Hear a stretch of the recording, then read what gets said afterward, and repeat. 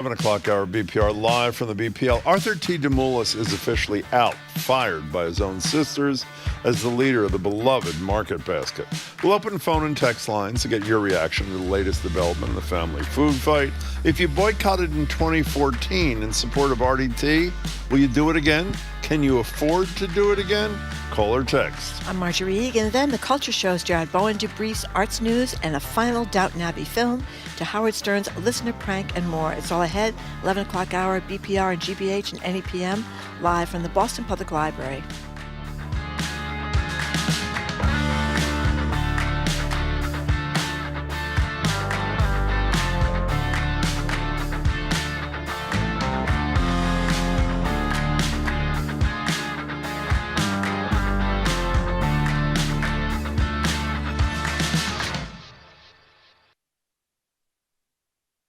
Live from NPR News in Washington, I'm Corva Coleman. Poland has asked NATO to invoke Article 4 of the NATO treaty. This calls on member nations to consult if there's a potential threat to one of the nations. This comes after nearly 20 Russian attack drones flew into Polish airspace last night. Some of them were shot down by Polish and NATO aircraft. NATO Secretary General Mark Rutte says NATO officials are considering Poland's request. Allies expressed solidarity with Poland and denounced Russia's reckless behavior. A full assessment of the incident is ongoing. What is clear is that the violation last night is not an isolated incident. A White House official says President Trump plans to speak with the president of Poland later today. The official spoke on the condition of anonymity ahead of the phone call. Officials in Qatar are condemning Israel's attack on a building in their capital, Doha. Israel was targeting top Hamas leaders. President Trump says he's not happy about the attack and will say more about it today. NPR's Mara Eliason reports. President Trump said he wasn't surprised by the Israeli attack on Qatar, a U.S. ally, even though he didn't get a heads up from Israel. I'm not thrilled about the whole situation. It's not a good situation. But I will say this, we want the hostages back, but we are not thrilled about the way that went down. The president spoke outside of Joe's Stone Crab, a fancy restaurant just a few blocks from the White House. He usually eats at home, but he said the rare outing showed how safe the city had become since he took over D.C.'s police department. He was joined by Vice President J.D. Vance, Secretary of State Marco Rubio, Defense Secretary Pete Hegseth, White House Chief of Staff Susie Wiles, and other officials. Mara Eliason, NPR News. Public media plays a crucial role in alerting people when there's an emergency, such as a wildfire or hurricane. But public broadcasters warn that millions of dollars in federal funding needed to upgrade their emergency alert systems are in jeopardy. NPR's Michael Copley explains. Public broadcasters say projects to strengthen critical alert systems have been derailed this year. Congress set aside funding to reimburse stations for the investments they make. But public media executives say access to the grant money has been sporadic under the Trump administration. The Corporation for Public Broadcasting has run the program, but it's closing after congressional Republicans rescinded allocated funding. CPB says more than $96 million in emergency alert grants won't be dispersed unless the Trump administration takes over the program. The Office of Management and Budget says grants will continue going to emergency alert infrastructure. But stations waiting to be repaid for investments they already made have doubts about the program's future. Michael Copley, NPR News. On Wall Street, the Dow is down nearly 220 points this hour. The Nasdaq is up more than 100. This is NPR. Good morning. With the latest from the GBH Newsroom, I'm Henry Santoro. U.S. Senator Ed Markey calling on the Trump administration to end its stepped-up immigration enforcement in Massachusetts. The head of Immigration and Customs Enforcement says ICE's latest action began this past weekend, though New Bedford Light reports federal agents detaining immigrants started last Thursday. Markey says the White House is disingenuous in its claims that it's working to address crime in the state. The senator believes recent actions by ICE put amount to unconstitutional racial profiling. Thanks to this far-right Supreme Court, ICE right now can continue to unconstitutionally racially profile individuals while carrying out Trump's terror agenda. But the Constitution is not merely a suggestion in our country. Last week, the Department of Justice filed suit against Boston over city regulations that ban city police from cooperating with federal immigration authorities. State Rep Ayanna Pressley has called on Federal Reserve Chair Jerome Powell to address a new jobs report that shows a disproportionate jump in the unemployment rate for black workers with a focus on black women. Pressley sent a letter to Powell yesterday that was obtained exclusively by NBC News. In it, the Massachusetts Democrat urged the Fed to uphold its mandate to promote the highest level of employment for all workers, and stressing that black women's employment is a key metric of the health of the U.S. economy. She also called for the Fed to collect more data on changes in black women's employment and for the government to create public policy to prevent or stall more job losses. This is GBH News. Support for NPR comes from NPR stations. Other contributors include EBSCO, supporting open source technology and making open platforms possible for libraries of all sizes. Learn more at ebsco.com. And listeners like you who donate to this NPR station.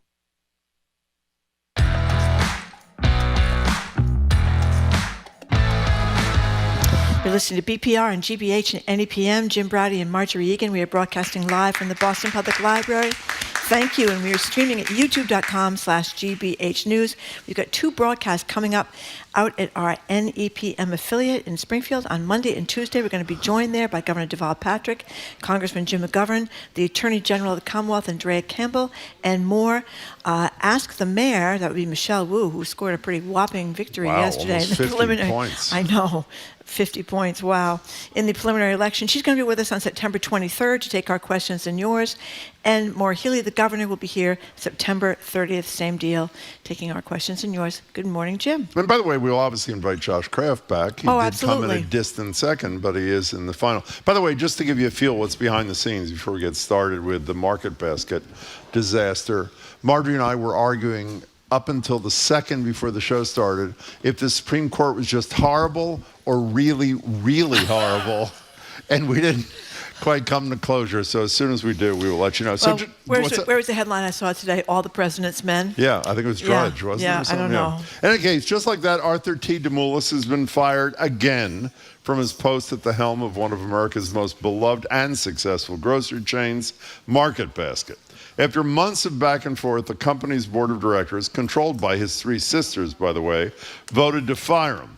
The board claims he forced them, and this is a quote, to choose between accepting his autocratic control or terminating him in order to protect a vibrant and growing business that can't flourish over the long term under the leadership of a dictator, even though it's flourished like never, this is me now, like never before under that alleged dictator. That dictator had a lot of supporters, like former director of operations Joe Schmidt. He was on our show in July, Joe was, in defense of RDT, only to be fired himself just hours after saying this to us. The right person running the company is Mr. DeMoulis because it not only protects the community, the market basket culture, it's something worth standing up for. If you can't stand up for something good in your life, then what's the purpose of life? If you can't stand up for something good in your life, then what's the purpose of life? Wow. So the questions are these. Are you going to boycott the store in support of the leadership of RDT, as so many of us did back in 2014? Or do you say to yourself, maybe I'd like to, but grocery prices are way up and Market Basket is the only way I can afford to feed my family?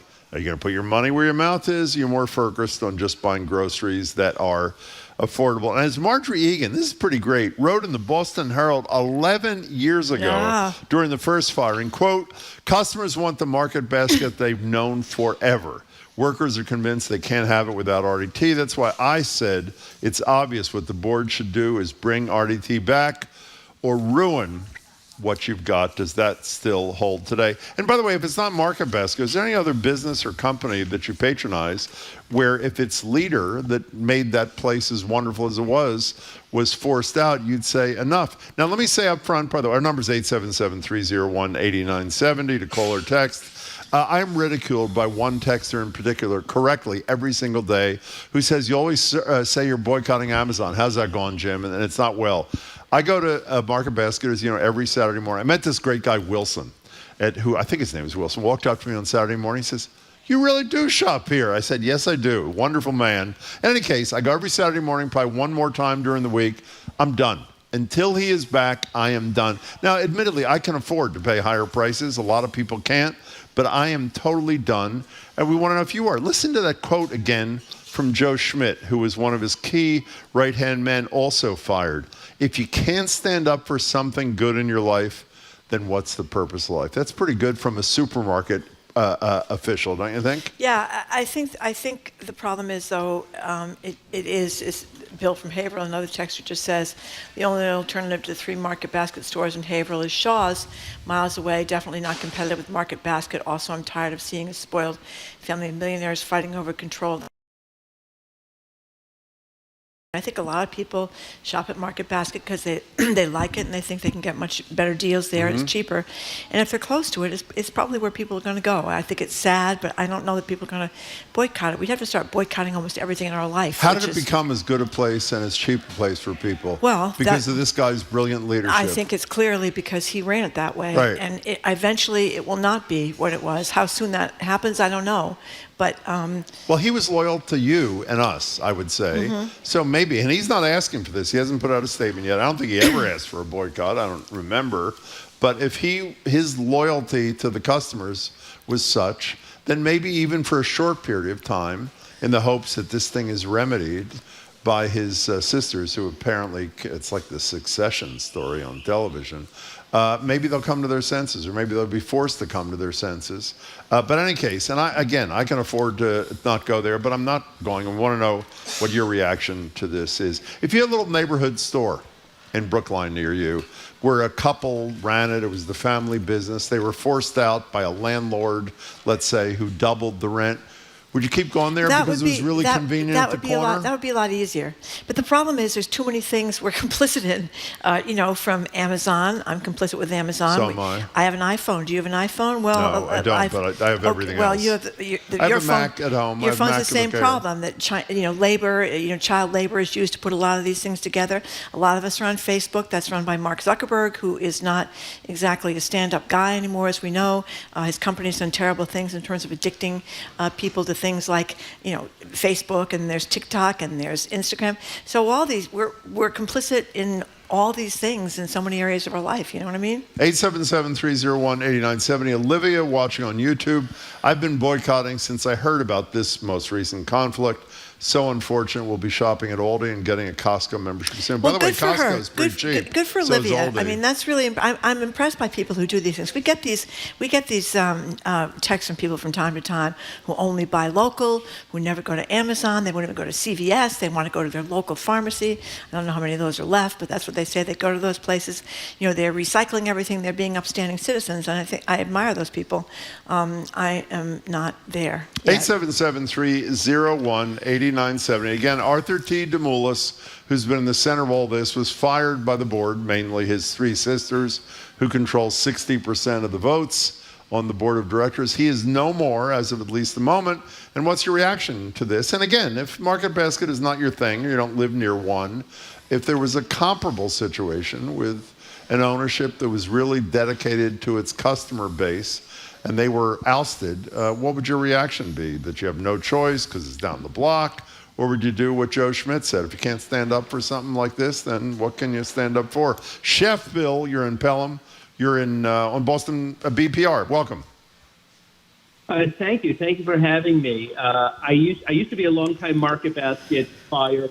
I'm in Western Mass, so the closest one's half an hour away. I still go. I was there yesterday. Wow. But 2 points.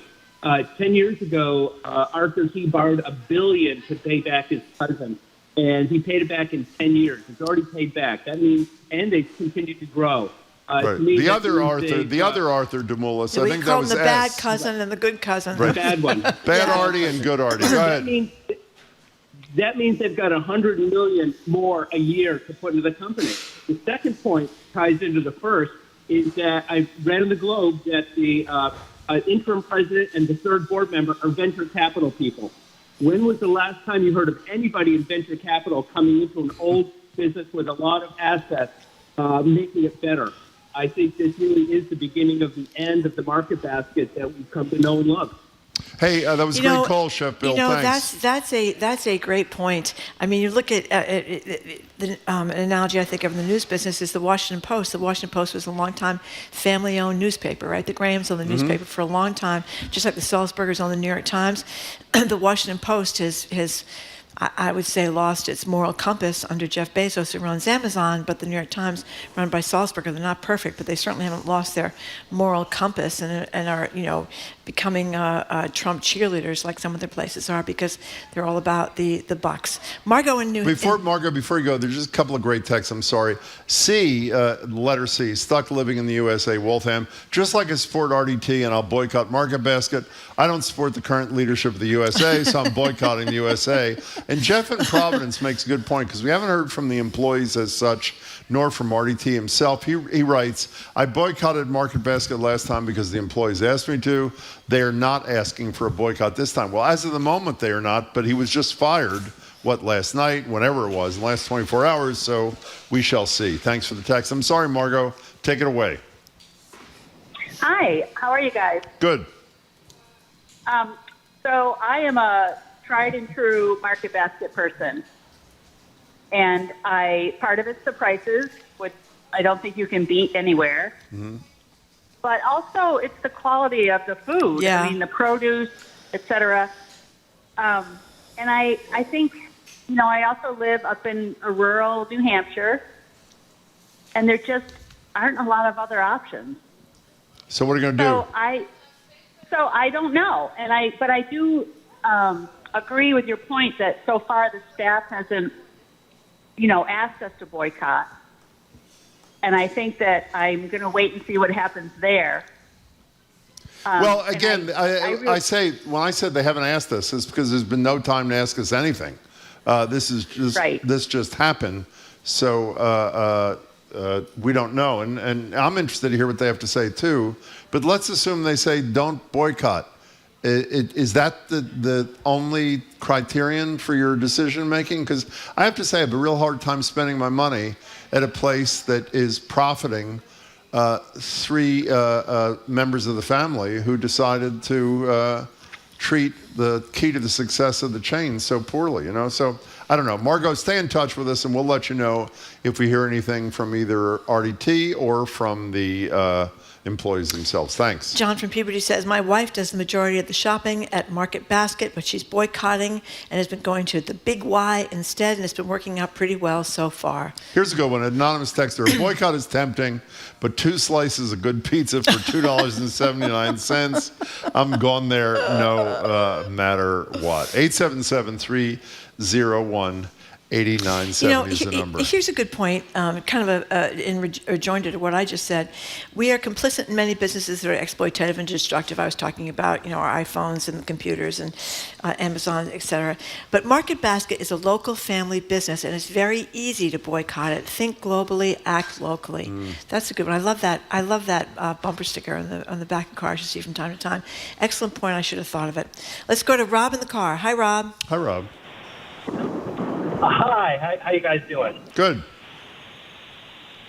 So I love the show. I listen to you every day. With all the social ills, everything wrong in the world, this is the hill that we want to die on. I don't get it. This is absurd. The whole thing is absurd. Well, I have to say, Rob, I don't agree with you. First of all, while most of us can't do one thing at the same time, we should be able to walk and chew gum at the same time. And this is a business that has made the lives of hundreds of thousands, if not millions of people over decades more affordable and better. So this is not, sort of some half-assed kind of thing. Market Basket's pretty central to the lives of a lot of people. If you do listen to the show regularly, you hear every time we talk about it, people call in saying how wonderful it is, how wonderful the employees are, how dedicated and great these managers are, like Joe Schmidt, the guy who was on with us a month or so ago and then got fired the same day. So I don't think it's as tangential as you do. I mean, why turn your back on all those other employees because someone at the top wanted to who knows? I don't know the reasons for. I don't think you're turning. I do. It's all about the bottom line, and I think you're not turning. I thought it turning. was succession too. Yeah, exactly. The bottom line. Whether it's their the kids sister's versus kids his or kids. RDT's kids that are going to. And by the way, I don't think you are turning your back on those employees. Based on what we've heard through the years, they want this guy to be their boss.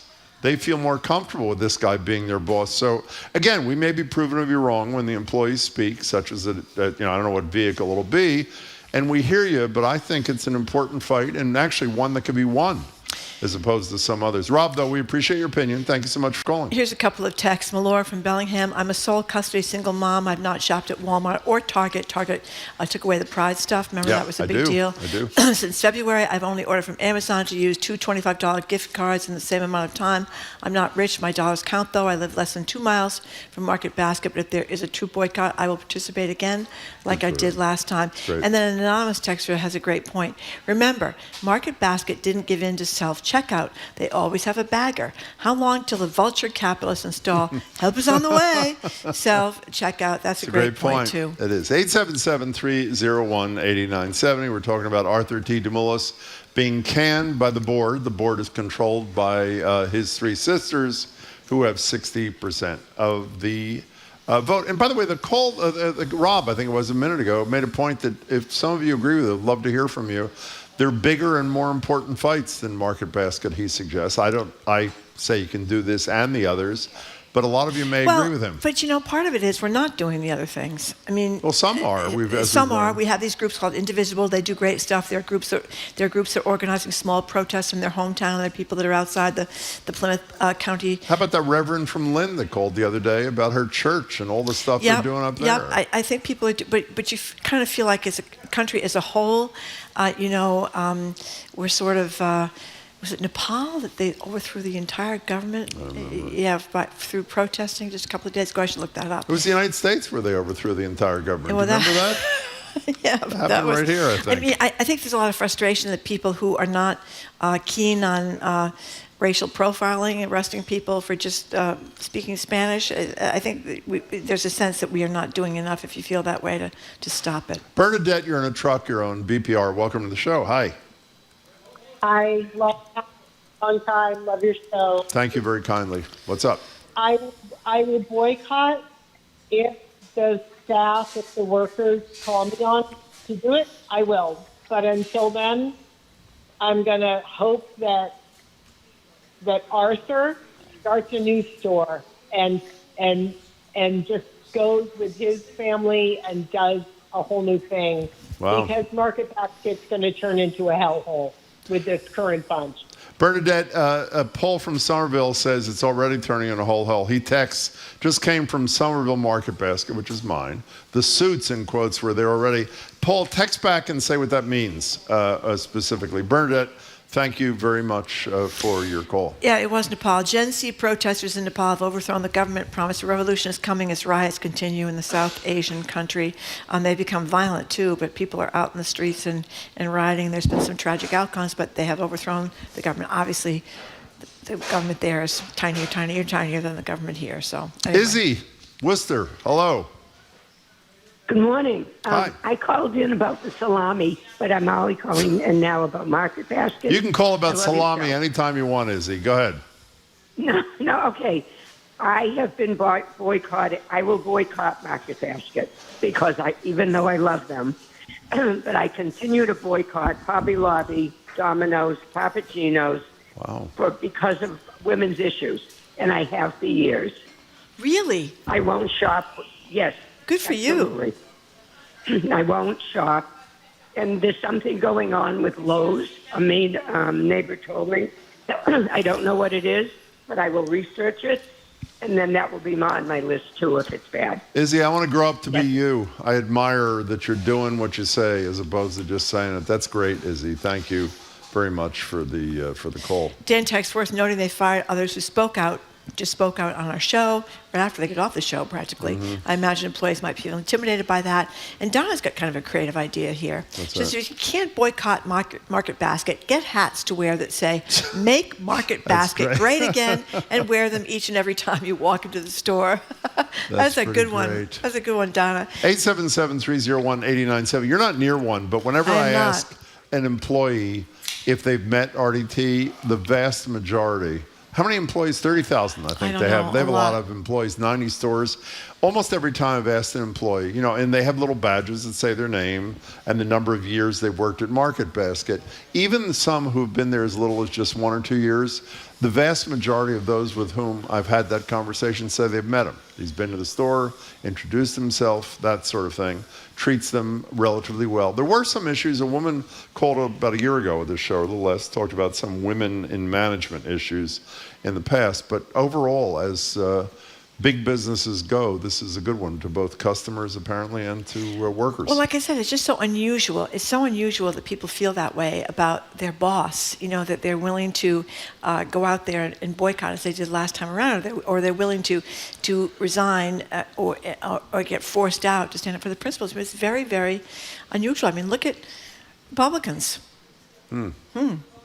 Well, look at most Democrats, too. I don't think we have to just say Republicans. Well, I think there are a lot of Republicans that think Trump is doing terrible things and they shut up you're about right. it. I'm sorry. Okay. I don't think Democrats, well, they may disagree with, but it's not kind of the same thing. You're right. Anyway, Chris in the car, thank you for calling. Chris, you have 40 seconds. Go. Hi, I just want to say, I think that this is basically a family squabble.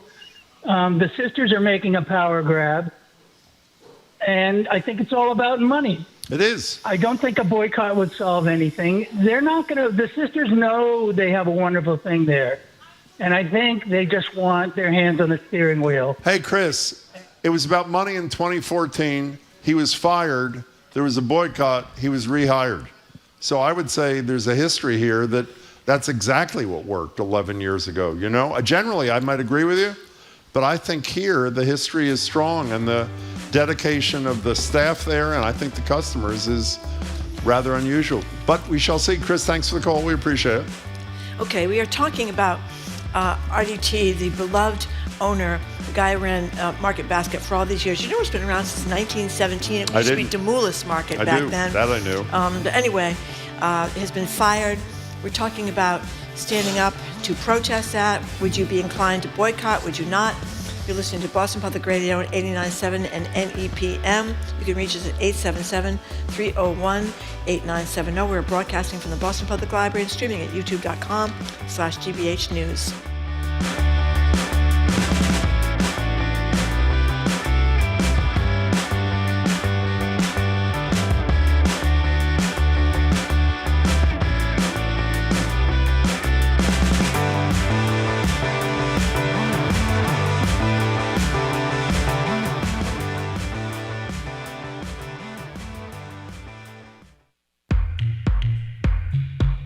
Cameroon's Francis Bébé is considered a legend in African music.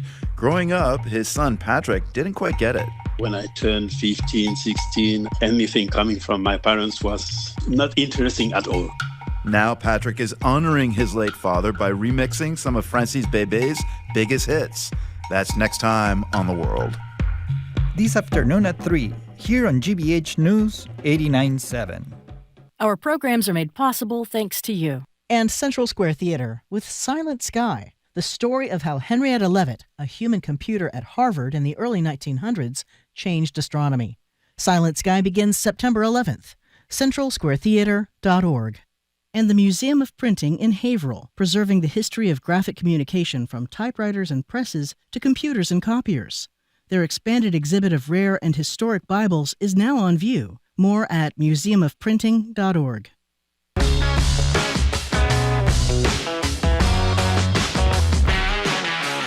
Welcome back to BPR and GBH and NEPM. Jim Browdy and Marjorie Egan. Marjorie was just harassed endlessly by some guy, Steve Sweeney, who says he's on the show at noon.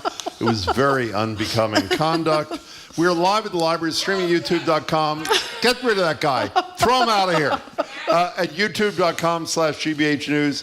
As we've said, we are thrilled Monday and Tuesday. We're not only going to broadcast from our NPM affiliate out there in Springfield. We're going to the Big E, Marjorie. You ever been to the Big E? No, I've never been to the Big E. It's my first time. Governor Patrick will join us in the studio. AG Campbell will join us in the studio for an hour of Ask the AG. Congressman McGovern represents the area. He'll zoom in. We have a ton of great guests. Mayor joins us at the library on the 23rd. She had a pretty good night last night. The governor joins us at the library on the 30th. If you're just tuning in, we're taking calls on Market Basket's decision. Well, I shouldn't say that. The decision of RDT DeMoulis's three sisters to fire him. They control the board. And after a summer of discontent with Market Basket shoppers espousing their love and support for RDT. Arthur T, I love him to death. I want his personal number. I want to call him. I want to cook for him. He's the best ever. He sounds like Steve Sweeney, actually. That was great. That was North End resident Matilda Luisi. How great is that? Interviewed by Zoe Matthews, our colleague outside the Everett Market Basket this summer. Summer's over. RDT is out. Now what? What are you going to do? Do you even care? 877-301-8970. I do care, and I think this is something we can do and should do. Apparently, not all agree. Here's a texter with another great point. The big problem I find with boycotting is that almost all your alternatives are owned by the shareholders, venture capitalist types, and money still goes to the same 1% Trump supporting fools. So look at the next one, though. The next one proposes, go ahead, read Chris and JP. Here's my idea. Wegmans should buy Market Basket and install RDT to head the Market Basket division. Note, Wegmans is a family-owned and well-operated chain that treats their employees very well. You know, there seems to be a pattern here of family-owned businesses. Some people are skeptical of those, but they seem to overall have done a better job than the ones that are constantly worried about pleasing their shareholders, megalopolises. Family-owned newspapers, too, by the way. Yeah, well, I started got with one here. The Washington Post Yeah. and the Boston Globe, absolutely, is a family-owned operation. The Herald, for a long time, was owned by Pat Purcell, and then it was not owned by Pat Purcell and right downhill. You know, just quickly on Wegmans and the proposal that texter from JP suggested, we did our first show on Wegmans when they moved their first store here. I have to say, I don't think we have ever gotten calls with such exultation. Some people talked about having gotten married in the Wegmans. Is it in Rochester, New York, where the first one was? And it was similar sort of feeling. And as you said, and that texter said, a family-owned business that apparently treats its workers well and treats its customers pretty well as well. Jill in a car, hi. Hi. Hi. I just wanted to call and let you know I listen to you all the time. I've multiple time called. Thank you. My son works for Market Basket. Oh, great. He's 16 and a half years old. Mm-hmm. Market Basket was the only place when the kid turns 14 and can actually work, they hire 14-year-olds, them and McDonald's, that's it. Mm-hmm. He chose to go with Market Basket, loves working there, worked his way up from bagger to cashier. Now he's working to go towards assistant manager for no extra money, just for the prestige of being it. Oh, my gosh. And getting the experience. And he met RDT for the first time 6 months ago. What did he think of him? He came in. He thought he was fabulous. He came in, he asked him his name, where he went to school. That's great. What he was doing. He goes to Shawsheen Tech. He asked him what shop he was in. Good luck with it. And he said, oh, Mr. T, I love your donuts. They're fabulous. He then went and got him a glazed donut, and he bought himself one. He goes, here, kid, when you go on your break, this is on me. That is I am so glad Jill, you called. what does and he your kid think? sounds fabulous. What does he think about what's happening? Not only that, he came in a little while ago and went up to my son, said, hey, how you doing, kid? Remembered his name, That's incredible. the school he went to, and the shop that he's in. He's in the health field. Wants to become a nurse. How's the health field going? How's the nursing? He remembered all that from meeting him one time. That's a beautiful story. So, Jill, how does he feel about what's happening now? Well, he's in school today, so he doesn't know yet. Yeah. He's going to work tonight, and he works in Tewksbury. Hey, so, Jill, and RDT lives in Tewksbury, and that's where it started. that is a fabulous phone call, and it sounds like you have a fabulous young son. Good luck to him and you. Stay in touch with us and let us know what your son's experience is. Text us, email, even if we're not talking about it, we'd like an update. Jill, thank you. How great is that? That's a great RDT comes over, buys him a donut, and then comes back months later, remembers the kid, the school he went to. 14-and-a-half-year-old to 16-year-old employee. How great is that? But those are the kind of stories you hear when you go over there. You go over there. I mean, I went over there to do a story about it years ago. But there's an atmosphere that's different. Yeah. I mean, the workers are really into it. I remember everybody had like their hairnets on, even in the produce section, and they were all very. They just seem to be proud to be there. And also, Joe Schmidt? When did he tell us he started as a teenager? He's been there, 40-plus years? It's an incredibly His long colleague time. who was here, he'd been here 40 to 50 years. Just like Jill's son. They started in a fairly low-wage job there, felt they were treated well, and spent their life. How many companies? You talk about your father. How long was your father at Firestone?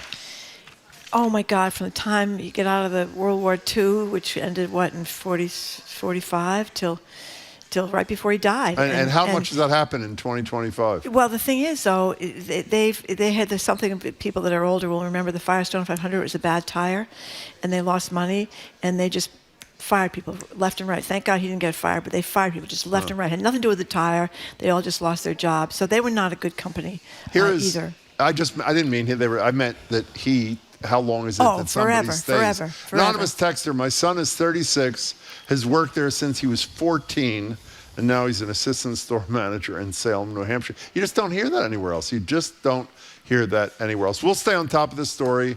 When the statement's put out by RDT, we'll read it to you. There's just and a quick one. If we hear from the employees, we'll share that too. There's a quick one here from Matt and Worcester. You guys love to talk about the destructive bipartisan capitalism, but never question capitalism. Actually, I think we're starting to do it more and more because I think many people realize capitalism isn't working for them. And ironically, the biggest socialist we've had ever come down the pike in politics, you know who it is? No. Donald Trump taking control of all these companies. Yeah. He wants a piece of the companies. That's what socialism is when the government owns the means of production. But anyway, that's for another time. We're out of time. Up next, we're going to be talking with GBH Executive Arts Editor Jared Bowen. He's going to join us at the library desk. I'm Marjorie Egan. He's Jim Browder. You're listening to BPR and GBH and NEPM live from the Boston Public Library and streaming at youtube.com/GBH News.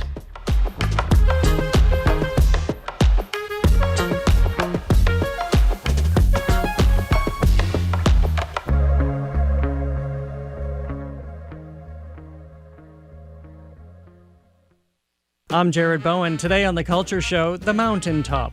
It's a play that reimagines events on the night before Dr. Martin Luther King Jr.'s assassination. A fictional take on his final hours, it humanizes the civil rights leader as he grapples with his mortality and his unfinished fight for justice. The Front Porch Arts Collective is opening its new season with the drama.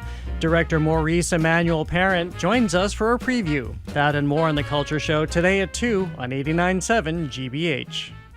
Support for GBH comes from you. And Neville Place Assisted Living in Cambridge, providing residents with a range of services designed to help seniors stay sharp, social, and independent. More at nevilleplace.org/care. And Bryant University, ranked 5th in the nation by LinkedIn's 2025 Top Colleges list for internships and recruiter demand, providing top-tier academics, global experiences, and a hands-on curriculum. Bryant.edu.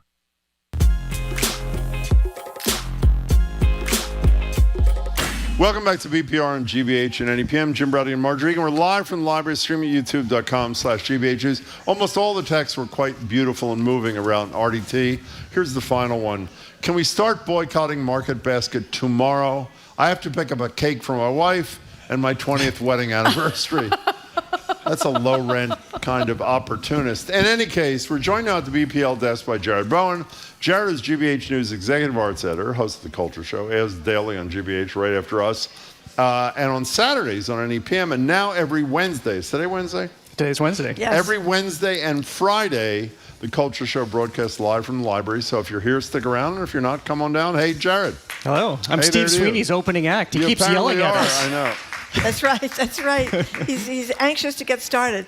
So Downton Abbey, people know it was a huge hit here at GBH. Went on for many, many years. It was beloved by millions of people. Our friend Rebecca Eaton was the person behind Downton Abbey here at GBH. But anyway, Didn't she turn it down the first time? She tell did. us? She turned it down the first time. Because they had upstairs, downstairs I know, that I season, know. so she thought, why repeat? And then thought wisely. Yes, it worked out Yeah, pretty well. but they do well, all these things. The thing about the Gilded Age is doing very well now. That's on HBO. Which is also Julian Fellows. Yeah, Julian Fellows, It's the essentially same him guy. looking at the same time, but in America, or roughly the same time, maybe a little bit earlier in People look America. overly wealthy people always make for good TV. Anyway, there's this movie now that's gotten kind of mixed reviews from what I've read, but we got a little sound from this. This is a teaser from the Downton Abbey finale trailer, I should say. It's hard to accept that it's time to go. Your friendship has never been more important to all of us. But the future of Downton Abbey is now in Mary's hands. He will be a sensation.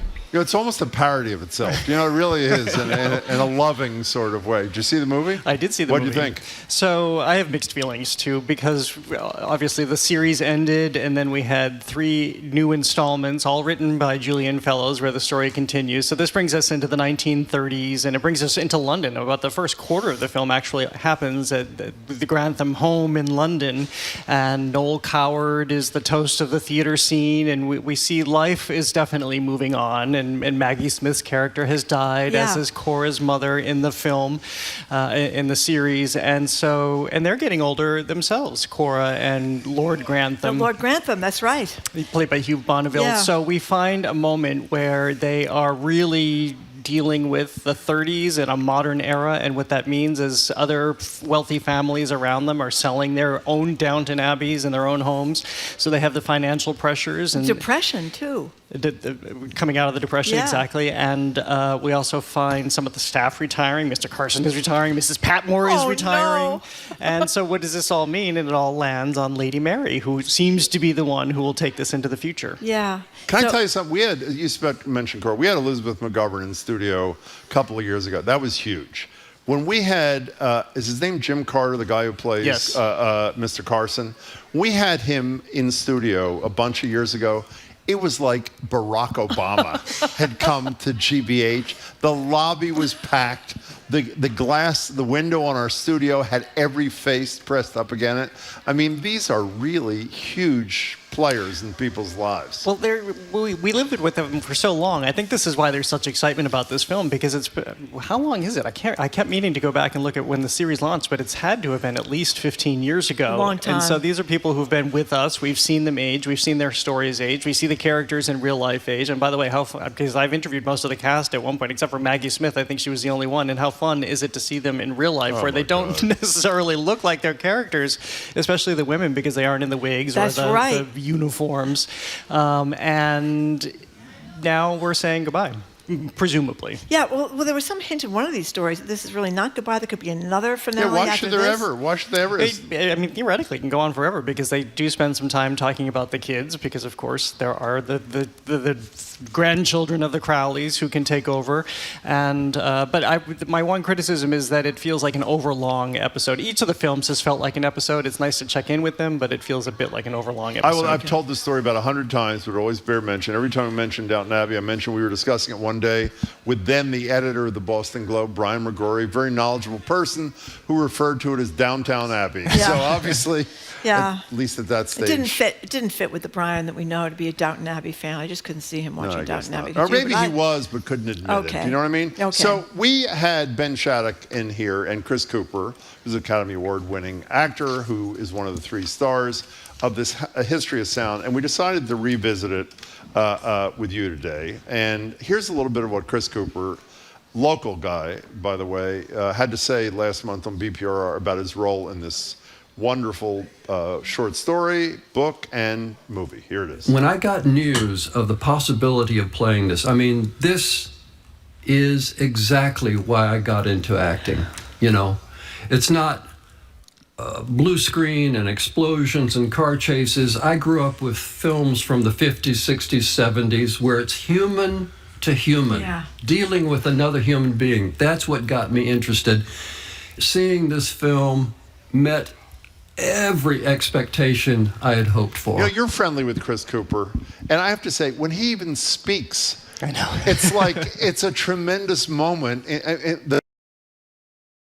For those who weren't listening or didn't hear us last year, or we were talking about the book of short stories. Tell us the background here. Yeah, so this springs out of this short story that Ben Shattuck wrote a couple of years ago and went into his book of the same title, The History of Sound. And it's about two men who meet here in Boston, and they both love music. One is Lionel, Paul Mescal, who grew up with music in Kentucky and in sort of a remote area of Kentucky, but comes to Boston and then encounters David, played by Josh O'Connor, who has a terrific talent for playing music. We learn that Paul Mescal's character, Lionel, whom Chris Cooper later plays the older version of toward the end of the film and does some of the narration for, is somebody who is just mesmerized by sound. He has synesthesia, so he can see the colors of sound. And so music is just central to who he is as a being. And in a very, very quiet, understated way, these two men, beginning in 1917, come together and have a relationship. And it's not so concretely defined. It is definitely a romantic relationship. There is definitely a sexual engagement that happens in the film. But so they are connected, and then they're connected through music, because the concept is they come together to walk through the woods of Maine and to an island in Maine to collect traditional folk songs that they will then record for posterity. And I don't want to give too much away, but this continues to evolve, and there's a lot of ambiguity in this film. And I think it's worth repeating some criticism of the film that I want to discount, at least from my impression, because there were people who saw the film and thought that they needed to compare it to Brokeback Mountain. Yeah, that was me. Oh, you did? She did it. Yeah, I think they were all disgusted with me, but I couldn't help it. It was this wonderful love story of two gay guys in both things, and it was really moving. Well, I think the people draw that comparison. Maybe you did, because we're talking about men in Brokeback Mountain certainly of an era and maybe in a climate out west where this could never be accepted. Here we're talking about two men in New England in 1917, long before homosexual relationships would be accepted. But the gay community is also not a monolith, and some people are more comfortable, and some people aren't bothered by the outside noise. Not to say that that wouldn't happen, but I think there's a beauty in how this couple comes together, and we understand the purity of their connection to one another without seeing the trauma that they have to go through or the abuse or things of that nature. So do you think Marjorie's question was really superficial, is what you're saying? Is that what you're saying? I understand why you would ask the question. I was about to ask the same question. Let me just explain myself in one thing. She beat me to it. Part of the reason was I kept waiting, particularly in this film, because takes place in World War I time, right? Where it really wasn't easy to be gay in World War I time. I kept worrying about them getting caught. But it never and happened. What it would mean. Well, Jim, you're not supposed to say that. Maybe it didn't happen. Maybe it did. And similarly in Brokeback Mountain, you were waiting for that to happen. And I think there was that tension there. So nice try, Marjorie. Well, that was. But that was also the plot of Brokeback Mountain, which is that these men, it was so visceral. They were wearing the prejudices that were in their world, and how it was really tunneling into them. And we saw the consequences of that in that film through the Heath Ledger character. But that's not the story here. No, it's something not. entirely different. It's not. And I think it's somewhat uplifting too that they can carry on through their lives. I agree with that. Yeah, no, it was great. It was a great movie, and Chris Cooper's right. It's just not. I'm with him. I don't want to see a bunch of car crashes and explosions at the movies. And this is a very quiet, beautiful film that makes you think about life and your view back of your life. If you don't want to see explosions, how do you feel like an exhibit like going up in flames? How do you feel? Do you know of any such? Okay, we'll talk about that. Okay, Jared Bowen. What's Jim talking about, Jared? I do know about this. So right now on City Hall Plaza, you can go see a representation of a 17th century sailing ship. It's a quarter-scale replica, but very large. It was used by European colonists who landed in America, and this is the creation of Adela Goldbard. You had her on last week, right? We had her on the Culture Show. Yeah. Great. So this is all part of the Boston Public Triennial. So right now you can see this very large ship, again about 32 feet long, 24, almost 25 feet tall on City Hall. And she is going to lead the destruction of this ship on Friday, September 12th, for events that start at 7 o'clock. But this is all part of what she does as an artist, because she is looking at colonialization, essentially. So, of course, that's represented in the ship that comes here. It's built out of reeds that are invasive species that were once carried over by European ships. She works with indigenous communities to create her structures, like this one, made out of the reeds, and then uses pyrotechnics to blow it all up. And pyrotechnics are interesting because they were first brought by the Europeans to the Americas. They were brought by the Catholics so that they can convert people, scare them. They would create dramas and have the representation of hell be fire and fireworks. Another bright spot for the Catholics. Yeah. They should maybe try that again people. in some of the places where the numbers are down. Yeah. But the interesting thing in Mexico... Try anything.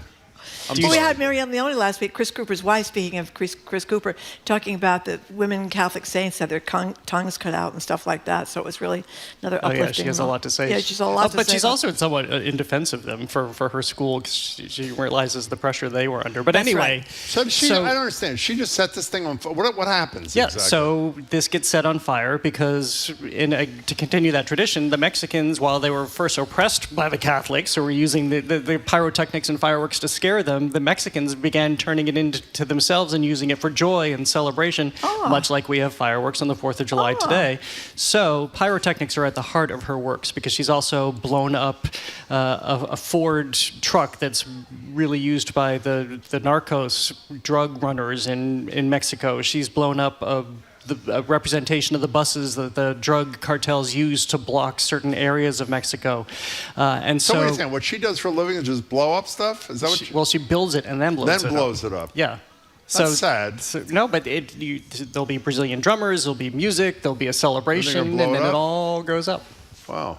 And this all happens on Saturday, again, Friday, September 12th, starting at 7 on City Hall Plaza. I think it's kind of interesting. It is kind of interesting. Okay. Let's move on to Banksy. Tell people why he's so well known and then what he's doing. And tell us why he's not known at all. Yeah. Right. So Banksy is, depending on what you read, he's either an artist that people still haven't been able to uncover his identity, or he's somebody who came out of Bristol, England, and they very much know his identity. But he's very famous as a street artist, and his works appear randomly throughout the world, largely in London. He also created a huge Dismal Land, a take on Disneyland. So he's very creative. It's a commentary on society. Also, this is if you believe it's a he and it's a singular person. Some people believe it's a collective. So there's this whole aura around Banksy. And now, because he has been such a popular artist for so long, his art sells for lots and lots of money. You may remember a few years ago there was an auction of a Banksy, it was a painting or print that then sort of began to self-destruct. That's exactly like this thing at City Hall Plaza. They shredded the damn thing, right? It's all about the art, yeah. And of course, in that case, in Banksy's case, it increased the value of that piece of art because the whole world suddenly began paying attention. The whole art world began paying attention to this art that they were looking at being shredded and destroyed before them. So he's back in the news because he has just created a piece on the side of the Royal Courts of Justice building in London because there's a huge controversy happening in England right now because if you exalt any sort of terrorist-affiliated organization, then you can be considered a terrorist yourself. So essentially, people are arguing that this is taking away free speech. This has come to the fore because there are a lot of people who are backing Palestine Action. This is a group that is calling attention to what's happening in Gaza right now. But because they have created landscape damage, violence perpetrated against buildings and materials at the Trump golf course and also at a military airfield, they have been deemed a terrorist group themselves. So there was a huge protest recently. 800 people were arrested because they supported this group for being out and speaking out against what they feel are inappropriate actions in Gaza. So Banksy painted a mural on the side of this court that depicts a protester holding a sign where blood is clearly dripping from the sign, and he's being beaten by a judge in the wig that we see the English justices wear with a gavel.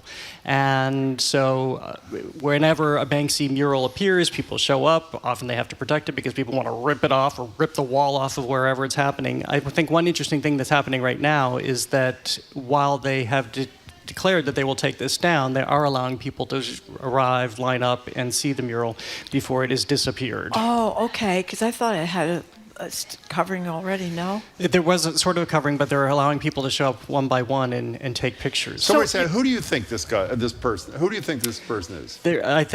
There's a name that is often floated. I think it's Robbie Gillingham or something like that, and people who kind of piece it all together about this artist who arose from Bristol at this certain time with these proclivities and this artistic ability seems to be the one that a lot of people think is Banksy. You mentioned before... You're not interested in that, who this guy is at all? You don't care. I know I am interested. Well, You just asked. I know, that was the end of it? Well, I want to ask something else. Okay, You mentioned before that his art has been sold, and I wonder, or her art has been sold. Or their art. Their art, whoever's art is been sold. So if people don't know who it is, somebody obviously knows who it is because the proceeds would have to go to that person, would they not? Well, not for an auction. That's whoever the owner is. But he now identifies his art by his Instagram page. So follow him on Instagram, and he will... Because remember last summer, I think it was, there were a whole series of zoo animals that he was depicting all over London. And people were questioning, is he talking about migration and what we're doing to this planet is about climate change? People are always trying to read so many different layers. This one, I don't think you need to read the layers. I think it's very evident what he's talking about. But so many people are trying to always read the commentary behind it. So if you had done something huge and impactful, like he has done repeatedly, would you not want anybody to know who you were? Exactly my point. Now, because I just went through this little exercise with myself with the Powerball, and I would go to great lengths to make sure that nobody knew that I had won the... You won the Powerball? If I won the Powerball. Oh, if you won the Powerball. No, because I wasn't in Kentucky or Texas or wherever. Yeah. Well, you never know. Don't you have to tell who you are? No, you No, I think if you set up an LLC, then you can get around it. Oh, really? Yeah, you know who won? Banksy. Yeah. So I think Zoe just wrote us this note, about the arrests in the UK over Palestine action. A lot of elderly people in wheelchairs are among the arrested. They're the ones deemed terrorists under the new Terrorism Act. By the way, for supporting Palestine action. Yeah, we've talked about the group Kneecap here often, the Irish rap group. There is a big major trial happening. You had them on, didn't you? We've had them on twice now. They were supposed to be on this huge tour of the United States this fall. They had to cancel the tour because they now have to be in court for essentially the same reasons. They say they're being falsely accused of supporting Hamas. They say that was not their intention, but they do support people paying attention to Gaza. But again, they're being charged with terrorist actions, so this is why they're on trial. I mean, isn't it incredible to think that we have people starving to death in Gaza, and if you protest it, you risk being arrested? And isn't it terrible that Netanyahu is ordering people out of Gaza City? Isn't it terrible that he's bombing the Hamas negotiators in Doha, which makes the return of the hostages almost impossible? I'm going to talk about that during two more things that are coming up. So, okay. We have time for one more thing? Well, really, briefly, Howard Stern, this is when you're a grown-up, to be doing this foolish... by the way, he's a brilliant interviewer. Let me just say that. So while I am jealous that he made a mere $500 million in his first contract, he used to just be like a prankster. He is one of the best interviewers who's ever lived. There's no question about it. He's one that Donald Trump to say he would date his daughter. I know, if exactly. He was his daughter. I don't know how hard that was to get that out of Trump, frankly, well, but he in did. this climate, it's worth repeating. But this childish thing, is he fired? Is he not fired? And then he had, what's his name, Anderson Cooper's New Year's Eve buddy. Andy Cohen, pretend like he's... you get over it. I don't think... Jim's jealous. If you plumb the business side of this, I think it's really interesting because he got people very interested in him. People who have forgotten who he is because of the alleged firing? Because of so many other podcasts that have surfaced up. Because he's at the end of his $500 million contract. So this reminds people in this moment who Howard Stern is and why he is who he is.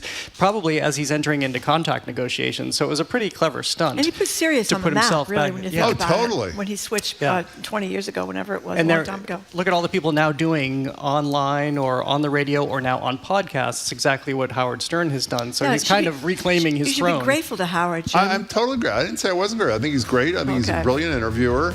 And the stunt, I thought, was childish. It was sort of like if you're an unaccomplished... I tell you what we are here at Boston Public Radio. We are very mature. Yeah. Wouldn't you say?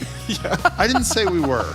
Okay. And nobody's offering us a $500 million contract either. By the way, Zoe writes, Howard Stern is the reason we can get away with those endless Dickie jokes. That's probably right. Thank you, Howard. I'm sorry I didn't think of that. Okay. Jared Bowen, thank you very much, as always. Yeah, I got to get out of Steve Sweeney's way. He's giving me the evil eye. I'm not sure we're actually going to have more. Steve Sweeney is next. But right now, I want to say goodbye to Jared Bowen, GBH News Executive Arts Editor of The Culture Show, which airs daily right after us here at 2 o'clock. And we want to say goodbye to the people who have been listening on NEPM. Thank you so much for tuning in. Tune in to the fabulous 413 starting at 3 o'clock this afternoon. Meanwhile, Steve Sweeney, the great Charlestown-grown comedian, is going to be up next. You're listening to BPR on GBH and NEPM.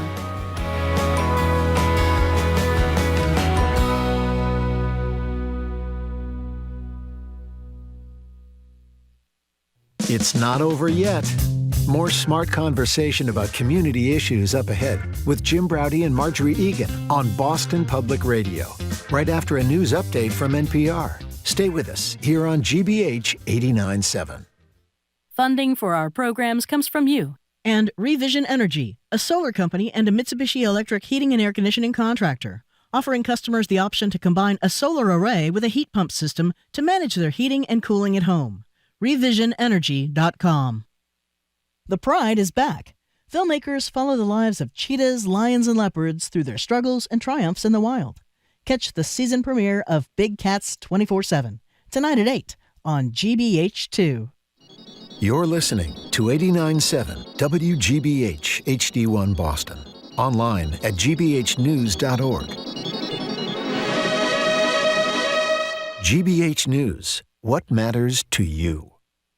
I'm Jim Braude, head on Hour 2 of BPR Live from the BPL. The self-proclaimed king of Boston comedy, Steve Sweeney, stars in a new film memoir called Townie about his life in Charlestown. It premieres next week.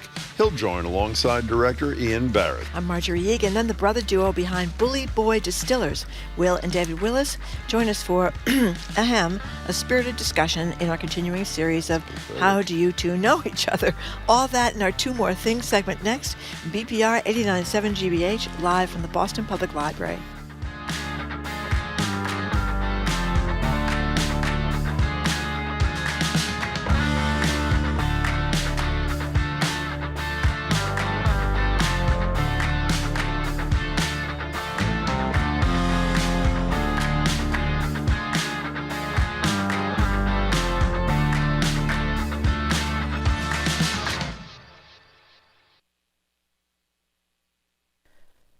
Live from NPR News, I'm Lakshmi Singh. Airports in Poland, including the main international airport in Warsaw, are open again after Polish and NATO forces shot down several Russian drones that entered Polish airspace.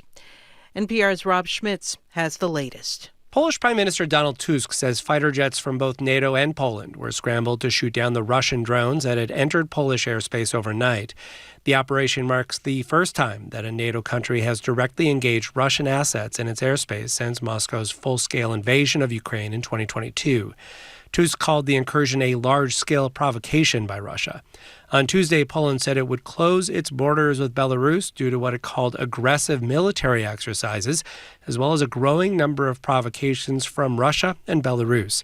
In 2022, a stray Ukrainian missile struck a Polish village, killing 2 people. Rob Schmitz, NPR News, Berlin. On Truth Social, President Trump questions Russia's latest action, adding, quote, "Here we go." He says he plans to speak with the president of Poland today. Meanwhile, the White House is monitoring escalating tensions with 2 U.S. allies in the Middle East, Israel and Qatar. The U.S. says Israel acted unilaterally in launching a strike on Qatari soil yesterday, in which several people died. Israel was targeting Hamas officials, vowing to keep up the attacks until hostages in Gaza are released and Hamas is eradicated. Yesterday, Trump reacted with concern after the strike. I'm not thrilled about the whole situation. It's not a good situation. But I will say this, we want the hostages back, but we are not thrilled about the way that went down. Meanwhile, Houthi rebels in Yemen say Israeli forces are attacking the capital, Sana'a. There's been no confirmation from Israel. The Iran-backed Houthis are aligned with Gaza's Hamas in their war with Israel. The U.S. Supreme Court will hear arguments on the legality of President Trump's far-reaching tariffs in early November. NPR's Nina Totenberg has details. The Trump administration has justified its sprawling tariffs against other countries as needed to stem the flow of fentanyl across U.S. borders and to rectify what Trump has called country-killing trade deficits. But two lower courts have ruled that the tariffs exceed any power authorized by Congress, and the business community, which normally backs Trump policies, is on the other side this time, contending that the tariffs have inflicted profound harms on American businesses, particularly small businesses. Nina Totenberg, NPR News, Washington. At the last check on Wall Street, the Dow Jones Industrial Average was down nearly 200 points, or roughly 0.5%, at 45,509. This is NPR News. Good afternoon. With the latest from the GBH Newsroom, I'm Henry Santoro. Massachusetts is facing a new legal challenge to its strict firearm regulations from a group of Republican-controlled states who say a decision in March by the Massachusetts Supreme Judicial Court requiring non-resident gun owners who visit the Bay State to get a temporary firearm permit. The Eagle Tribune reports that the suit claims the law violates out-of-state gun owners' constitutional rights.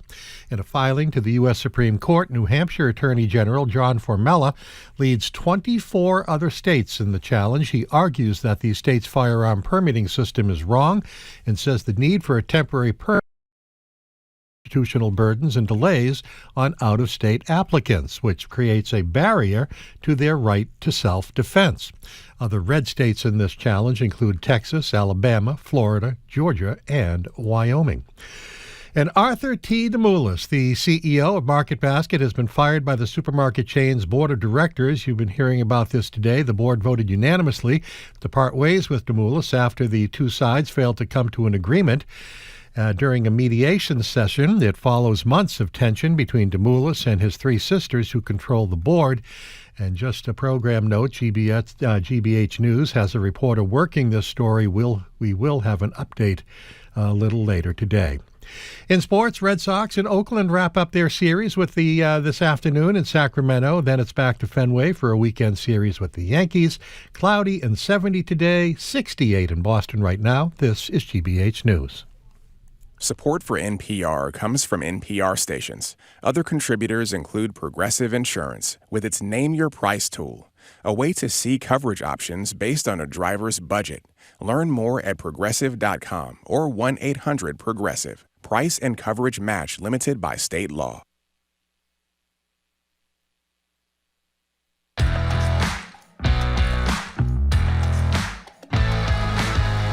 Welcome to hour number 2 of Boston Public Radio. Jim Brady and Marjorie Egan. We are live at the Boston Public Library and streaming at youtube.com/GBH News. A couple of programming notes.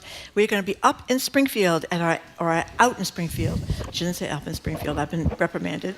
At our NEPM affiliate on Monday and Tuesday to broadcast from there. Governor Deval Patrick is going to join us. Congressman Jim McGovern, the Attorney General of the Commonwealth, Andrea Campbell, and more people as well. The mayor, that would be Michelle Wu, who just got a big win yesterday. The preliminary elections here in Boston is going to be with us September 23rd to take our questions and yours. Governor Maura Healey, September 30th, also at the library to take our questions and yours. Hello again, Jim. Hello again, Marjorie. Now, we're joined at the library, and I think Marjorie agrees we're going to regret this big time. But I want to be honest with you, but it's too late. We're joined by Boston comedian Steve Sweeney and director Ian Barrett. Ian is fine. Okay. That's exactly my point. Thank you. They're behind the new movie, and I have to say, I'm going to sound surprised. Terrific. It's called Townie. It's premiering at the Dedham Community Theater Monday, September 15th at 7 p.m. It's sold out, so I don't even know why I'm telling you. No, it's not. No, we're going to release some tickets. You open the tickets today at 12. You can go to Eventbrite. I'm not quite done yet, if you don't mind, okay? Good. He's the man behind Steve Sweeney's Comedy Den at the Fox and Hound in Quincy. Here he is in Townie, that'd be Steve, describing his hometown of Charlestown. Charlestown. 1 square mile, double-deckers, also known as Irish battleships. 3 Catholic churches, 1 Protestant church, 23 bar rooms, 5 of them with the same name. Sully's. Charlestown. It was dirty, it was noisy. Drinking age, 12. Charlestown. That's the way it was when the waterfront was the waterfront. Longshoreman, like my father. Before the waterfront became the Seaport District. Steve and Ian, it's great to have you both. Congratulations on a great new thing. Yeah. You know what I call the Seaport District? Dubai. There's no kids, there's no pets. Before we begin, I want to acknowledge right over here, that's Elizabeth. Who's Elizabeth? Hi, Elizabeth is doing the security work here at the library. Oh. Elizabeth. Elizabeth's talking to somebody. Okay, whatever. Go ahead. So if you talk too loud, she's going to come over and say, shh, you're in the library. That's right. I'd also like to mention the boycott. Please. I've been involved in a lot of boycotts. Mm-hmm. I boycotted the Golden Banana. They took every dime. False advertising. Google the women the are Golden called Victoria and Veronica. Their real name is Gladys from Walden. Anyway, it's a pleasure to be here. These are my two favorite people. They are? I want to say to Miss Marjorie. Yes. Her daughter is... She's made some bad choices. Her boyfriend is a freaking lawyer who wants to be a stand-up comedian. Oh, no. Are you That's nuts? right. No. Well, explain how you know that so people just don't... He came to my club. He's from Louisiana. Louisiana. Right away. Heavy accent. Right away, I knew he was from somewhere else because he was smiling and friendly. I said, yeah, I think I might want to try to stand up. Anyway, God bless you. In nomine Patri Filii Spiritus. Thank you so much for having us. This is my director, Ian Barrett. Yeah. Hello. And he's fantastic. Okay. Do you know how these things work, by the way? We ask a question, and then you give an answer. running Do the you understand monologue. that? Okay. Or He's running the whole monologue. Here's the Apparently first not. question, Ian. This is a lot to take on. How did this happen? How do you know this guy? So the funny thing is I've met Steve, and he doesn't remember that I met him. The first person I met when I came to Boston from Chicago was Steve. I was working downtown, and I decided to grab a beer at lunch, and went up to Dominic's. And at the end of the bar was Steve.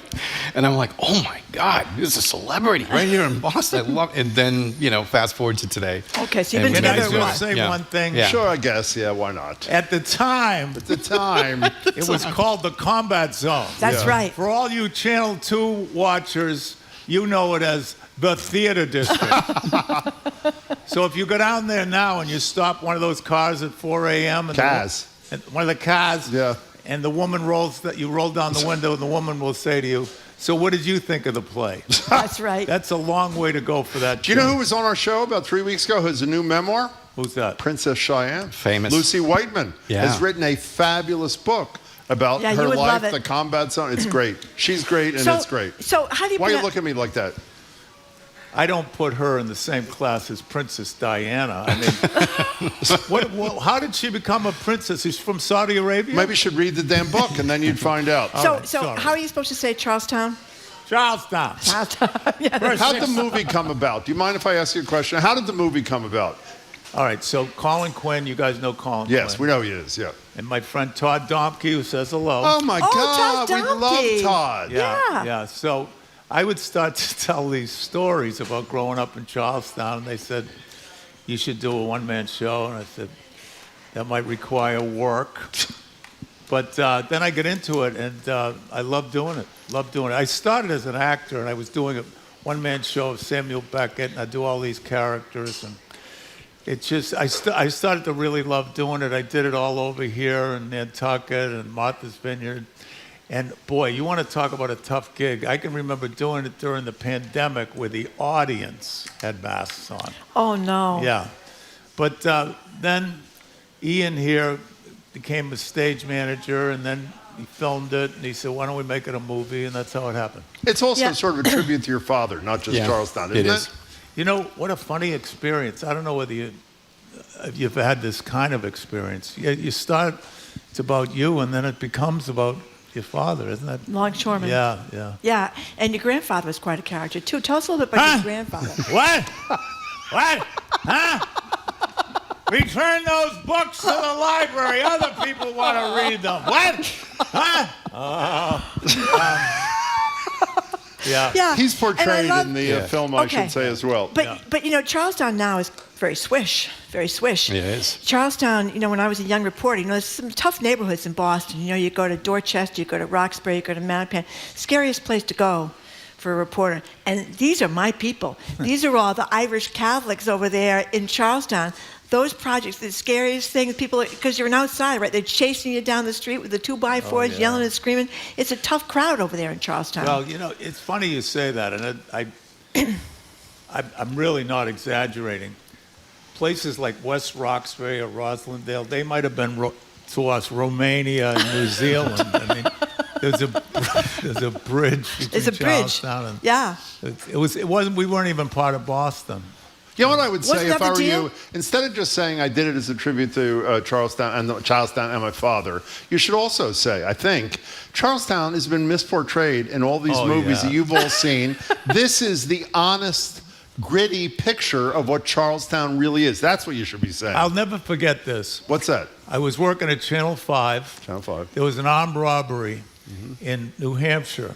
So one of the news reporters came over to me and said, I'm an actor. I'm doing Park Street Under. He says, what do you think? I said, about what? Well, the armed robbery in New Hampshire. You're from Charlestown. I said, I mean, it's like, well, because hold on. You went in and shoplifted a canoe from Jordan Marsh. Yeah. When you were like 9 years old? No, I was 12. You were 12, okay. Hey, you know what? Don't they have a thing of limitations? They do. Statute of limitations. It's over now. He's clear. Jordan Marsh is gone. It's okay. Good, yeah. But how many of your friends did not spend a lot of time in the lockup? In a serious note, the weirdest thing was my father was a real strong man, and he said, you get in the house by 9:30, right? Now, this is not going to make sense to anybody, but all the kids that were allowed to stay out after 9:30 ended up being career criminals. So it's weird, you get that discipline as a young age, and he could see what one thing could lead to. Yeah. And you think you had to repress your feelings as an Irish Catholic, Steve? Is this true? Of course, we don't. Feelings don't exist. You know what it reminds me of? When I was working at Channel 5, Tom Ellis. Remember Tom? Yes, I do. I worked for them at NECN. Well, Tom had one of those beautiful voices on Channel 5. So I'm walking into Channel 5. He slips on the ice. His voice didn't go up or down. It's like, oh boy, I think I've hurt my back.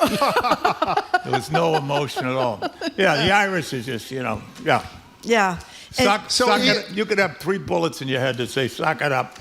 Suck it up, that's Ian, right. I would say that Steve has done a horrible job describing the movie, and it is fabulous. Well, Can you do a better job? There were two. Originally, we were going to call it Charleston Abbey, and then we're going to call it downstairs. Good. And that's good. That is good. Too close to it. The one-man show was, he asked me to produce it for him. And we did the one-man show, and I just saw so much more there than was on the stage. I was like, we can expand this. We can make it into a bigger thing. And so we took the one-man show. Peter Farrelly, as you know, from the Green Book, Oscar winner, is the executive producer on this, who also helped us edit this project. And we went through the whole one-man show, and we picked out exactly the bits that resonated with us as a group. And the storytelling line came through. And I'm like, okay, now we need to add some other elements, and that's why it became a film. One of the issues that I know Marjorie and I were consumed with, having watched the film, is who made the decision for Steve to expose his belly? Was it you, or was it Steve himself? I was so angry when he did that, because about? he was mic'd up, and we had like one of the best audio guys in Boston mic him up so I could have a clean mic, and he just pulled the whole thing out. And I'm like, he did pull the whole thing out. So I first saw you a million years ago when you were doing imitations of Kevin White. I had not heard your little story about the mayor of Boston, Tom Menino, mayor for many years, meeting with Clint Eastwood. People may forget that Tom Menino... I'm going to burn in hell for this, but I'm doing it for you folks. It's a tribute. We have a homeless shelter in Quincy. It's called the Crane Library. But anyway, so here's the title that was in the Herald. That's right, of course. So Clint Eastwood was directing Mystic River, and Menino was next to him. So I just kind of filled in the dialogue. Let me see. So Clint Eastwood's standing there, and Menino comes up to him, and he says, I want to do an impression of you. What? I can't understand you. I want to do my impression of you. You ready? Okay. I'm looking at you, make my day. You say you're gay? I don't care if you're gay. No, make my day. You want me to go away? So Elizabeth, we gave you a shout out. I was told that we regret working with Steven. I was told this. And we regret it too. So here's more from the movie. This is, he's describing an experience. This would be Steve Sweeney, who's the star of this movie called Townie, performing Shakespeare. Here's Sweeney. Like a lot of young actors, you think you're great because you're emoting, but I sucked because I had that horrible Boston accent. So I'm up there doing Macbeth.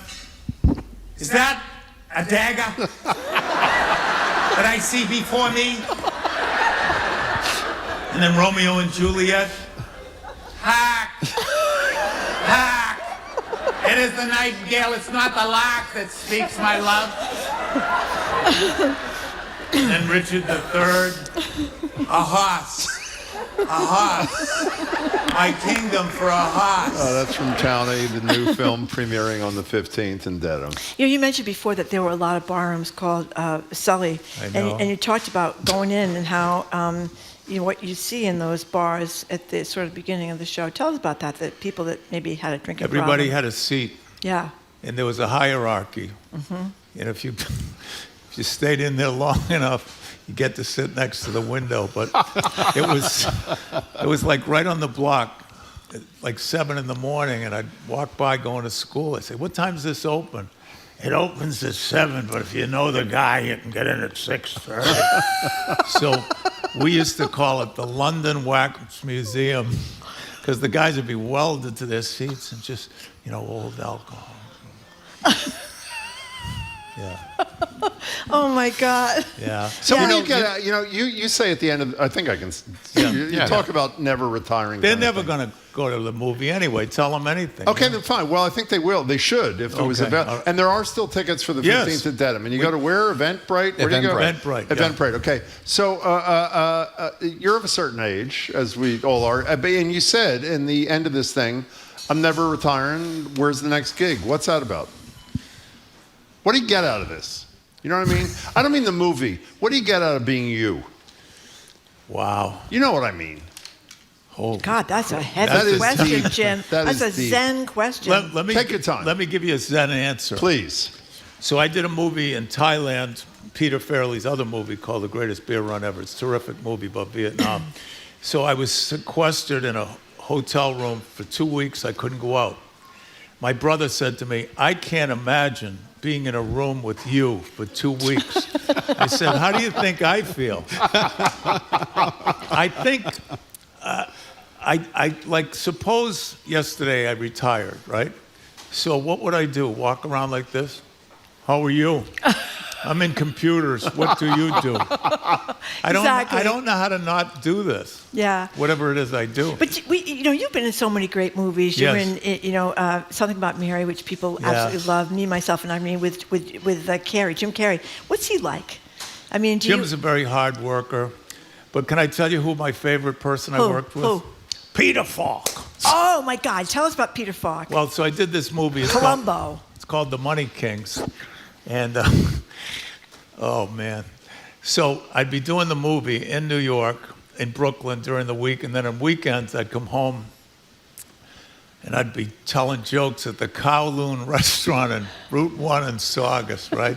So Peter Falk at the end of the movie, he says, "Sweeney, I've met a lot of people in this business and outside of this business, and I gotta say, you, by far, are the most screwed up human beings."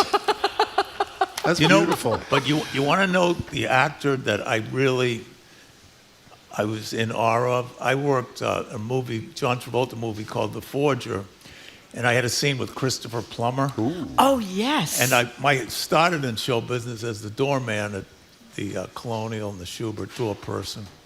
And I watched him do a one-man show of John Barrymore, and I watched him do Cyrano de Bergerac and everything, and I just had never seen anything like it. And then I did the movie with Denzel, The Equalizer. Wait a minute, you insulted Christopher Plummer, you said. Yeah, with Christopher Plummer. Yeah, because after all those dramatic things. Yeah, well, but I was talking to Denzel Washington, Oh, sorry. And it's the funniest thing because you're talking, but in the back of your head you're saying, "I'm talking to Denzel Washington," and you're pretending, "Oh yeah, he's just." I met another hero, Al Pacino. I met him. He did sort of a one-man show at the Schubert. Beautiful guy. I feel like I'm giving my obituary here. Like I got introduced up in New Hampshire. You know, these are the big gigs I do. You know, Vinny's Crap Hole in Nashville, New Hampshire. I think the point for me was What that, was the point? I'm just going to tell you what the point. I'm sorry. Here's this kid in Charleston.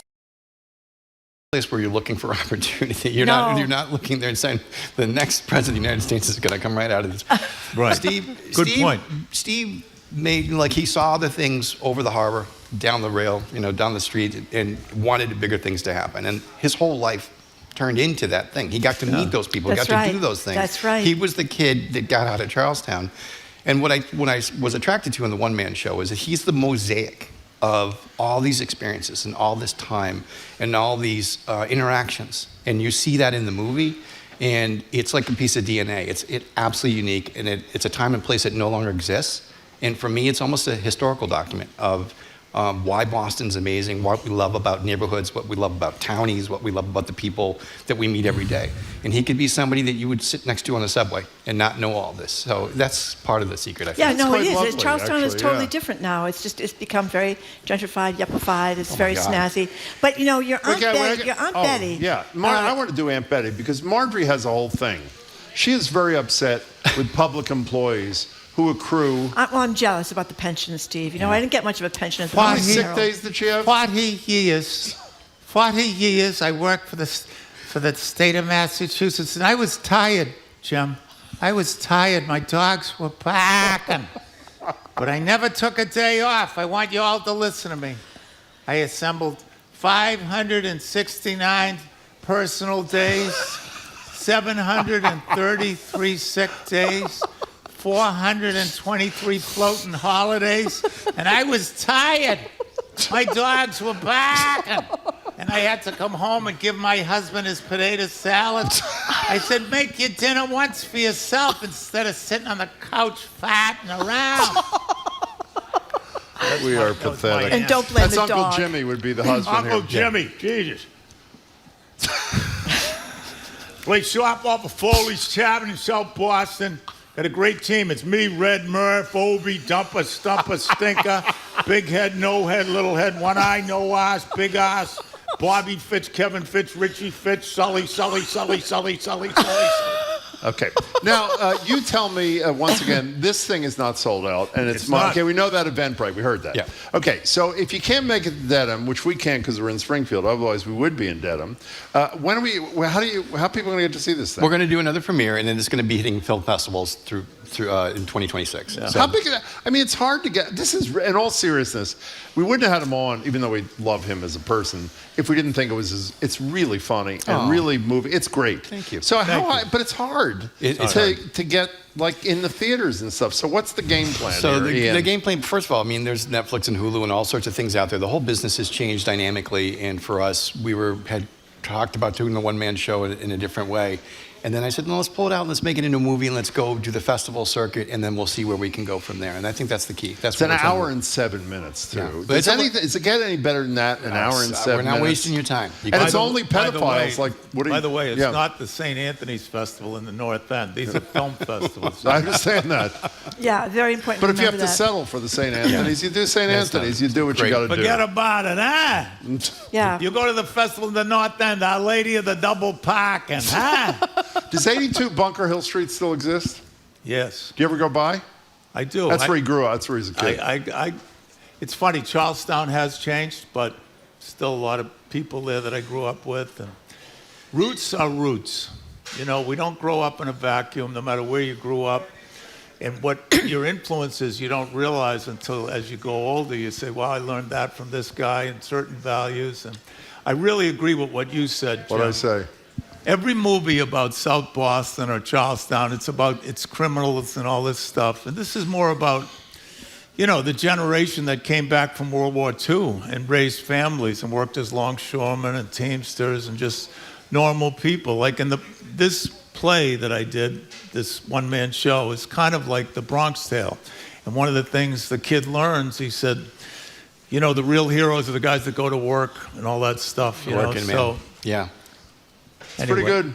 I'm so glad you let us on. Oh, it's very good. It'll Really. never happen again. I know that. No, not only happen again, so I lost the vote, and that's why you're on. Worked out okay, but I'm bummed. Thank you very much. Wow. Is there a website for this deal or what? No. Well, get a damn website. We're Get a going to website. get that done. And we're going to have another premiere. This was Will you let really- us know when the other and we will premiere let you is? know, Yeah. and we will come back. We'll have make sure For everybody those can of see you it. who might want to get off of public radio, Monday morning I'm on Gene Levanci's show. And Oh, okay. God forbid you not watch the auction on Channel 2. Get that tote bags. Get that other tote bag. Hey, Steve Sweeney, congratulations. Yeah, Ian, thank it's great you. to have you. And Good thank luck you. with the movie. Thank you for It's being called so Townie. lovely to my daughter. That really meant a lot to her and to me. We're speaking with Steve Sweeney and Ian Barrett behind the movie Townie. I said it right? You did it. You nailed it. He'll have his premiere. It's not quite sold out, but it will be soon at the Denham Community Theater on Monday. For more information, go to SteveSweeneyComedy.com. That's SteveSweeneyComedy.com. Thank you, gentlemen, both for coming in. Thank you, guys. Coming up Pleasure to after see this you. quick break is another edition of our series, How Do You Know Each Other? We'll check in with the brothers behind Boston's Bully Boy Distillery. I'm Marjorie Egan. He's Jim Browdy. You're listening to BPR and 89.7 GBH, live from the Boston Public Library.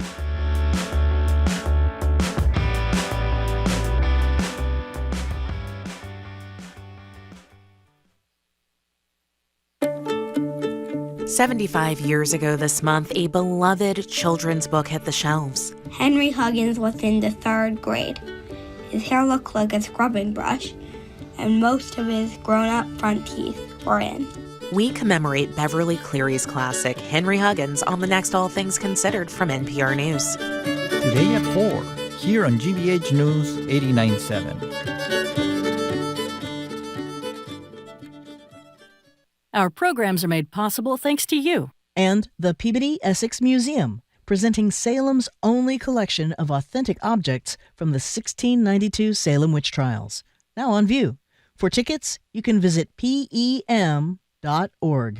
And Bryant University, ranked 5th in the nation by LinkedIn's 2025 Top Colleges list for internships and recruiter demand, providing top-tier academics, global experiences, and a hands-on curriculum. Bryant.edu.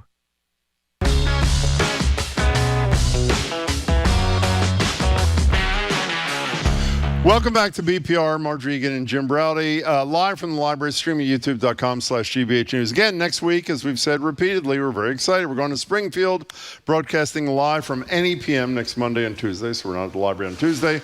Governor Patrick will join us in the studio. The Attorney General will join us in the studio for an hour for Ask the AG. Congressman McGovern, he's going to zoom in, and we have a ton of other great guests from that part of the state. The mayor, who had a pretty good night last night, Michelle Wu, is going to be with us here at the library on the 23rd, and Maura Healey, the governor, is going to be with us here at the library on the 30th. It's time now for another edition of our occasional series. So, how do you two know each other? We're joined now at the BPL desk by Will and David Willis, the co-founders and brothers behind Bully Boy Distillers in Boston. We should say when Marjorie and I first had them on in 2014, they were sort of like 11 or 12. They were really, really young. And wow. Will is head of sales and operations. Dave is head of whiskey production. It is great to see you two again. Welcome back. See you guys Glad as to have well. you. Yeah. Thank you guys for having us back. You mentioned the first time we had these guys on, so we have a little sound from that first time they were here. There was some sort of a power outage, I believe. Yeah, yes. We shut it down. We don't have the audio of that interview, but here we are in 2017 recounting that experience. Last time we had some technical problems. We did. So we promised. We did. And it's pretty clear they haven't gotten over it, because unlike last time when they brought 4 full bottles of liquor, this time 2 of them are 3/4 consumed. I mean, that's rather low rent, gentlemen. You know what I'm saying? Well, this was our liquid courage before we So we hope you did better this time. Well, I just got a nice bottle of Negronis. You did? What am I doing here? Can you guys, for those, I love the story, and I hope you love telling it. Tell us how this whole thing, Sherborne, right? Yeah. Tell us how this whole thing started in Sherborne, if you would. Yeah, I mean, it was very innocent to begin with. My brother Dave and I grew up on a small family farm in Sherborne, had a bunch of apple trees, and as young kids do, we started making apple cider as kids and selling at the end of the driveway. That was sort of our version of a lemonade stand. And as years progressed, we kind of started exploring hard cider, so slightly less innocent. And then I guess sort of in our Breaking Bad moment, we had a little 2-gallon stovetop still, and we'd cook up the hard cider and make what in New England we call Applejack. really just apple brandy. To call what we were making apple brandy is probably giving it too much credit. It was really, rocket fuel, but it worked, and our kind of fascinations and curiosities grew. We got better and better over the years, and finally opened up shop in 2011. Wow. Dave, tell about the vault, though. I love that part of the early story. Tell us what the vault is and what was in it. It's an interesting piece of lore. So in the farmhouse that Will and I grew up in, there was this old vault in the basement, fieldstone vault, and it had a steel door on it. And the door actually came from a defunct bank on State Street, so a bank that failed during the Great Depression. And when Will and our family moved into the farmhouse after my grandfather died, and there was this, you'd play hide and go seek, and you'd go down to the basement, and there's this massive steel vault door. So we eventually, my parents hired a locksmith, the greatest gig ever, breaking into a vault. And we opened up the vault, and it was like the Indiana Jones moment. This vault was full of old Prohibition era, actually pre-Prohibition era liquor. Oh, wow. So stuff called cow whiskey, Medford rum. I mean, the oldest bottle of chartreuse I've ever seen. Just amazing, and it was all in great shape. That was the really cool part about it. I love that piece of the story. So, Will, from that came, tell us about what's going on in Dorchester. I mean, you've got a big thing going on over there. Roxbury, the fall is always our busiest time of year. Roxbury? I'm sorry, I made a mistake. Yeah, no worries. It's our busiest time of year for sort of on-site events. We have our annual birthday party, which we call Bully Day, which is in November. And then Dave's in the midst of, we're doing a bunch of single bottle releases, so distillery-only releases. Some of them in collaboration with other small businesses. We do a maple bourbon. Dave, I don't know if you want to touch on that. Yeah. We do a really cool, it's great this time of year. It's a maple bourbon. We do it in collaboration with Woodlife Ranch, which is a syrup company in the western part of the state. Maple syrup in your bourbon. Yeah. Ooh. The best combination ever. Yeah, I think that sounds great. Can we go back in time before we talk about the present? Oh. I feel, I don't know why it is. Maybe because we met you when you were starting. Whenever I'm at a restaurant and I see Bully Boy behind the counter, the bar, which I do every place, by the way, I feel like I did it in some sort of... Yeah, you did. You're a big part of it. What did I have to do? I drank it. That's about the extent of it. But so from the spike cider and the stuff that Will was describing a minute ago, tell us about the evolution of your business, either Dave, Will, whoever. I mean, what was the last 10 plus years like? It's honestly, it's a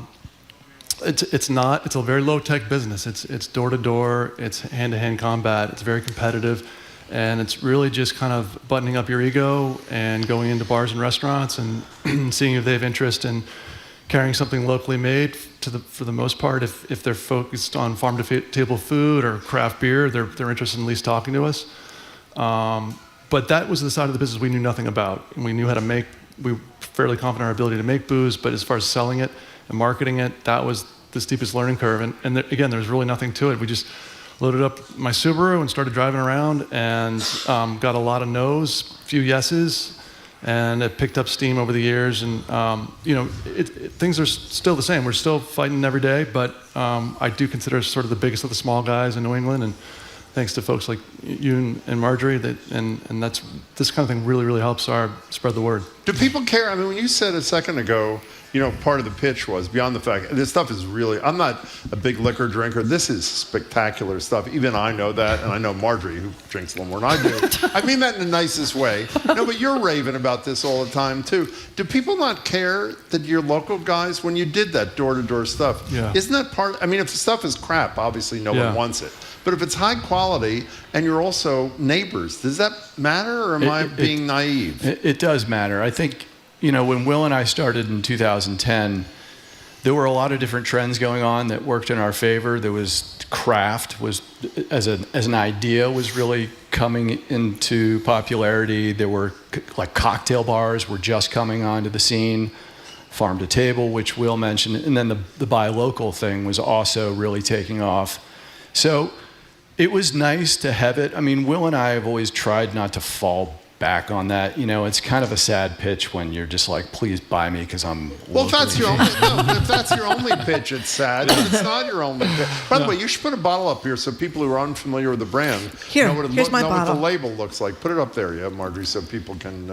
But the thing is, you're two brothers, and in one of the stories, it's you don't talk about work to keep the outside of work, to keep the family, everybody copacetic, but you divided it up. So am I understand that, Will, you get stuck with going around trying to sell this stuff? Job, because that is hard. You got to really, it's hard. You got to knock on the door and go in and try to. Thank you. He needs to be reminded of that sometimes. Yeah. I think we just played to our strengths. Dave's much more the science guy. He's much more detail oriented. I'm sort of the big picture ADD guy, and so sales was more of a natural fit for me. Yeah. Initially, we both tried to do everything, and it was just too many cooks in the kitchen. And so dividing and conquer has been the better way to go, and both for our professional and personal well-being. Yeah. Okay. How's business? It's solid. We've been able to capitalize again on sort of being in everyone's backyard here in Boston. There are a lot of headlines about people drinking less, but for us, it's really more of a correction to pre-pandemic levels. We're still up over 2019, which was sort of our last normal year, and then everyone, 2020, 2021 were crazy. Yeah, people drank their faces off during COVID, and it skewed all the data, and so now there's this kind of reversion to the mean. Yeah. So almost every small business, you're a small business. You're a small business, right? Yep. Almost every small business we have, whether it's a restaurateur or whatever they are doing, workers are an issue now for fairly obvious reasons. Interest rates are a problem for some people. Tariffs are a problem for a lot of people. Are any of those a part of your business concerns here? All of them. Well, tell us what you're dealing with. Yeah. So you mentioned the tariffs. Tariffs for us, glass has become more expensive. We have certain things that we have to source, like we get some cane-based alcohol from Brazil that's going up by 50%. Because Trump doesn't like the fact that another bully, if you'll excuse the expression, former president is being tried for corruption. But go ahead. That's why it's 50% tariff. So tariffs, it's an issue. It's not a huge issue for us. Workers, interest rates, all that stuff. I mean, as a small business, you're so sensitive to any fluctuation in anything. What do you get from Brazil again? Sugar what? So it's cane neutral spirit. So it's neutral spirit, think like vodka, but it's made from sugarcane. Okay, so one of the things, when Trump is not being honest, which is all the time, but when he's not being honest and saying I'm tariffing these people, Brazil at 50% because for political reasons, the primary argument is it's going to force manufacturing back to the United States. Are glass bottles going to be made in the United States? Can they be made? I mean, to my understanding, I believe there's 2 factories domestic. We're making bottles domestically. They're literally twice as expensive, and so it's worth it for us to pay the tariff, the increased cost on glass coming from Taiwan. The domestic glass production and manufacturing is not coming. If you had to pass that on to people, you had to pass it on? No, we really can't. I mean, it's we haven't yet, and I think that what we're selling is so price sensitive that it's not really something we can pass along. Does that not? I mean, one of the reasons I've been in business a couple of times. Everything has been a disaster. I like getting a paycheck, and that's who I am. Yeah. Doesn't it drive? It's one thing to be in a business. This is a question, not a statement, even though it's going to sound like a statement. If you're in some trouble and you have a lot of challenges, but they're ones that you have the ability to address for better or worse, does it not drive you nuts when something like that is totally outside your control? You're doing your best you can, you're running a great business with a fabulous product that people like, and then something happens that you have absolutely no control over? I think our skin has gotten a lot thicker over the years. I mean, COVID, well, that's a good you point, couldn't, isn't it? supply chains were so screwed up that this actually feels mellow. COVID was bananas. Didn't you make a hand sanitizer during? We were making hand sanitizer. Very good. I mean, we would have stuck alcohol in any bottle you handed us. Like, we couldn't source. You couldn't source glass. Yeah. You couldn't source anything. So paying tariffs, while painful, it's part of the deal of being a small business owner. There's always something, taking our lumps. There's always something coming down the pipe. But Jim, to your point, it does manifest itself in sleepless nights. We definitely have those, and I'd be lying if I said there weren't days when I missed kind of going into an office cube and letting someone else pay the light bill. Yeah. But overall, the upsides certainly outweigh any downside. These are the Willis brothers from the great Bully Boy Spirits. You didn't say before, you mentioned tell us the whole spectrum of what you're selling today. I don't mean here, but in general, what do you got? We do whiskeys, so we do bourbon. We do a real growth segment for us right now is represented by this bottle here. This is a bottled Negroni, so RTDs, ready to drink cocktails. Yes. So we do a bottled old fashioned is actually our best seller. We sell Amaro, which is a bitter Italian liqueur, which is actually another real growth area for us.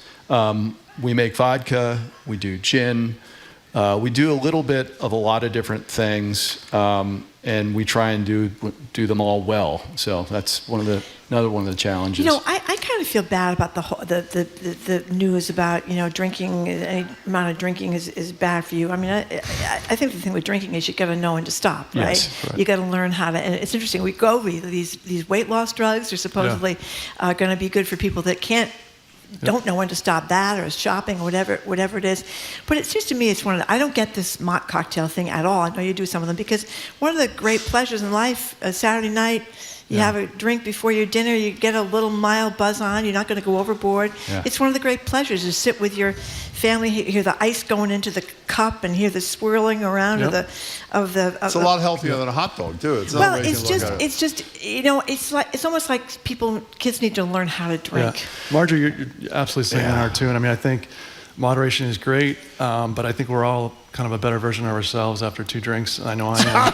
And, I think, not to go into a public service announcement, but our greater fear is this sort of pandemic of loneliness. And I think, for better or for worse, alcohol is a wonderful social lubricant. It gets people out. Yeah.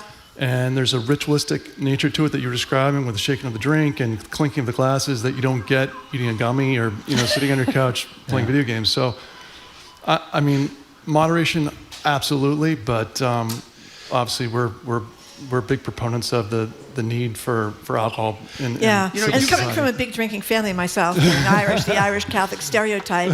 But I don't know, people lived a long time. They think to have done okay, despite having. The thing you two discussed, I hadn't even thought of. You remember we told the story about 1,000 times about how Starbucks stopped grinding coffee how in the stores, and the business collapsed, and Howard Schultz, former CEO, figured out.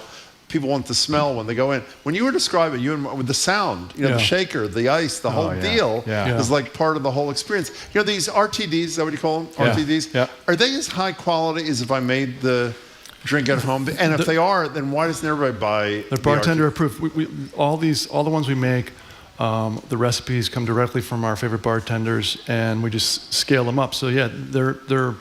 So who objects? Just purists who want to make? I mean. Or if you're doing like your own riff on a particular. I see. Okay. Or if you're having a bunch of people over and you want to say, I got the old fashioned, I got the Negroni, I got this, I got that. You don't have to make a million cocktails. You have some of them. That's what I've done. You have them pretty made, and they are really good.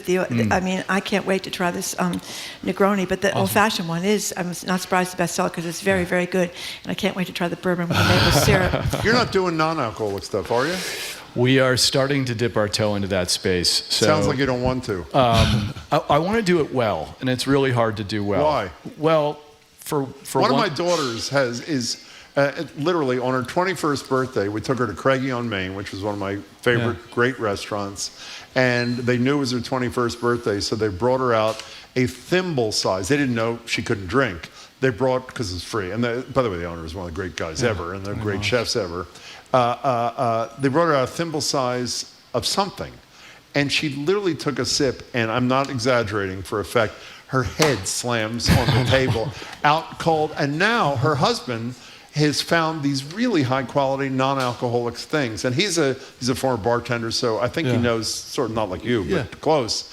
They're better quality, aren't they, than they were, or no? There's Dave, just clarify too that we're not talking about non-alc spirits, we're talking about non-alc the actual. That's correct. Yeah. What are you talking about? Non-alcoholic cocktails. Oh, so okay. it would be they're canned cocktails without alcohol. The challenge, Jim, is replicating some of the things that alcohol provides, like the mouthfeel, the subtle burn, which is part of the experience. If you taste a cocktail without alcohol, a lot of times it's kind of, we use the word flabby. It lacks mouthfeel and body and backbone.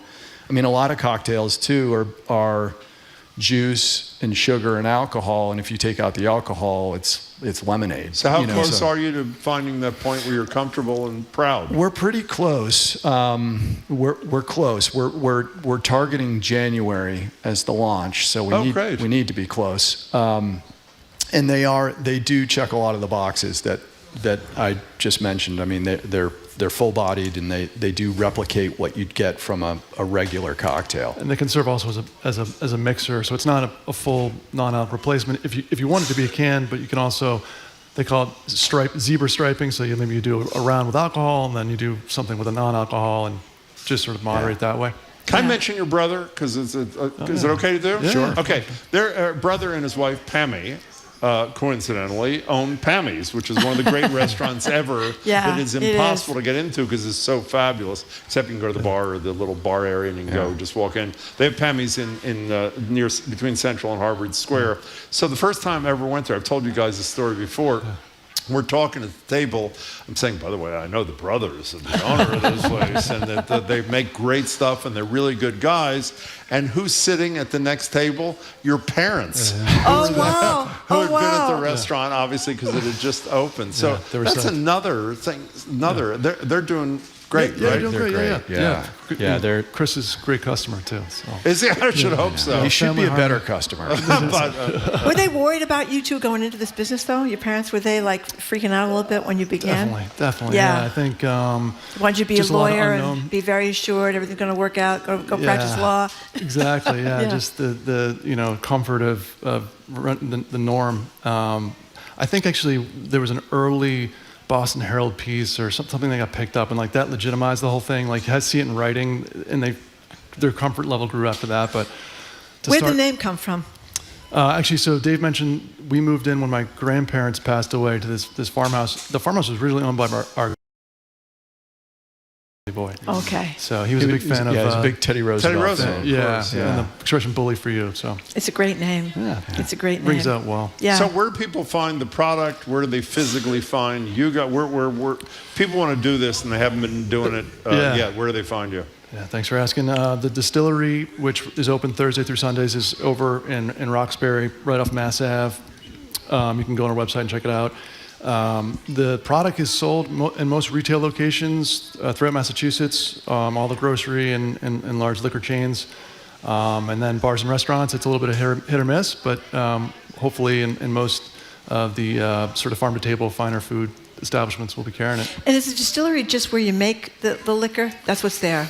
Great question, yeah. So we make it there, but we also have an on-site cocktail bar. That's what I thought. Yeah. So when you go to the on-site cocktail bar, tell me about that. Dave's been doing a lot of the menu making. So what do you get there? It's great. So it's a true. I mean, everyone loves speakeasy. That was another trend that became very popular. The speakeasy, and this is sort of an authentic speakeasy in that it's very difficult to find. But when you do find it, it's a really cool space. Okay. So it's in what's called the Newmarket District. Yep. And it's a largely industrial area, but we have this nondescript door, and if you walk into it, there's this welcoming, warm, lovely cocktail bar. Does it have a sign on the door? There's a horse. So that's what you tell people is that when they get to the location. Are you guys happy doing this? I mean, you seem to be, but businesses, are you happy? Really? Yeah. Do I look unhappy? No, you don't look unhappy. It's just business is hard. I know from afar. We are happy. I mean, it scratches a lot of itches. Like it's an artistic expression. We own our own business. We're doing it together. Will and I have always been great buddies. Are you? Yeah. I mean, that's great. Closer now than when we started Bully Boy, which is unusual for a family business. So we are happy. Jim, it's funny, you always ask that question. I remember from last time. It matters. That's a huge part. It's probably the most important question, and it always sends me into a tailspin. So, I mean, we are happy, but I'm going to leave it at that, because if I start thinking too hard about it, I might, just go into... You know why I asked the question? Because he's one an of the only reasons... child. He doesn't know what it's like to have a sibling. He can't believe you have to share something with somebody else in the family. That's part of Isn't that it? Why do you keep doing this? What? Why do you keep doing the show? We talk about it all the time because it's huge fun. It's fun. We love doing it. We're crazy about each other. We love our staff. It's it's the way you endure through difficult times. So it's a lot of the same reasons, Hey, you guys are great. The product's great. Patronize them. Is there a website for you guys? Yeah, it's just bullyboydistillers.com. Bullyboydistillers.com. It's great to see you again. We've missed you. Good to see you. Thank you so much for coming in. And thank you for the Negroni. I'm going to really enjoy that this weekend. We've been speaking with Will and David Willis, co-founders and brothers behind Boston's Bully Boy Distillers. Boston Bully Boy Distillers on the website, bullyboydistillers.com. And the place is in Roxbury off Mass Ave. Sorry for the Dorchester thing before. Coming up after a quick break, it's time for our beloved Two More Things segment, such as it is. I'm Marjorie Egan, he's Jim Browdy, listening to BPR on GBH 89.7 and streaming at youtube.com/GBH News. The med spa business in Massachusetts is booming, with people flocking to places to freeze wrinkles and plump up their face. But there are no state training standards for cosmetic injecting. We have among the most lax oversight of who can inject patients with botulinum toxins or fillers. There are more and more people performing treatments who have less and less training doing them. I'm Liz Niesloss. That story later today on GBH's All Things Considered. Support for our programs comes from you. And Dover Rug and Home. Rugs and carpeting for today's lifestyle with in-home rug trial and design consultation. Dover Rug in Natick, Boston, Burlington, and online at doverrug.com. Dover Rug, rugs and the people who know them. And Mass General Brigham Health Plan, providing helpful digital tools, world-class providers, and coverage that help you live in the moment. More at massgeneralbrighamhealthplan.org.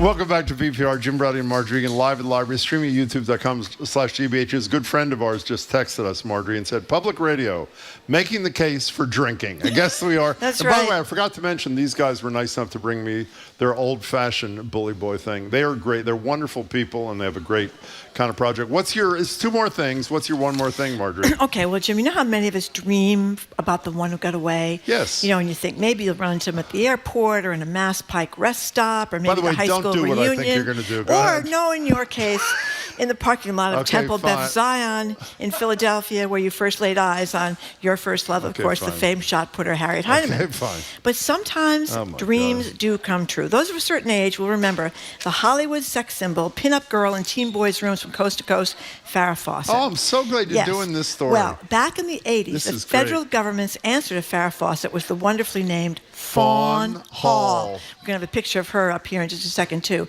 Look at the hair on The Fawn blonde Hall. knockout worked as a secretary for Vietnam War hero Oliver North. They were swept up in the Iran-Contra scandal during the Reagan administration. If you don't know what it is, look it up. Together, the pair feverishly shredded so many incriminating documents that Fawn was reduced to stuffing the overflow in her skirts or blouse or boots or bra, even her pantyhose to avoid government notice. And of course, rumors flew about the amazing Fawn and the dashing Marine, all that after-hours shredding, but North quickly denied what he called hanky-panky, declaring his fidelity to his wife from the moment they married. So Oliver North gets 2 years probation. Fawn gets immunity for detailing the shredding. Time goes on.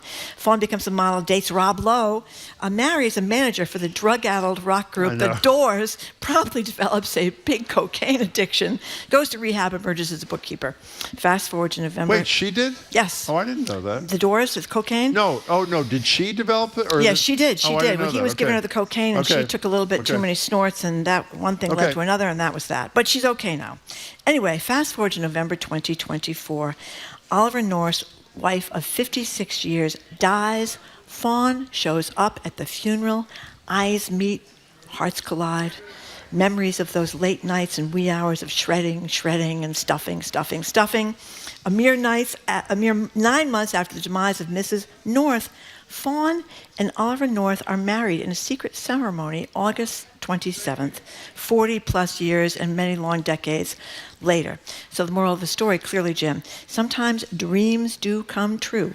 The hope of true love never dies for those who just can't quit.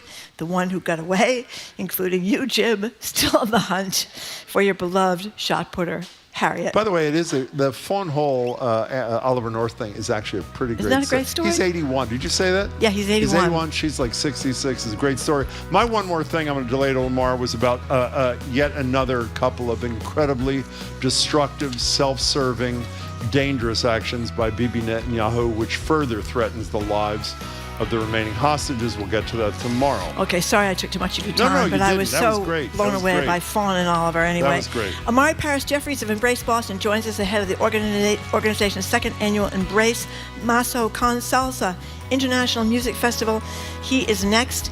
After the 1 o'clock news, I'm Marjorie Egan. He's Jim Browder. You're listening to BPR at 89.7 live from the Boston Public Library and streaming at youtube.com/GBH News.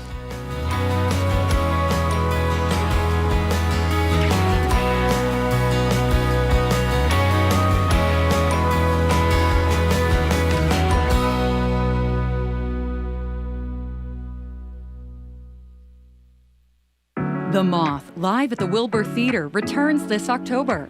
Get your pair of tickets now to experience the storytelling phenomenon live. The sooner you give, the better your seats. Tickets and more info at gbh.org/moth.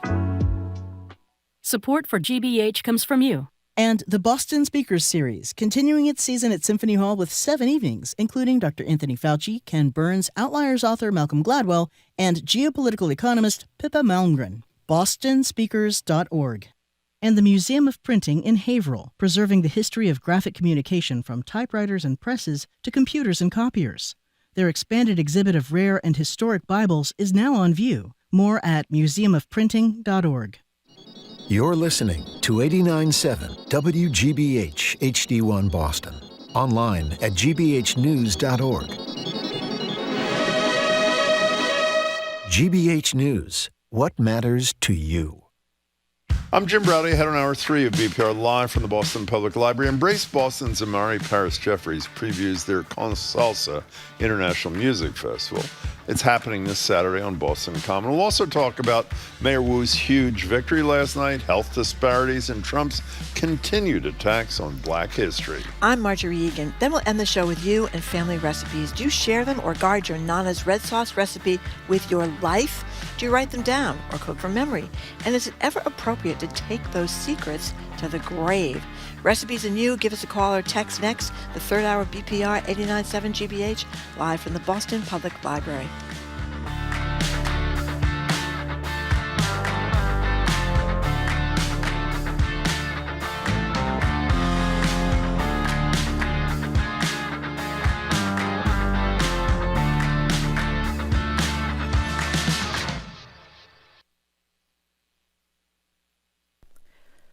Live from NPR News in Washington, I'm Lakshmi Singh. Israel is defending its airstrike targeting Hamas leaders in Qatar. This follows international condemnation and additional criticism from President Trump. NPR's Daniel Estrin reports from Tel Aviv. Hamas says none of its senior leaders was killed in the strike. Israel's defense minister said Israel would act against its enemies in any place and warned Hamas leaders to disarm and release hostages or else they'd be killed and Gaza will be destroyed. Israel's military today struck a tower near the Gaza City seaport. Israeli ambassador to the U.S., Yechiel Leiter, told Fox News Israel would continue to target Hamas leaders because of the October 7th, 2023 attack. Hamas terrorists are on notice. They are going to be eliminated. Hamas says the strike came just as its leaders were meeting to discuss a U.S. ceasefire proposal for Gaza. President Trump says he's very unhappy about Israel's strike in Qatar, a U.S. ally. France and the U.K. also condemned the strike. Daniel Estrin, NPR News, Tel Aviv. 3 former senior FBI officials are suing the Trump administration. arguing they were fired for refusing to demonstrate loyalty to the president. NPR's Carrie Johnson reports the men were dismissed before they could collect retirement benefits. The three officials fired last month had put in a combined 60 years of public service, helping rescue hostages, prevent terrorist attacks, and dismantle street gangs. Brian Driscoll won awards for valor and briefly led the entire FBI this year before he was dismissed by new director Kash Patel in August. The lawsuit describes Patel as struggling to please the White House and willing to dismiss anyone who angered Trump without any due process. Trey Patel and his deputy Dan Bongino as more interested in social media than in upholding the FBI's national security mission. Carrie Johnson, NPR News, Washington. The administration is out with more than 100 recommendations on improving children's health. NPR's Maria Godoy says it's a follow-up to a May report that outlined what the government identified as the drivers of chronic health conditions affecting minors. This report serves up a smorgasbord of action items that the administration says should be implemented to increase the health of children, from reinstating the presidential fitness test in schools to promoting breastfeeding. Now, I'd say a hefty portion of the recommendations deal with nutrition, research, and education for kids, but it also calls for studying the root causes of autism and for creating what it calls a new vaccine framework. That's NPR's Maria Godoy reporting. At last check on Wall Street, the Dow is down 177 points. It's NPR News. Good afternoon. With the latest from the GBH Newsroom, I'm Henry Santoro. Massachusetts education officials are crediting the state's early college program with promoting more Black and Hispanic high school graduates to pursue college. The program allows high school students to take college courses, and state data shows that 2/3 of those students immediately enroll in college after graduation.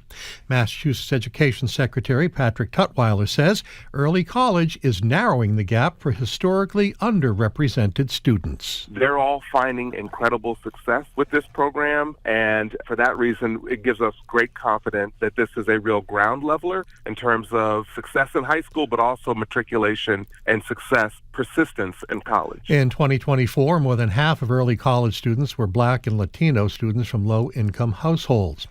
All four incumbents in Boston's at-large council race were top vote-getters in yesterday's preliminary elections, while city officials finished tallying the votes.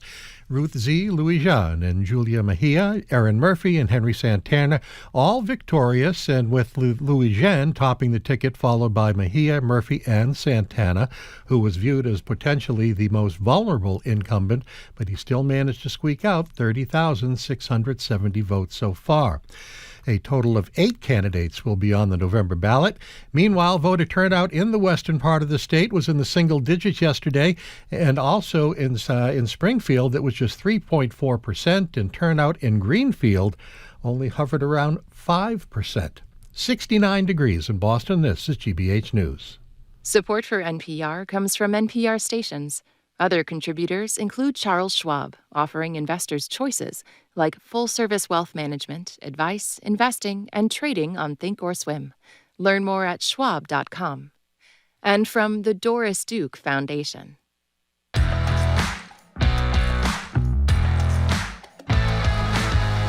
Welcome back to hour number 3 of Boston Public Radio. Jim Braude and Marjorie Egan. We are broadcasting live from the Boston Public Library and streaming at youtube.com/GBH News.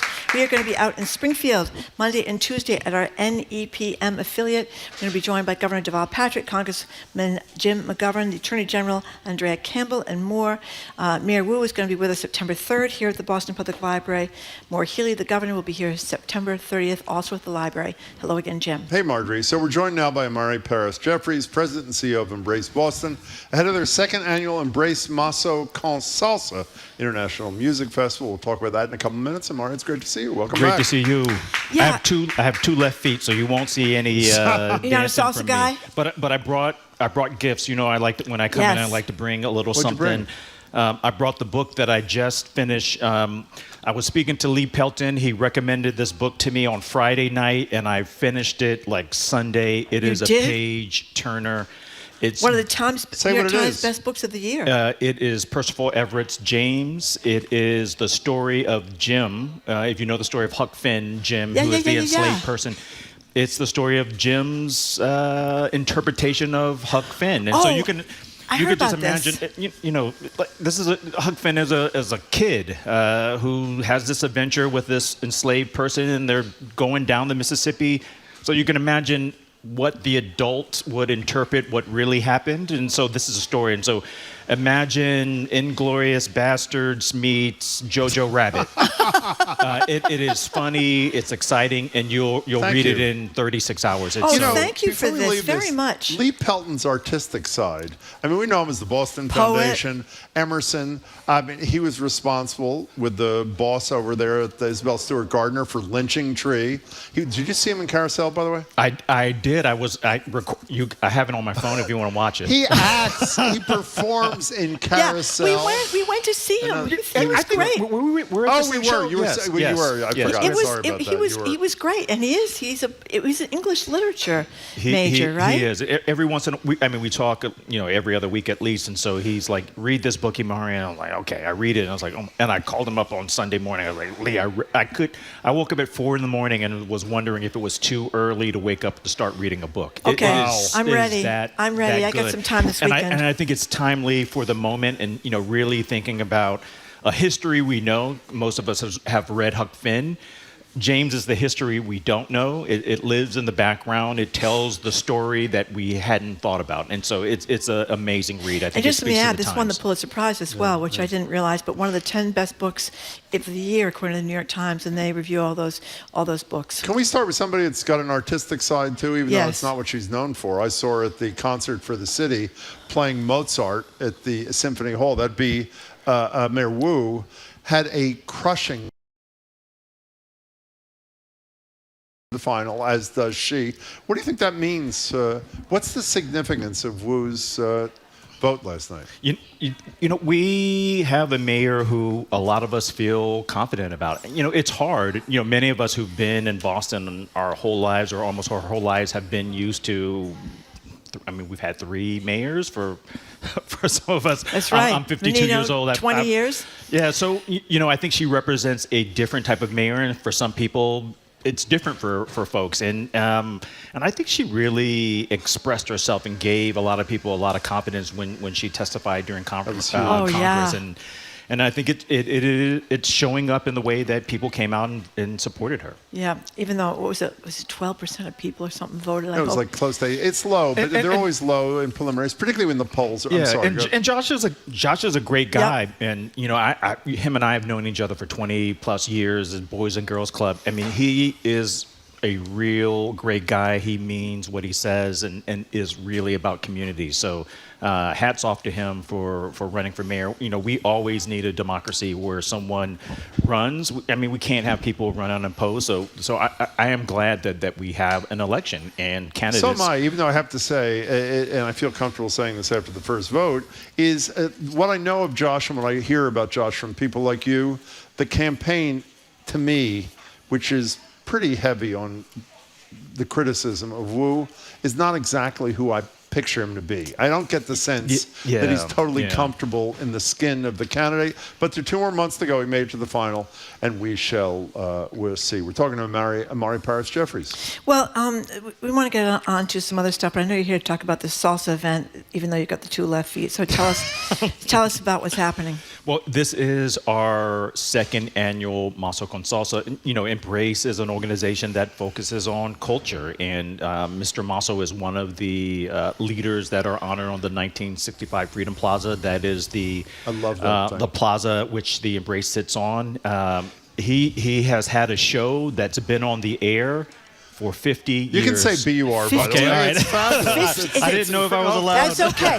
50 years. 50 years. Wow. This is the 50th anniversary of Con Salsa on WBUR, and so you know this is not. It's the 2nd annual festival, but it's also commemorating his 50 years on the air. And so in a moment like this where you know, we are seeing a lot of repression of culture, particularly Latino culture, on the eve of Hispanic Heritage Month. You know, to have this celebration and to unafraid say, come to America's oldest park to celebrate the legacy of not only Mr. Masso, but of this community in Boston. We're asking people to come out. Last year we had 5,000 people come out on our first year.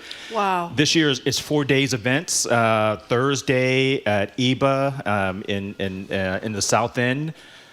Friday in East Boston, ZoomX is hosting that with Senator Lydia Edwards. Another great organization. Saturday, it's us at Boston Common, and then Sunday, and they're going to kill me. It's in Cambridge, near Harvard Square. La Bamba is the organization. It's all embraceboston.org. It has all 4 of the events. Okay, I hate to say this, but when I was reading about this, I wondered if you're going to get the same kind of turnout because of people.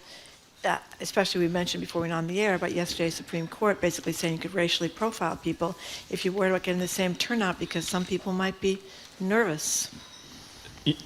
There's a lot of reasons to be nervous, and for all of us, even if you're not a person of color, even if you're not Latino, we should all be nervous that this is happening in our country, that the Supreme Court has said that it is okay to racially profile even if you are a citizen. And they would have to verify if you're a citizen, but independently if you're a citizen or not, they can racially profile you, stop you, arrest you, detain you, just based on your race to confirm if you're a citizen, if you can be here. And so, we are taking precautions. We are partnering. There's at least 20 other organizations that are partnering with us. We're working closely with the city. We are learning some lessons from folks in D.C. and other large cities like Chicago and what they're doing to protect people. One of the things Mayor Wu says, we let them win when we stop celebrating our culture, when we shut down. And so we're not going to shut down. We're not going to celebrate our culture. And one of the forms of civil resistance is for us to come out. That's what they're doing in D.C. right now. They are showing civil resistance by showing out these impromptu block parties on people's yards, these loud shows of people coming out and celebrating. And we have a permit. We are legally able to come out and assemble, and that's what we're going to do. Is all the information about the 4 days on embraceboston.org? It is. And if you go to EBA's website, it's there. Embrace Boston website is there. ZoomX's website. All of the events are there. Great. So I think about you occasionally, and what I often think about, and I often think very good thoughts, but I often also think is, boy, that came out so wrong so far. You get Beyond up in the morning, your being well dressed. It's not just that. Your life has been dedicated to certain things. You're advancing those things under the umbrella of this wonderful organization, Embrace Boston. And as hard as you're working to continue to make further progress, there is a government in Washington that is hell-bent on destroying all the things, and I don't think that's too broad a statement, all the things that you celebrate. I mean the collective you. I don't just mean you as the head of the organization, but those who support the organization and its goals. What's that feel like? I think about taking hot yoga every day. My cortisol levels are incredibly high. Earlier in the segment, you had Bully Boy. I was going to stop there. That's right. I love that Negroni, by the way. I've got it right here. You can take it with you. You may need it. It's amazing. It is amazing. I keep those bottles, and I use it for water bottles. Yeah, they're lovely. They're lovely wonderful bottles. Guys, too. But go ahead. 42% of the 3 pieces of legislation that Dr. King was, attributed to are gone, wiped out. 42% already. 47% of Project 2025 has been implemented. And I think early on during the administration, even during the election, this is not real. And some pundits said, it would take 100 years for this to kick in. In 8 months, 47% of Project 2025 has been implemented already. 42% of King-related legislation has been Like what? You're talking about voting rights? Voting Rights Act. I mean, we just celebrated voting. And so, I mean, this gerrymandering, which is Shelby versus Holder, which happened, a couple of years ago. John Roberts, by the way. John Roberts, I know. Made it. They used any time their states wanted to create major changes in voting legislation, they needed to get federal prior approval. Approval. Shelby versus Holder, Alabama said, hey, it's unconstitutional, that this is not relevant anymore. We should be able to do that. Went to the Supreme Court, 5-4, they voted. And so states can now make anything that they want to make, to voting. And so I think we're going to see increased complications in some certain states where it's going to be increasingly difficult and more difficult for people to vote and express their right to the franchise. And also part of what you do brilliantly from the things we've been lucky enough to attend, Marjorie and I, is you do a lot of great public education. And here's the quote, which I think you've heard, and I assume most of our audience has, is when Trump decides the Smithsonian is telling a tale that he doesn't like. He says, everything discusses how horrible the country is, how bad slavery was, how unaccomplished the downtrodden have been, nothing about success, nothing about brightness. And while that in and of itself and the disappearance of history under Trump at the Smithsonian, for example, obviously should matter to people, I'm embarrassed to say I never thought about it until I was reading some things in anticipation of you coming. The vast majority of teachers in the United States develop curriculum in part based on what they pulled down from the Smithsonian. So the trickle-down impact of this erasure of particularly black history, but history in general, has potential to literally trickle into the bodies of all young kids in this country. At this rate, they're going to say Dr. King was a public speaker and a suit maker, right? And he married this great woman. And he married this great Boston, woman. right? They met in Boston. She that's right. And she went to some college over there. Yeah, that's right. Right. And so I think it is important. And I'm going to say it. I don't know if I'm allowed to say it. Go ahead. Anyone who's listening, they need to support GBH. I know this isn't the time, we listen and people, there's a time where you could go in and make a donation. These are the stations that are the record keepers also, right? We have the Smithsonian's, we have museums, the Museum of African American History in Boston, and we have public radio, WBUR, GBH. These are the record keepers for history. We have the Athenaeum here in Boston. We need institutions like these to survive.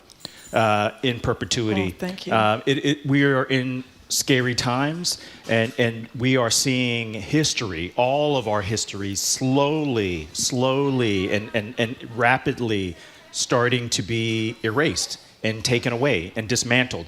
And so an organization and a celebration like Maso con Salsa is about Mr. Maso in his 50 years, but it's also about Hispanic Heritage Month and the contributions of Hispanic Americans and our city and our country. You bring people out. I complain every day about how passive the American people have been in the face of the destruction wrought by Trump and his people. And I mentioned to you right before he came on the set that I mentioned on the air too yesterday, I think. I was lucky enough to go to a thing that Larry Tye, with his brilliant health journalist, week-long training thing he does out of Babson. And Nicole Hannah-Jones from the 1619 Project spoke, and as I said yesterday, said in answer to a reporter who said, in what do you find hope? And her answer was nothing. She didn't say it harshly, nothing. 60 to 70 years to fix what has been destroyed here. What I don't understand is in the first term of Trump, he obviously trashed the 1619 Project, came up, I think it was called the 1776 Commission, which was obviously about to be the truth about our history as opposed to 1619 and the founding of the country. Then why do you think the intensity of his animus towards anybody who's not white, particularly white guys, it became so much more intense in the first 7 or 8 months of the second term than it was? I'm not saying he was friendly in the first, but it was as much rhetoric as it was action. Here it is so action oriented, it's unbelievable. A lot of it is fear, and arguably his first administration felt like a little bit of a test balloon.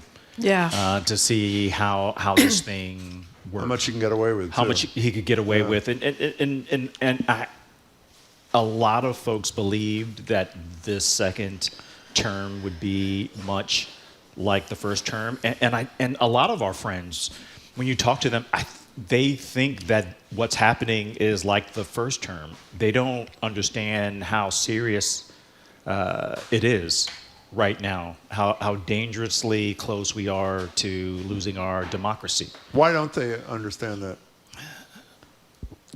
I think the chaos of the first term is bleeding into this second term, and I think people are saying, oh, well, let me just tune out. And so this idea of tuning out to take care of their mental health is part of it. Yes.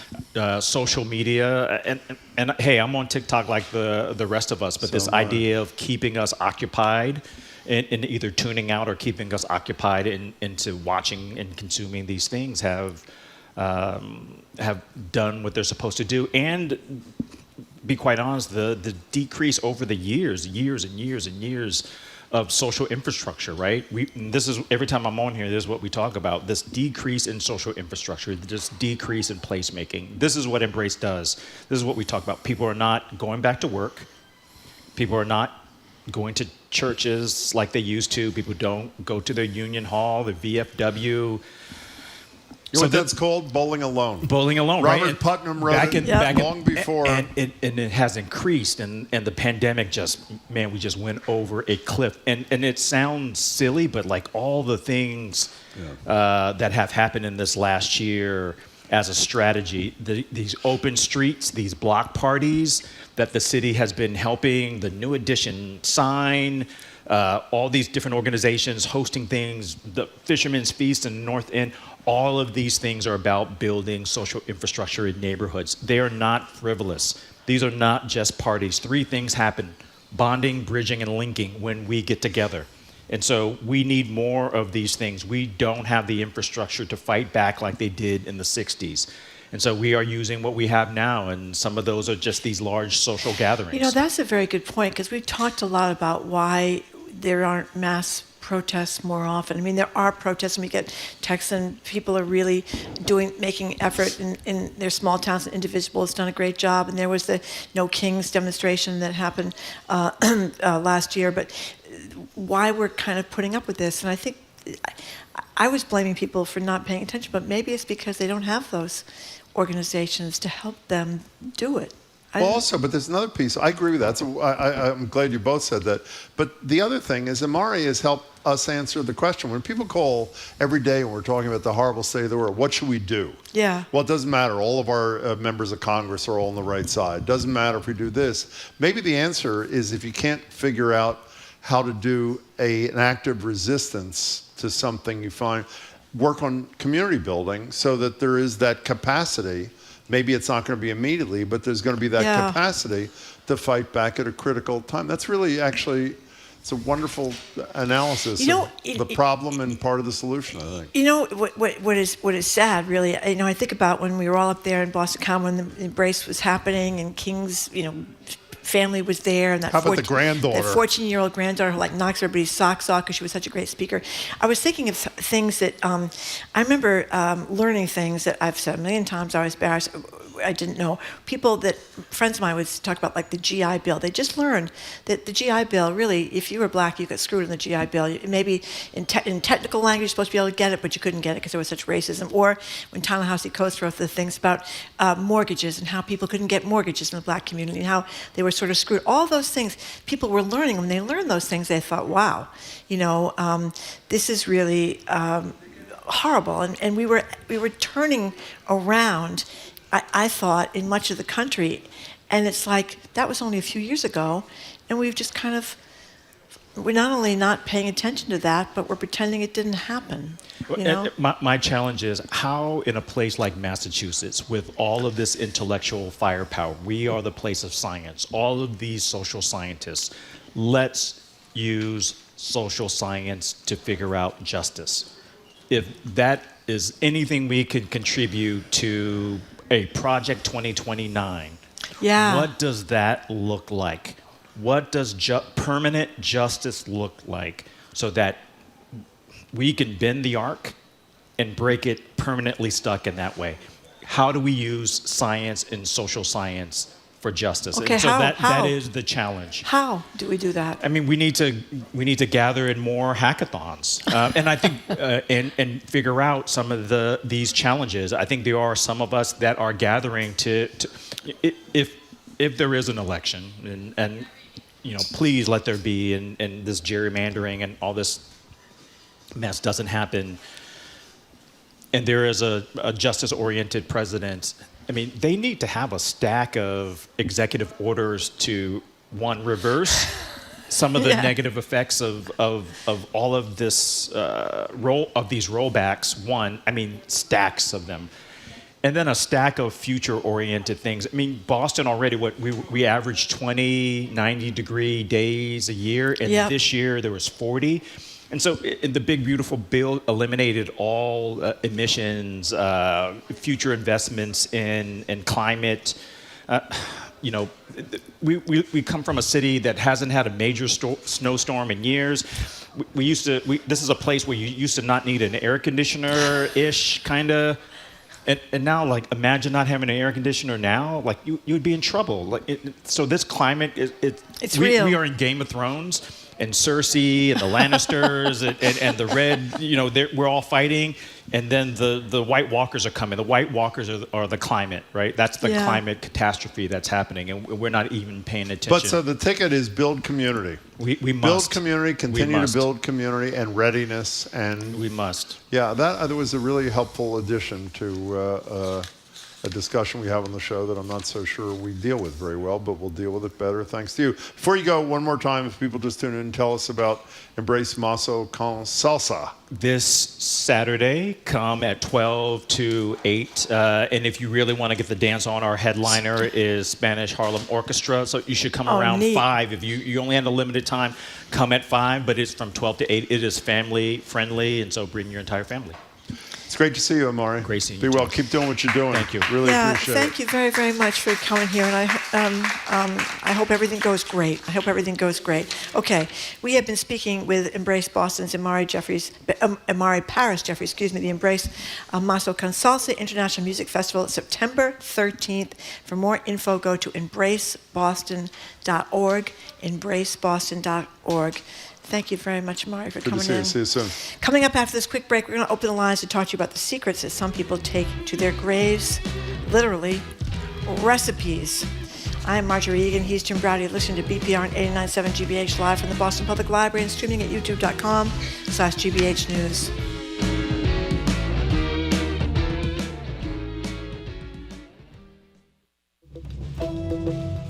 I'm Arun Roth. Coming up on GBH's All Things Considered, after months of turmoil, the Market Basket Board has fired longtime CEO Arthur T. DeMoulas. We'll have an update on the Massachusetts shelter system, and 3 fired senior FBI agents, including the former acting head of the Bureau, say the Trump administration's campaign of retribution is hurting national security. That and all the day's news starting at 4 on GBH 89.7. Our programs are made possible thanks to you. And Speakeasy Stage, presenting Primary Trust, the hilarious and heartfelt Pulitzer Prize-winning play about friendship, kindness, and the possibility of starting fresh. Running September 12th through October 11th. SpeakeasyStage.com. And Burton's Grill and Bar, featuring contemporary American cuisine with signature dishes such as crab-crusted haddock, superfood salad, Mediterranean chicken risotto, and the Max Burger. Burton'sGrill.com.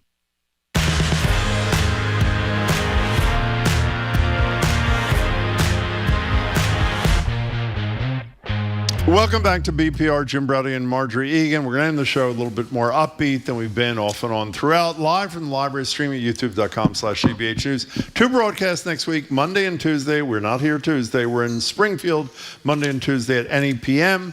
Governor Patrick in studio, the Attorney General in studio for an hour of Ask the Attorney General, obviously.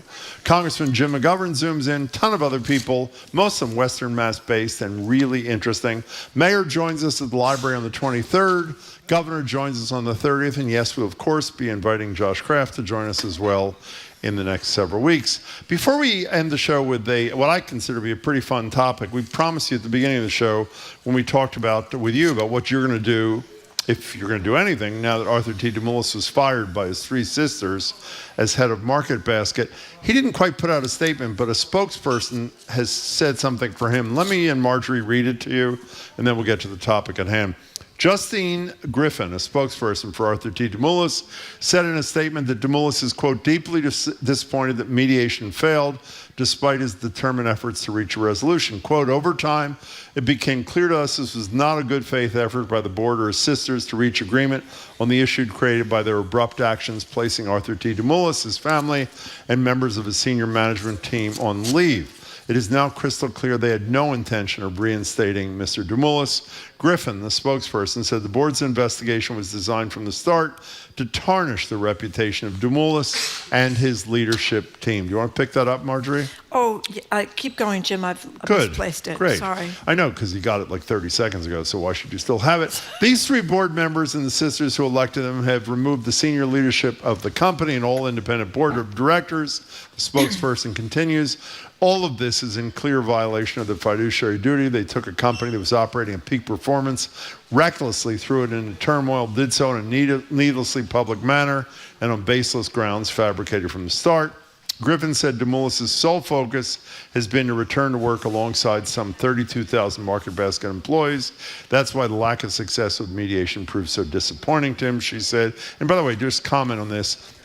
The spokesperson's quote, all of this is in clear violation of the fiduciary duty, sounds to me like a lawsuit may be in the works. So in any case, that's the latest update we have. We'll keep giving them to you as we get them. We're ending the show with, I guess you could say, a secret. Something some people hold... Excuse me. I just want to tell you really quickly. Yeah. Went to Market Basket in Reading, filled my cart, and left it abandoned at the checkout after telling the cashier why. That's from Michelle in Reading. Thank you, Michelle. Keep sending them in. If you have reactions, we'll try to get to them. As I said, we're ending the show with what I guess you call a secret, something some people hold close to the vest, never sharing details about taking it literally to their grave. That would be a recipe. We're inspired by this wonderful piece. What's the writer's name? Is it Oliver Egger? Is that the name of the person who wrote Oliver Egger. Yeah, Boston Oliver Globe. Egger in the Globe. Following the efforts of one woman, I think her name is it Rosie Grant? I think it was. Yeah, Rosie Grant, who to track down recipes left quite literally on people's gravestones, literally on their gravestones, highlighting the long-held tradition of not sharing family recipes, I guess, until then. So the lines are open at 877-301-8970. Call or text. Do you protect those family secret recipes forever? You have your own story of trial and tribulation with a family recipe, trying to replicate grandma's meat sauce for years, only to discover she purposely left out a key ingredient. I love this. So you'll never get it exactly like hers. Or are you an unabashed recipe sharer? If it worked for you, everyone else should have this knowledge too. 877-301-8970. Recipes and you. And by the way, Marjorie will at some point during the segment, so get your pens ready or your phone, will finally share her recipe for prune chicken. 877-30 or a peanut butter and jelly sandwich. 877-301-8970. Okay, first of all, I was not aware of this was happening at all. Nor was I. Where you go to grave sites and people like John O'Jack has his marinade and his picture on the back of his gravestone. There he is at the grill cooking some steaks, and on the back it's listed his marinade that he has, and somebody else has got on the top of their gravestone. I mean, this is very elaborate. Their fruitcake recipe. This is Grandma that Naomi Mary's, Odessa Miller Dawson, or is that somebody else? This is Grandma Mary's fruitcake. Oh, sorry. Okay. Yeah, and the fruitcake recipe covers the entire back of the headstone. Great. But apparently this is going on all over the place because they wouldn't give it to people in life, but now they're giving it to them in death. I think that's pretty cool. But I get why people, they feel like their mother told them, their grandmother told them, it's a family secret. I get why people don't want to do it. But if they do it, as one of these pieces points out, they should give credit to the person who came up with the recipe. That's what they should do. Today's only Wednesday, but there's a great Am I the A-hole piece in delish.com, which, so we'll get a little ahead of herself. In this thing, in a Reddit thread, a woman refused to share her family's chili recipe with her boyfriend's mother. A few months prior, the mother banned the original poster from a family vacation because she, quote, wasn't family yet. I mean, it's ridiculous to me. Why, I understand a family secret, you don't give it to just anybody who, who gives away, gives away, Marianne writes about- Leone No, gave us her that lemon wasn't even her, squares. but yeah, that was great, but it wasn't her recipe. She said it was from a cookbook. Yep. It was generous anyway. Joanne Chang, Oh, the most yeah. accomplished baker in America and a pretty great cook at the same time. You ask her for a recipe, something you like in a restaurant or whatever, she gives it to you She's also written right away. several cookbooks. Many cookbooks. That's right. And you can buy a cookbook and get all the recipes right there. No, I'm saying, but there are a lot of restaurateurs, for example, who won't do won't it. talk Yep. about things that are not in their cookbooks. I don't quite get the I think secret there's family recipe I think thing. there's a sentimental attachment. Like many people, I mean, I don't cook, as I've said very well, at all. But I do have a joy of cooking. Which was it? Not very well or at all? Well, I cook occasionally. I'd say not at all. I'd say not very well. No, nobody wants to come over for dinner at my house. let's Best put it tuna that way. fish I've ever had I'm really in my good life. at tuna fish. I'm really good at peanut butter. And, You are good peanut at peanut butter butter. and banana sandwiches. Whatever. Other than that, but anyway, people have, and I do. I have a 1920 something joy of cooking cookbook I have from one. my grandmother, and it's I got have an her old one, too. handwriting I in know. it. And then I've got my mother's recipe with all her recipes. Was she a good cook? She was. She Not was? when she was young.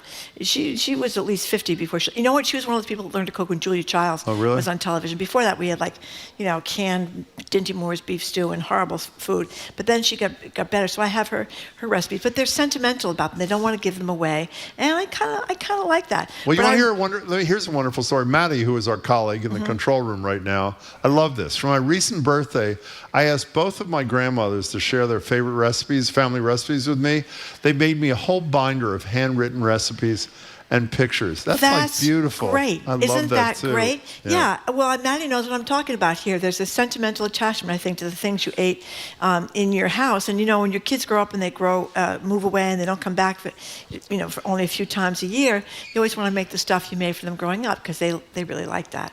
At least my son does. So we want to know how possessive you are of your recipes, your own, if you have your own, how you feel if people ask you for a recipe of something that is really extraordinary when there's maybe sort of a little secret thing. Do you pass them down through your family? And I have to say, I'm sure I can be persuaded otherwise. I don't quite get the notion. If a recipe you have brings somebody else great joy, why would you not share it with them? I don't get it. Here's a text from Mimi. My mom was a very good and graceful hostess and a terrific cook, but she always told me, don't give away your recipes. You don't want to show up at somebody else's house and be served your great Aunt Millie's lemon souffle to rave reviews for that other hostess. Now, I can see, too, if your mother or whoever it was really perfected a recipe and they got it just right, maybe they don't want to share that with the world because they slaved to get it just right. So they end up putting it on their gravestone. I mean, look at this. This person, Naomi Odessa Miller Dawson's her recipe for From Brookline. For Spritz cookies. Yeah. She's got What it are right Spritz there. cookies? Well, they're 1 cup of butter or margarine, 3/4 cup of sugar, 1 teaspoon vanilla, 1 egg, 2 1/4 cups flour, 1/2 teaspoon baking soda, and 1/8 teaspoon salt. Whatever that comes out to, that's what they are. Is that the one where the photograph is that the top of the gravestone is actually like a book? Yeah. Yeah. It looks like a book in cement or whatever gravestones are made, marble, whatever they're made of. That's right. Did you It's see this great. one? Did you see this one? Well, you're holding it up and no one at home can see it or This is whatever. entire fruitcake I recipe. know it is. It takes up the whole Love fruitcake. gravestone. Luckily, they have her name on the really. other side. Okay, 877-301-897. We've gone on too long, or maybe not, but we want to know about you and recipes, possessiveness, whether or not you've ever had an experience where you asked for a recipe from a friend and the friend said, no, I'm afraid it's a family secret. Just all recipe kind of things. Katie in Situate, you've been very patient. Welcome to the show. Hi. Hey, guys, it's your favorite aggressive cleaner. Oh, hey, Katie. Sadly, my father-in-law passed away a few years ago of cancer. He was an amazing cook, but never wrote anything down. And we tried to replicate things like his dishes, like his baked beans, and can't quite get it right like he did. So I love this idea of, I've never seen a recipe on a headstone, but my cousin owns Gologly Funeral Home in Rhode Island. Maybe I need to give him this idea to offer it to more families when they're choosing a headstone for their loved one. I'm telling you, you gotta look it up. They have this whole Annabelle's snickerdoodles on the back of this headstone. It's absolutely I'm gonna hysterical. have to look around a graveyard next time I'm there for a good recipe. Yeah, well, Hey, Katie, thanks. It's good to talk to you the as globe always. piece was by Oliver Egger, Egger. So here's another variation on that this discussion we just had. Chris in Tewksbury. Simsbury. My girlfriend tells me she always wanted to get her the family recipes. Finally, when she got her grandmother to show her the recipe, this wasn't the one I wanted. Every time she turned away, her grandmother would sneak in an ingredient. That's actually really... Didn't you have a relative who did that too? Jamie has a relative who does that kind of thing too. Here's the one I meant to read that relates to the prior discussion. That one's great though. Anonymous texter, when my mom died... when my mom died, my stepdad was devastated that no one knew her spaghetti sauce recipe. I never thought of that. That is a big deal. You love a recipe, it dies with a cook. No one but me, that is. He was over the moon. I love this. When he found out that I knew it and I made it for him. How great a story is that? That is great. I think some people are very proprietary, especially the Italians like you over there, Jamie, very proprietary about their sauce recipes and certain other recipes. They just don't want you to know. They don't want you to know. They're very secretive about how they do it. They can kind of stand over the pot. Who is your relative who would leave out an ingredient to screw the person that they were giving the recipe to? This is Jamie. Jamie's going to tell us. Oh, your grandma, that original story was the grandma. I sort of like that, by the way. I mean, I think it's sort of a cool kind of thing. Nancy in Middletown. 301-8970. Hi. Hi, Nancy. Oh, hi. When I was a child, my grandmother would, there's an echo in the back. I'm sorry, there's always an echo. And bear with us, we're fine on this end. Go ahead. Okay, when I was a child, my German grandmother, would let me help her make this amazing chocolate cake with a frosting that made on the stovetop and poured over the cake, the 13 by 9 inch cake. My father, her son, married my mother who had Polish immigrant parents, and so there was constant conflict. Hey, Nancy, we're going to put you on hold for a second because it sounds like a great story and you're breaking up. So please don't go away. We're going to put you on hold. Move around a little. We'll take one more call and we'll come right back to you. Did you see this text? What? Someone wants Callie Crossley's deviled eggs recipe. She's not giving it. We'll have to ask her about this. She guards those recipes very Best deviled carefully. egg you ever had in your life? Well, she wiped us all out in the deviled egg. Okay, here's an anonymous text saying what I was hoping someone would say. Not everyone is as generous as Jim, who shared his technique for eating liverwurst, which I have. I can tell you now. You cut a little hole in the end of the tube, and you put the end of the tube that's open in your mouth, and you squeeze that baby, and the liverwurst goes just right in there. It's a beautiful kind of thing. Okay, Rick on the road. Hi, Rick.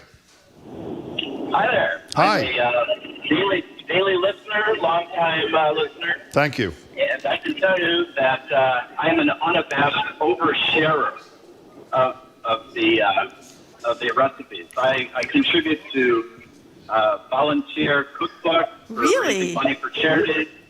When people come over for dinner, I give them recipes whether they want them or not. But usually if they like the food, I'll send them home with a recipe. It's a great form of communication. I wish more of us would do it. I learned a love for people's cultures that way. By the way, that is exactly the right attitude. That's a good one. I love that, Rick. Rick, thank you much for the call. The caller we asked to hold on apparently she's there. Middletown. Let's see if Nancy in Middletown, Rhode Island. Nancy, say something. We'll see if the connection's better. German grandmother, Polish Perfect. mother. Yes. Unfortunately, I'm going to ask you to start at the beginning because the story sounded great. So do it again if you can, please. Okay. My dad married a Polish girl. His mother immigrated from Germany. Mm-hmm. Constant conflict. Not only Lutheran, Catholic. It was awful. Anyway, she had a recipe for this fantastic chocolate cake with a frosting you made on the stovetop and then poured it over in the 13 by 9 inch pan. It was rich and there was coffee in it. It was marvelous. He supposedly gave the recipe to my mother, and then my mother gave it to me. And when I grew up, after having making it with my grandmother as a child, and I did it by myself, it turned out a half an inch tall, like a rubber brownie. It was awful. So she had left something out of the recipe. I've experimented and tried it. She gave the recipe her daughter's children, and it turned out great for them every time. Oh my, that is a horrible story. So what's the explanation? I don't know, because the daughter's children live in, where do they live? Georgia or something like that, down south, and we rarely saw them. So the one time that I did get to meet with them, I asked them about it, and they said, oh, no, it works out every time. So anyway, never did find out, and don't know why it doesn't work. I'd be bitter. Nancy, thank you for the call. That's a good one. Listen to this one.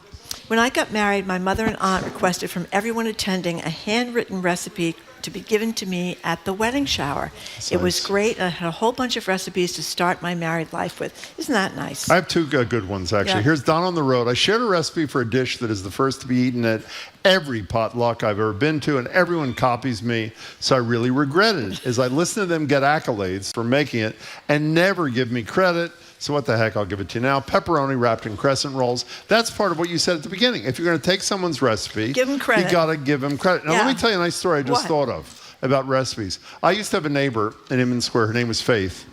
Faith and Bob. I haven't seen them in years. They moved. Faith made some wonderful bake thing. I can't remember what it was. Cornbread, I'm not sure what it was. And she gave it to us. We loved it. And we told her we loved it. And you know what she did the next day? What? She did a beautifully handwritten in beautiful different colored ink recipe. She hand wrote the recipe on a card, beautifully designed, and put it in our mailbox. And it was just a wonderful kind of gesture, neighbor to neighbor kind of thing, yeah. That's a very moving story. She was going to give one to you, too, because she liked the show, but she knew you couldn't cook. So she decided, why waste the whatever. Okay, let's go to Benjamin in Providence. Thanks for calling, Benjamin. Hi, Benjamin. Hi, you guys. I identify as a old Italian because I am one. Okay. And this is a food-related item. It's a mushroom called a signorine.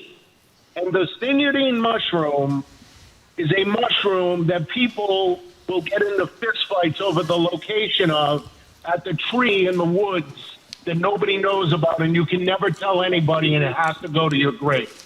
Oh, my God.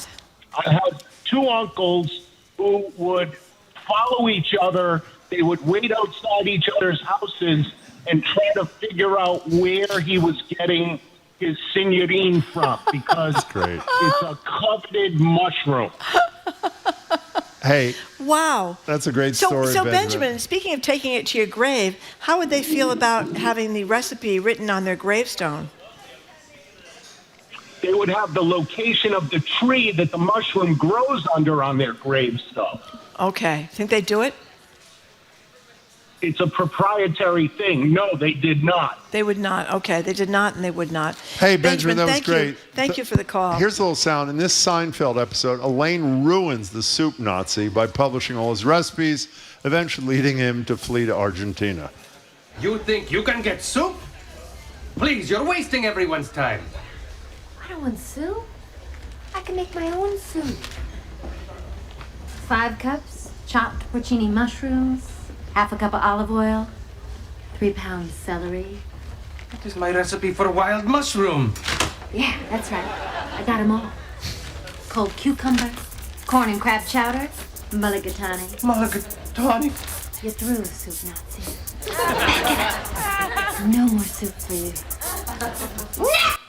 How great is she? The best. By the way, I don't know who wrote this. This is one of our colleagues about the church cookbooks. Zoe. She says, here's a photo from the congregation from my, how do you pronounce that, Zoe? Yaya was a member of, contributed to the cookbooks. Pretty sure my mom has copies. She's saying how much she loved church cookbooks. And you know what I love about them? They all come with those little spiral kind of binder kind of things. You've never seen these things? I have. It's Elizabeth like all- Warren did one for. That's where she got in trouble for doing. Oh, that's right. She did. Yeah, it was. That's a I good think that book. was it a church cookbook or I a don't Native know. American church I don't book? know what it was. Anyway, she has some of her recipes Glad in there. you brought that up. Yeah. Okay. In any case, Vicky and Revere, you were next on BPR. Hi. Hi. Hi. Am I coming through? Okay. Good. Perfectly. Yep. Hi. I am so interested in this because I am a retired chef instructor, recipe developer, cookbook author, and you really hit a hot topic for me. Food in my world is about sharing. I mean, you bond with people, you bond with family, you learn about other cultures. Food is meant to be shared. So I just don't get people who will not share their recipes. Another thing that I did, I used to do a lecture that I called Endangered Treasures, which was about how to capture the recipes from your elders, from your family members, before they die and take them with them. And there's a technique, there's a way to do it because so many, I mean, I had people coming from every ethnicity you could think of, and all said the same thing. Well, my grandmother said a glass of this, a handful of that, and I never was able to capture the recipes. But there is a way to do it. So I honestly, to just cap this off, I don't get people who don't want to share their recipes. You know, you connected, the point you made about sharing and the value of that almost relates to what Imari Paris Jeffries was saying about rebuilding community. Yeah. It is a great way to build connection. That was a great call, Vicki. We hope you call us again. Thank you much. On the other side of the coin, here's an anonymous texter. My mother-in-law supposedly shared her potato pancake. My ex-mother-in-law. Well, I was going to leave that to, okay. My mother. She wrote it. I know, but I was going to change it a little bit. Okay, sorry. My mother-in-law supposedly shared her potato pancake recipe that her son, now my ex-husband, loved. But she left out her tricks, like using a wooden spoon to absorb the water, or using a certain kind of oil, or using a cast iron pan, etc., etc. And each year, my ex would say, not bad, but not as good as my mother's. And by the time I perfected the recipe, we were divorced. That is a great story. So how story. about that? Talk about, That I is mean, a great story. she's like sabotaging the whole deal by not telling her these certain little details that make or break the recipe, Jim. You know what I'm talking about? That is horrible. Yeah. That's yeah. a horrible story. That's right. She calls the divorce from the grave. That's what Jamie says. An anonymous text says a friend had a secret family recipe for cheesecake. He left it to his daughter, not his wife, because his newest wife would tell everyone. But Ellen in the truck. Thanks hello, for calling. Ellen in the truck. Yes, hi, horseback riding lady. Oh, hey, Ellen. Great. Listen, I was given an amazing pecan pie recipe from a woman who raised me after my mom died. Mm-hmm. And she was a Southern cook like you wouldn't believe. Everything in her head, passed down from the families. So this pecan pie recipe I'm fairly famous for.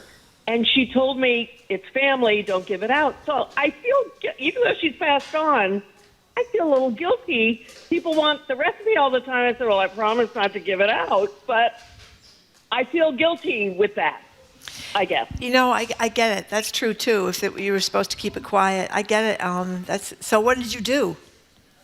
I haven't given it out. I make it. People are like, oh, my God, can you please make that? And it is an amazing pecan pie recipe. I make these little tarts. And a friend who also has a radio show, he's like, we call them pecan perfects. We're not dessert people, but we love those. Ellen, thank you for that call. You know, speaking of other radio people who talk about food, Christopher Kimball, you know, he has a show. I think he's on 4 o'clock on Saturday afternoons or Sunday afternoons. We're going to double check that.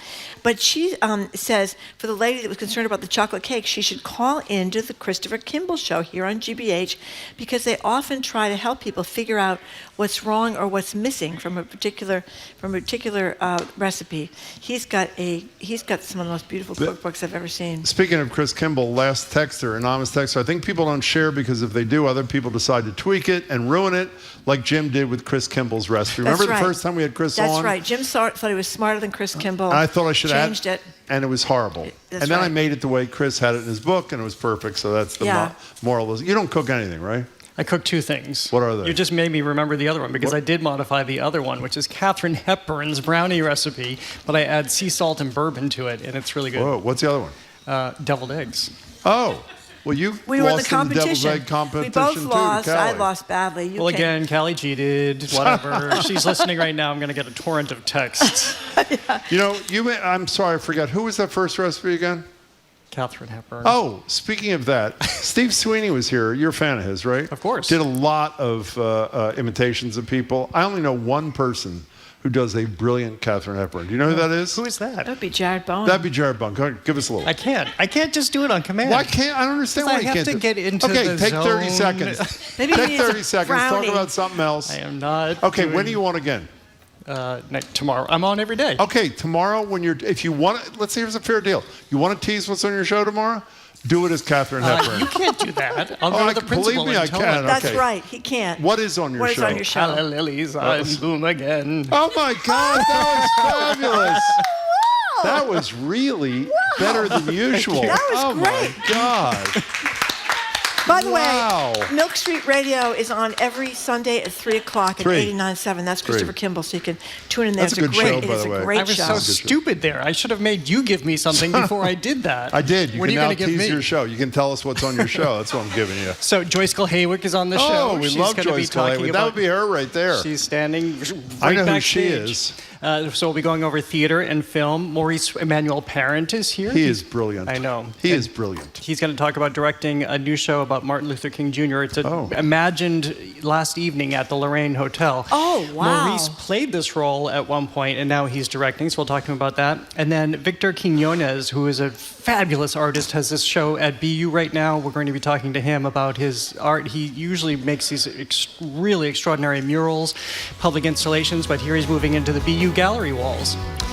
Jared, thank you very much. Thank you. That made my day, that invitation. Catherine You're Heffernan. unbelievable. Okay, Jared's show starts right after us here at Boston Public Radio. You Thanks should for do your tuning show in. as Catherine Hepburn. Tomorrow- Oh, my God. That could be huge. No, we're done. Huge. Tomorrow we're going to be joined Sorry, by political Margaret. commentator Chuck Todd, former Massachusetts Secretary of Public Safety, Andrea Cabral, Massachusetts Secretary of Education, former that is, Paul Reville. Special Thursday music session ahead of the Rockport Celtic Festival, which is awesome. We want to thank our crew, Zoe Matthews, Aidan Comley, Nicole Garcia, Hannah Loss, John McCloud Parker, Jenny Bologna, our executive producer, our BPL staff, Maddie Geyer, Bill Francis, Juan Jose Cadena, our host at the Newsfeed Cafe, and across the street at the Lenox Hotel.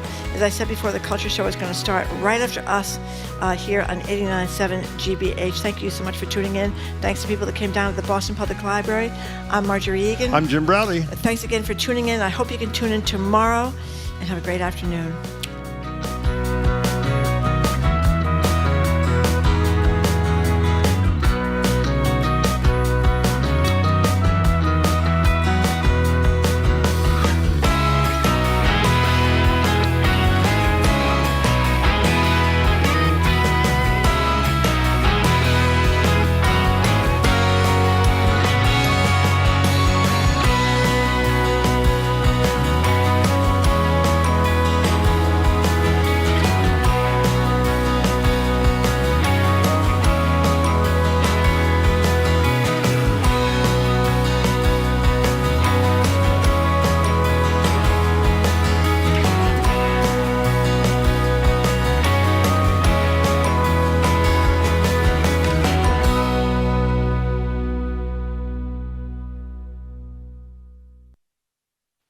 What's trending? What's interesting? What's going on around town? We're talking all things arts and culture on The Culture Show, next on GBH 89.7.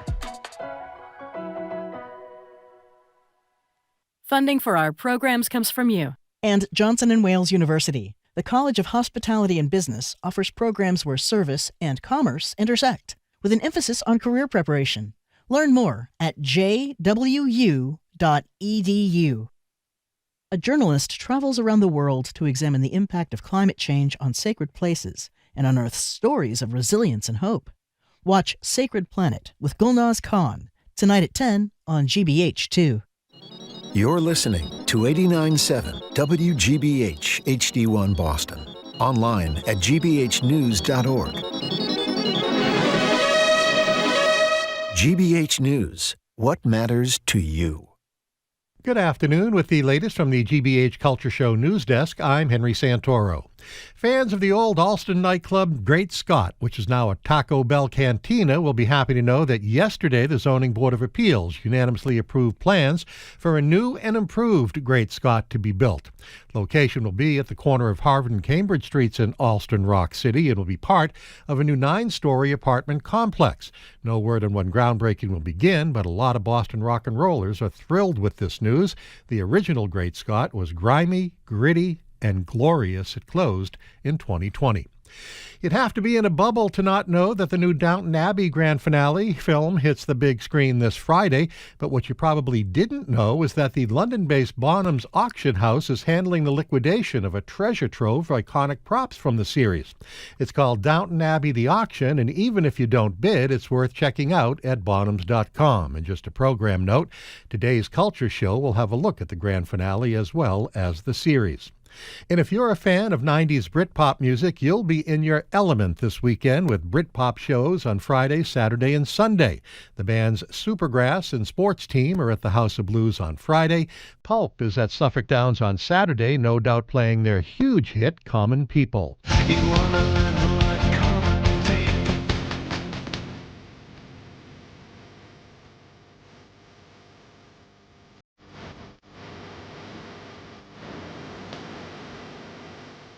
And Wet Leg takes over Roadrunner on Sunday. That's this edition of the GBH News Weekly Wednesday Afternoon Culture Cast. I'm Henry Santoro. Next up, the Culture Show with my friend and yours, Jared Bowen, live at the Boston Public Library. I'm Jared Bowen. This is the Culture Show. Coming up today, stage and screen time with Joyce Kulhaywick. We look at the latest plays, movies, and television to see right now, from the theatrical acrobatics of Passengers, where train travel meets the trapeze, to The Roses, a darkly comedic film that asks, when love turns to war, how far will you go to win? From there, we reach theatrical heights with the play The Mountaintop. It's a reimagining of Martin Luther King Jr.'s fateful night at the Lorraine Motel.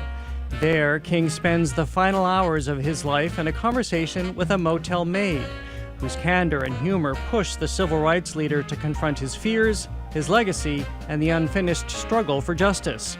As Front Porch Arts Collective launches its new season, director Maurice Emmanuel Parent joins us for a preview. And artist Victor Marca 27 Quinones. Drawing on his immigrant roots and cultural heritage, he's developed a style that merges the raw energy of graffiti with the visual language of indigenous traditions and pop culture. He's made his mark on city walls and public spaces, and now his work fills the galleries at Boston University. That's all right now on The Culture Show. The Culture Show is made possible in part by a generous contribution from the Fiducia Fund, proud to support this station's arts and culture programming.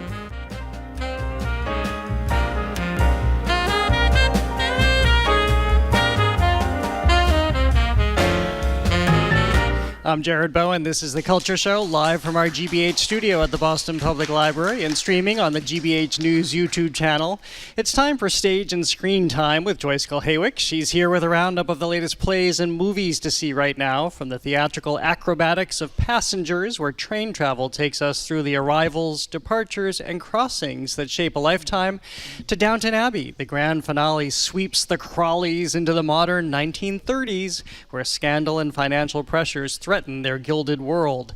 Joyce Kulhaywick is a Culture Show contributor, an Emmy Award-winning arts and entertainment reporter, and president of the Boston Theater Critics Association. You can find her reviews on joyceschoices.com. Welcome back to the show. Good to see you. Good to see you, Ms. Hepburn. Yeah.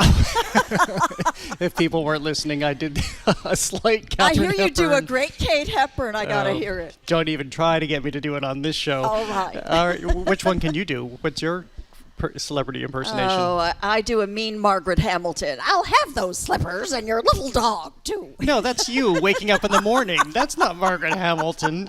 Okay, we'll launch right into it.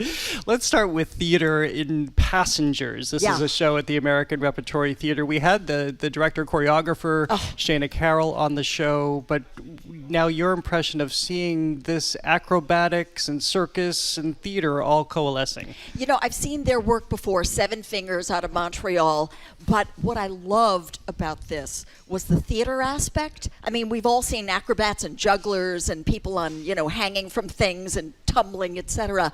But the story that it serves is so beautiful and resonant. I mean, it's really like, it's about, the passage through time, and it even sort of leaps into quantum physics and Einstein and our perception of reality. But you don't have to go there. I mean, you can sit back and be led by these death-defying acrobatics. And we'll mention that we're streaming right now on our GBH News YouTube channel, where we have images of the show. Of course, if you're here at the library, they're on our monitor right now, but you can see, I mean, this is what's so interesting, is you see these costumes, you get a sense of story already with this trapeze, I assume that's a trapeze artist, flying through the air at the top. It's music, which is beautiful, and dance, and this movement, but it begins with everybody sitting in a semicircle, all breathing together, and as soon as that happened, I was in, because we were all breathing with them. And then, of course, is what this show is ultimately about. You know, how they're so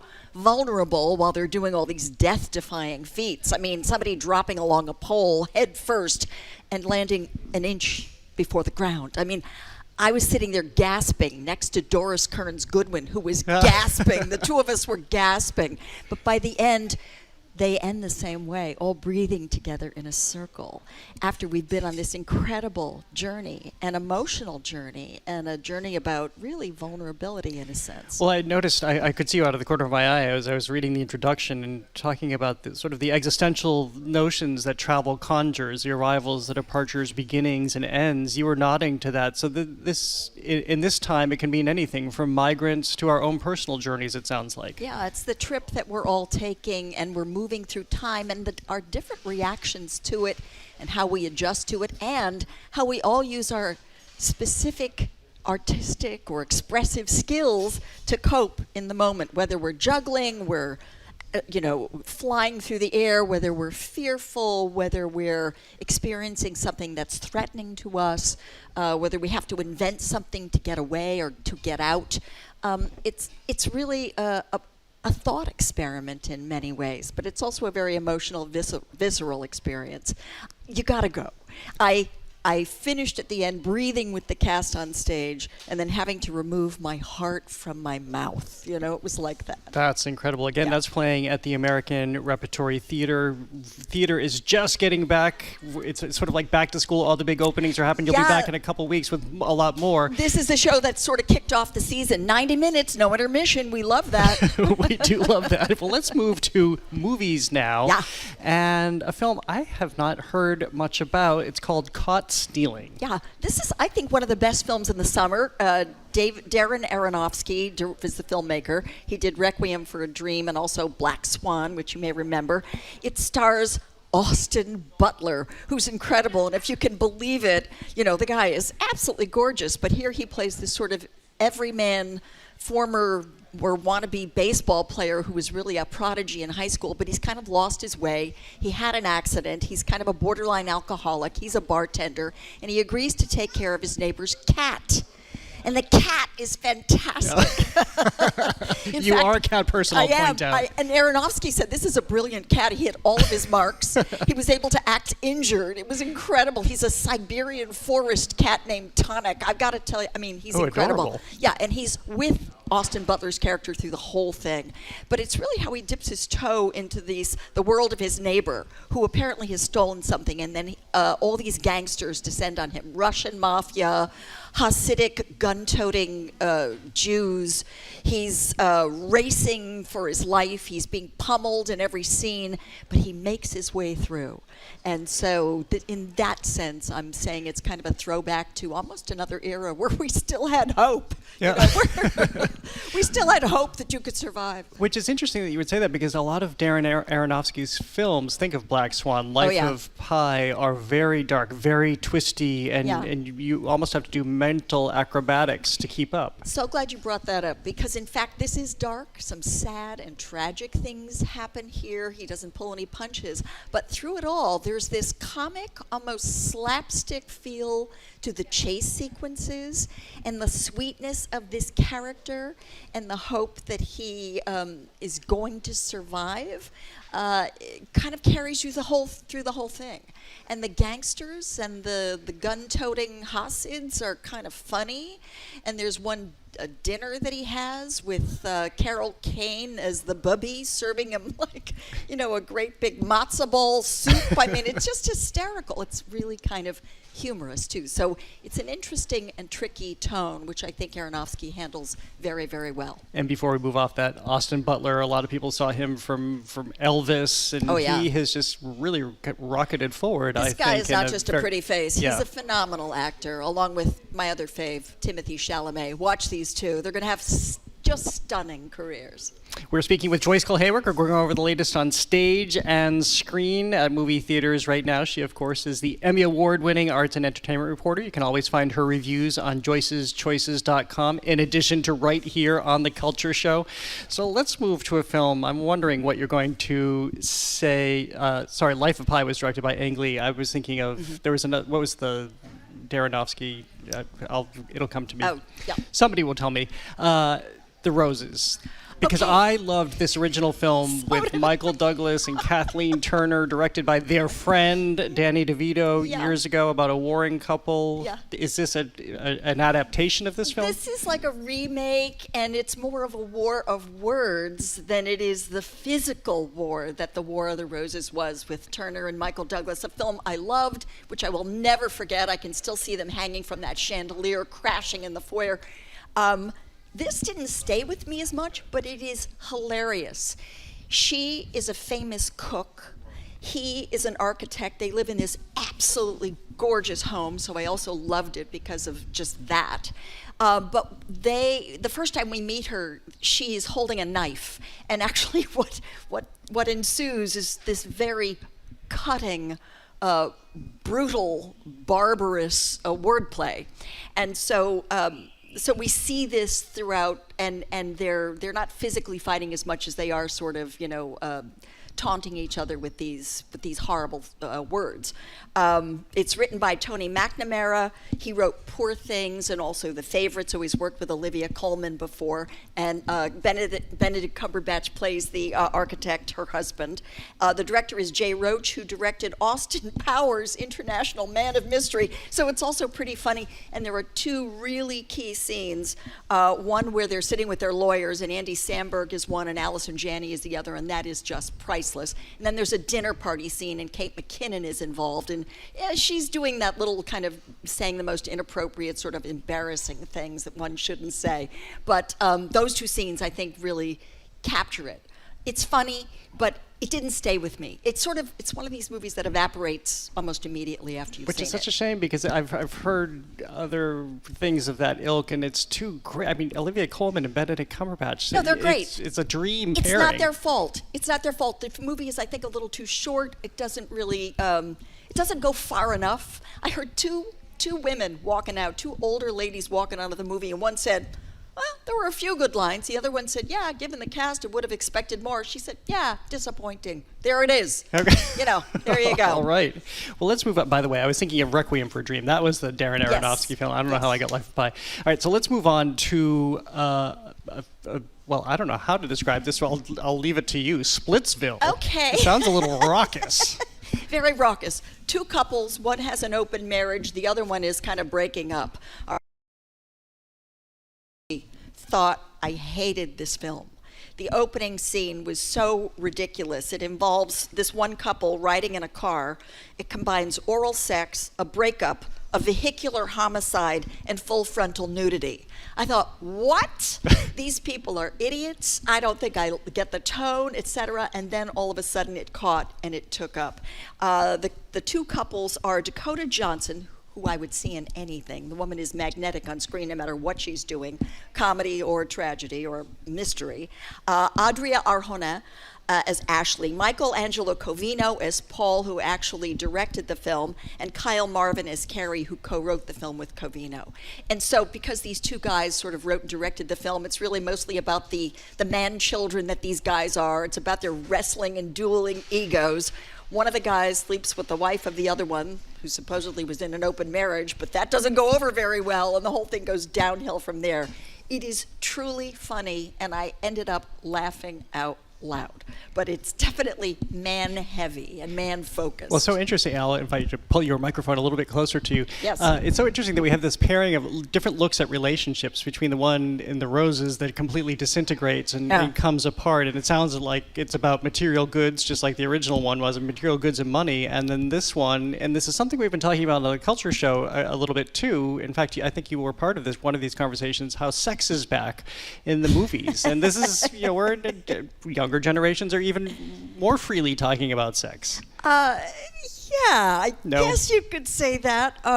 This is really a farce that involves, sex and relationships and another gorgeous house, which I loved, which they destroy. It's really an exaggerated comic situation to point up the foibles of the human condition. Sex, of course, is a key element here, right? Particularly for these man-children. So Okay. Well, let's move on to something that doesn't have a lot of sex in it, although it does have a little bit, actually. Yeah. Downton Abbey, which, of course, is very close to us here at GBH because it was a series from Masterpiece, and now, since it ended as a series, we've seen these continuing films, also written by Julian Fellows. Before we start talking about this, here's a bit from the trailer of Downton Abbey, the finale. This really is the night that shook the world. That is what's happened. Now we must just get on with it. What about her running Downton? Don't you want her in command? The world is changing. The way we talk, the way we dress, the way we deal with each other. Hal's made a real mess of things, hasn't he? Don't you see what this means for Downton? Long live Downton Abbey. Amen to that. So I have seen this one as well. This takes us into the 1930s. It's a far cry from where we first met the residents and employees of Downton Abbey. It's a very modern world this time. You know, I was almost dreading seeing this because I didn't want to be disappointed, and I was with the last film. I loved this movie, and it's not just because I was, an addict with the series on television, although it does help if you've seen that series. I saw it last night at the Coolidge. It's a sweet, smart, compassionate script that brings in all of the characters, that ties up all the loose ends while ushering them into this new era. It's the end of an era, the end of a way of life. And it handles this so gracefully, with such great style. And when I say they include everybody, Julian Fellows has done an incredible job on this script, pulling in everybody, not just Mr. Bates and Mr.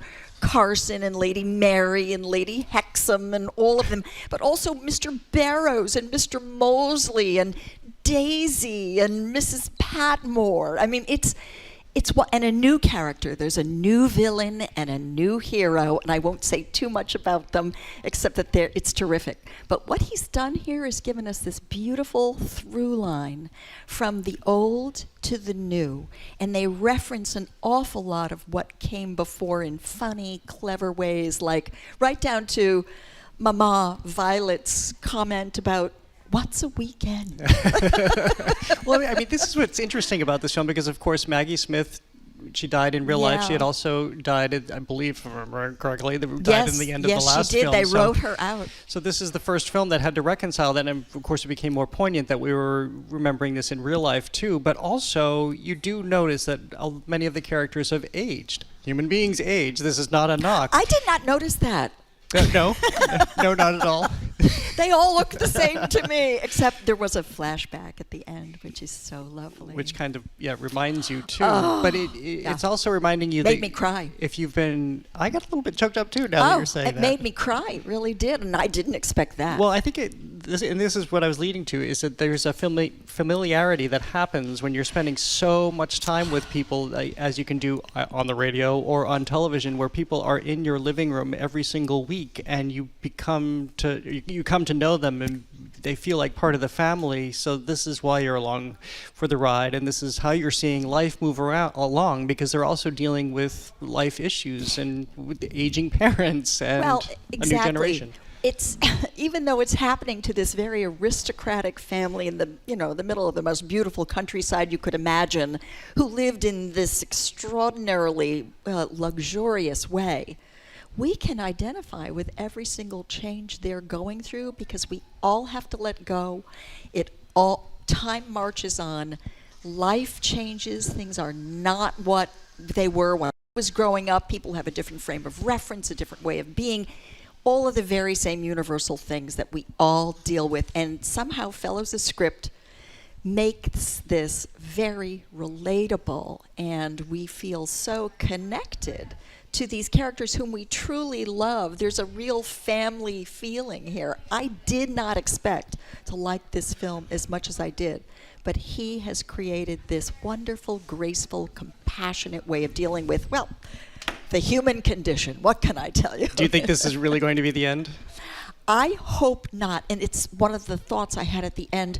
I so want this to come back, the next generation, something. And I think maybe they're dipping their toe in the water to see how this does with audiences, because I don't know how the other film did. I never actually really look at box office unless it's, unless you're in it. Yeah, exactly. Yeah, unless I'm in it. But no, I don't actually care about box office. I care about whether or not it's a good film, and not everybody recognizes that. But the last film was not good.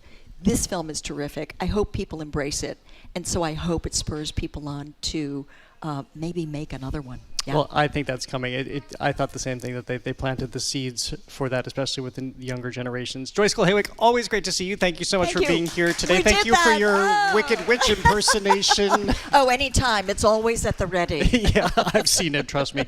Culture Show contributor Joyce Cole-Haywick joins us regularly. She's an Emmy Award-winning arts and entertainment reporter, president of the Boston Theater Critics Association, and you can find her reviews on joyceschoices.com. Again, always great to see you. Thank you, Jared. Coming up, Martin Luther King Jr.'s final hours are reimagined in the play The Mountaintop. That conversation is next on The Culture Show. Stay with us. The Culture Show is made possible in part by a generous contribution from the Fiducia Fund, proud to support this station's arts and culture programming.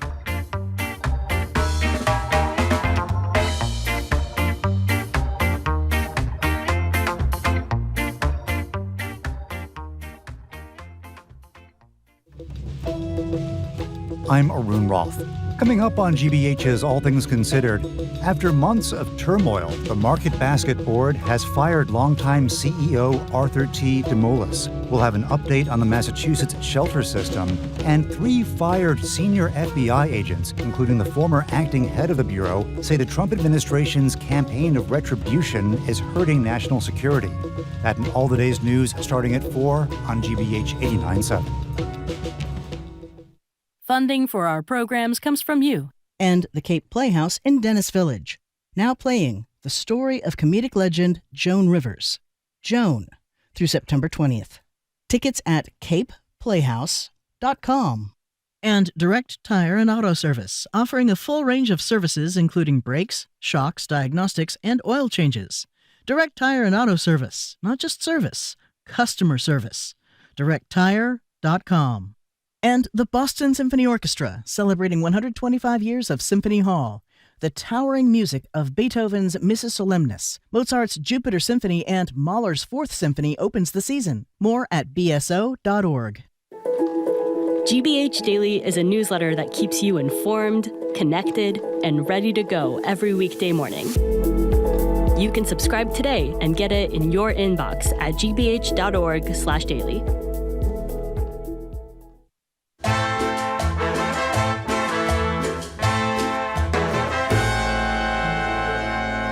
I'm Jared Bowen. This is The Culture Show live from our GBH studio at the Boston Public Library and streaming on the GBH News YouTube channel. We'll be back here live on Friday for our Arts and Culture Week in Review show, and tune in tomorrow when David Duchovny joins me about his new book of poetry.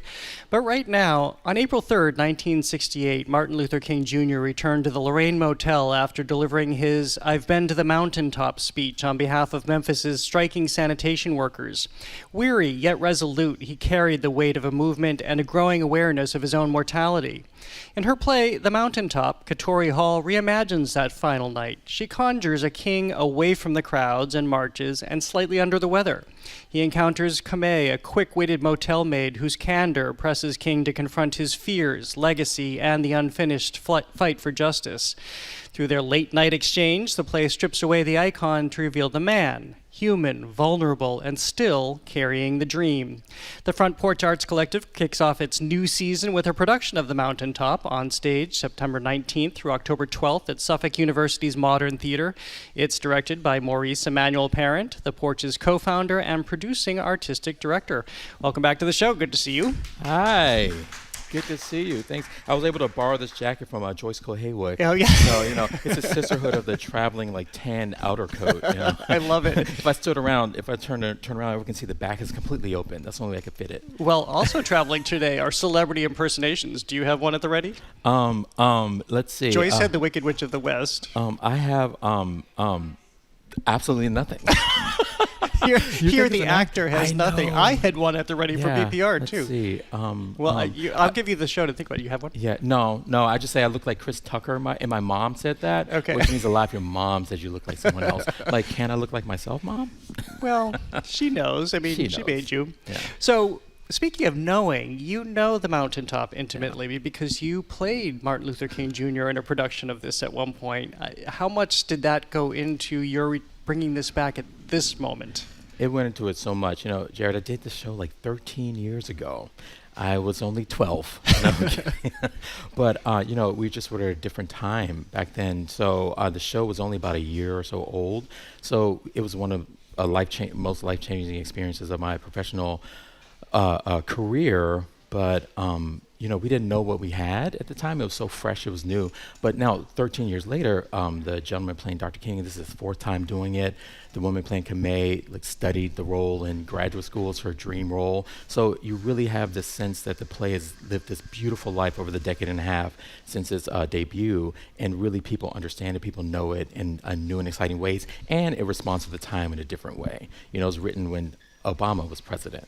And now we have different leadership of our country that really impacts the themes of fighting for justice and fighting for equality in very timely ways. Well, how different did the play seem to you when you went back and reread it in anticipation of staging it here in 2025? There's this one quote in the play. I'm going to misquote it because I can't even do celebrity impersonations on cue, let alone say a line. But there's a line, something along the lines of, there's this image that Katori Hall plays with of the baton. There's a baton. It's like a relay race, and we're constantly on this relay race towards a more equitable society. And we pass this baton between ourselves to sort of pass on the charge towards running towards that society. So Dr. King says, the baton may have been dropped, but anyone can pick it back up. And I read the play, and I thought if there's ever a time where we feel like that baton has been dropped, it's right now. And I hope this play inspires us all to pick it up. Because, as you said, it shows Dr. King in a very human light, a very relatable light, with his flaws, with his challenges, with some fears that, Katori Hall's imagining he might speak about in private. But then he fights through all that, and he works through all that. He still does the great work and becomes a legend that changed society for all of us. And if a human being, he's only a human, he's only a man, could do that, we can do our part. Well, I want to go back to that he's only a man part.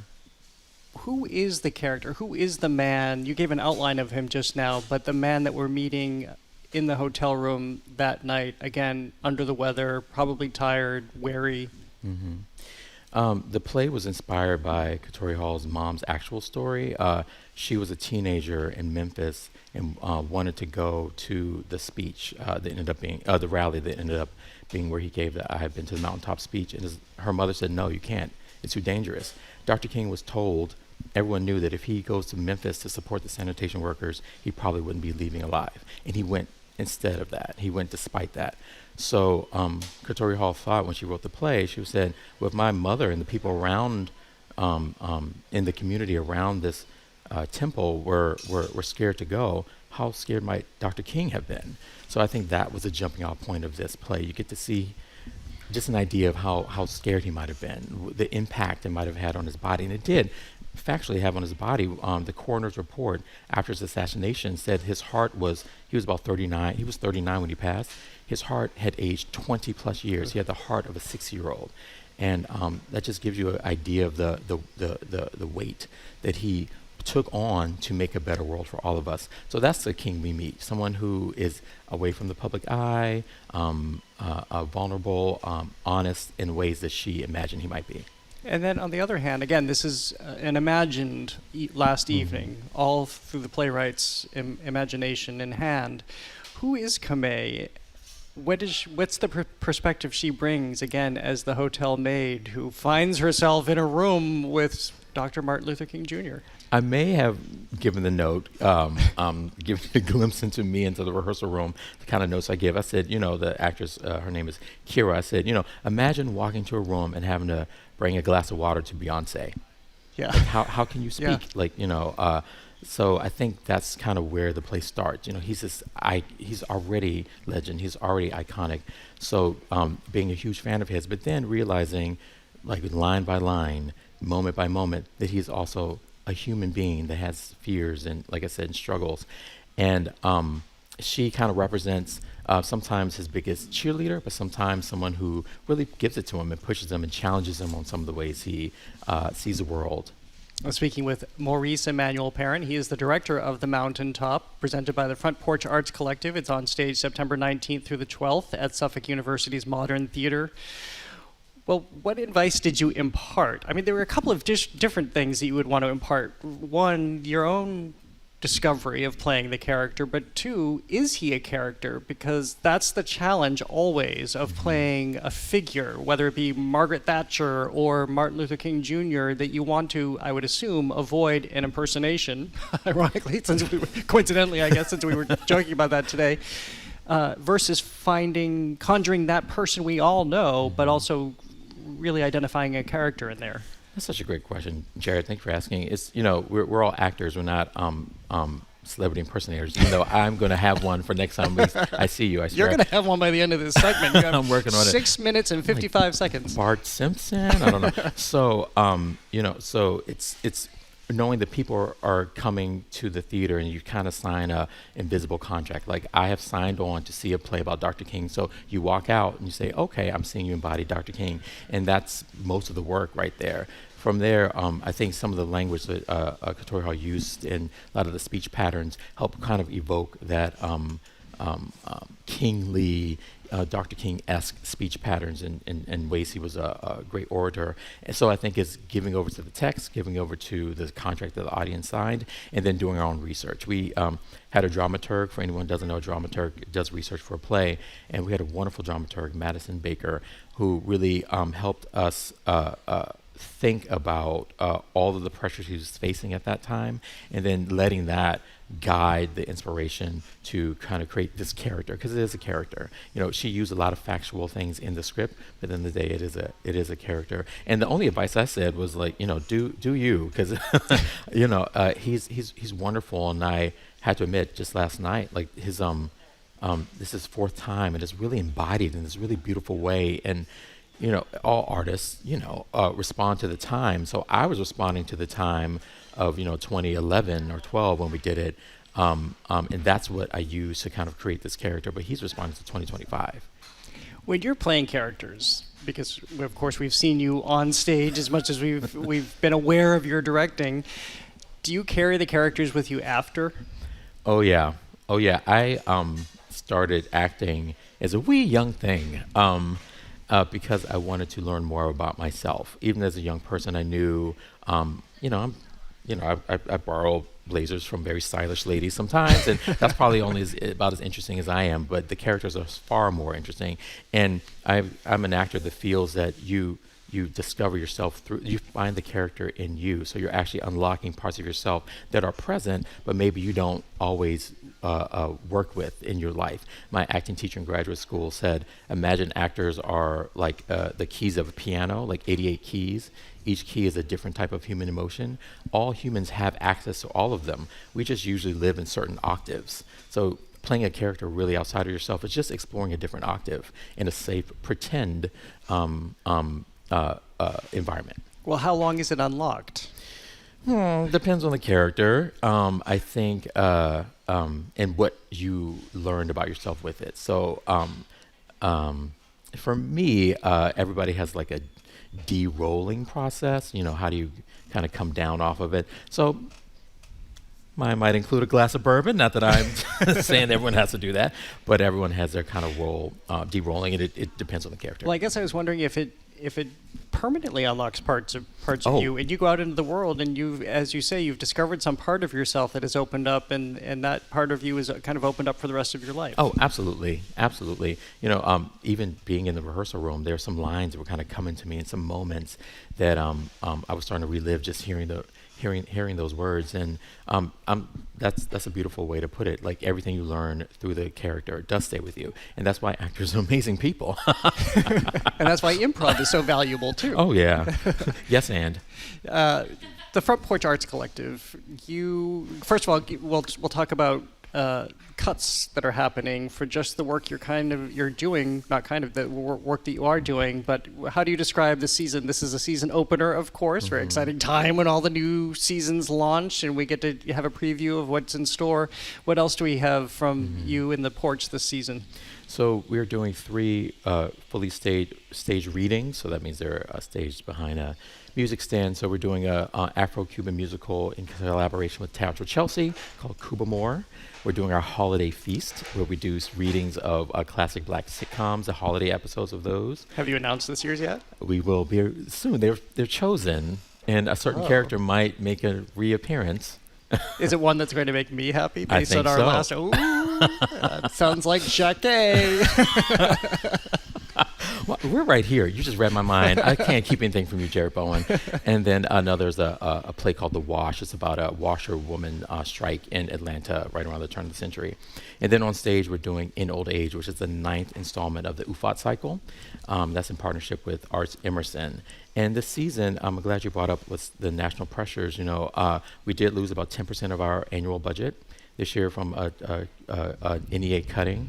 From this current administration, and what's chilling is the justification for that cutting was that our work did no longer serve the interests of America.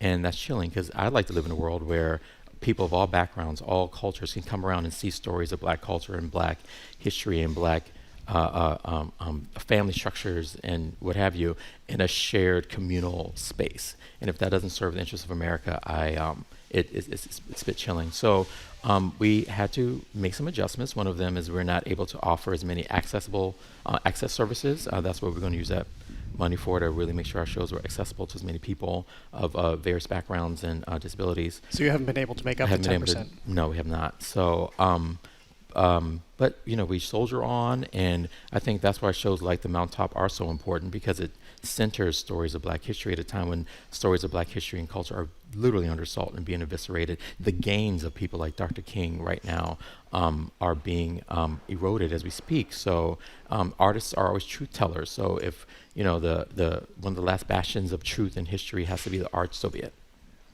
Well, Maurice Emmanuel Parent, thank you so much for being here. That's my new name. Armis. Like it. It's a good one, right? Yeah, I take it. And my bungle ate up our time, so now you don't have to do an impersonation. But you do have to have one ready the next time, because I will remember.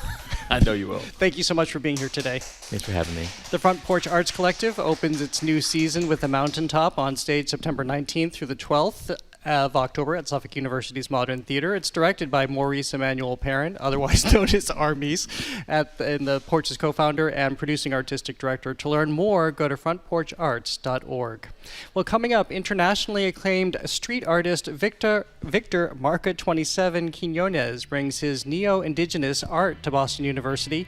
He's next on The Culture Show. Stay with us.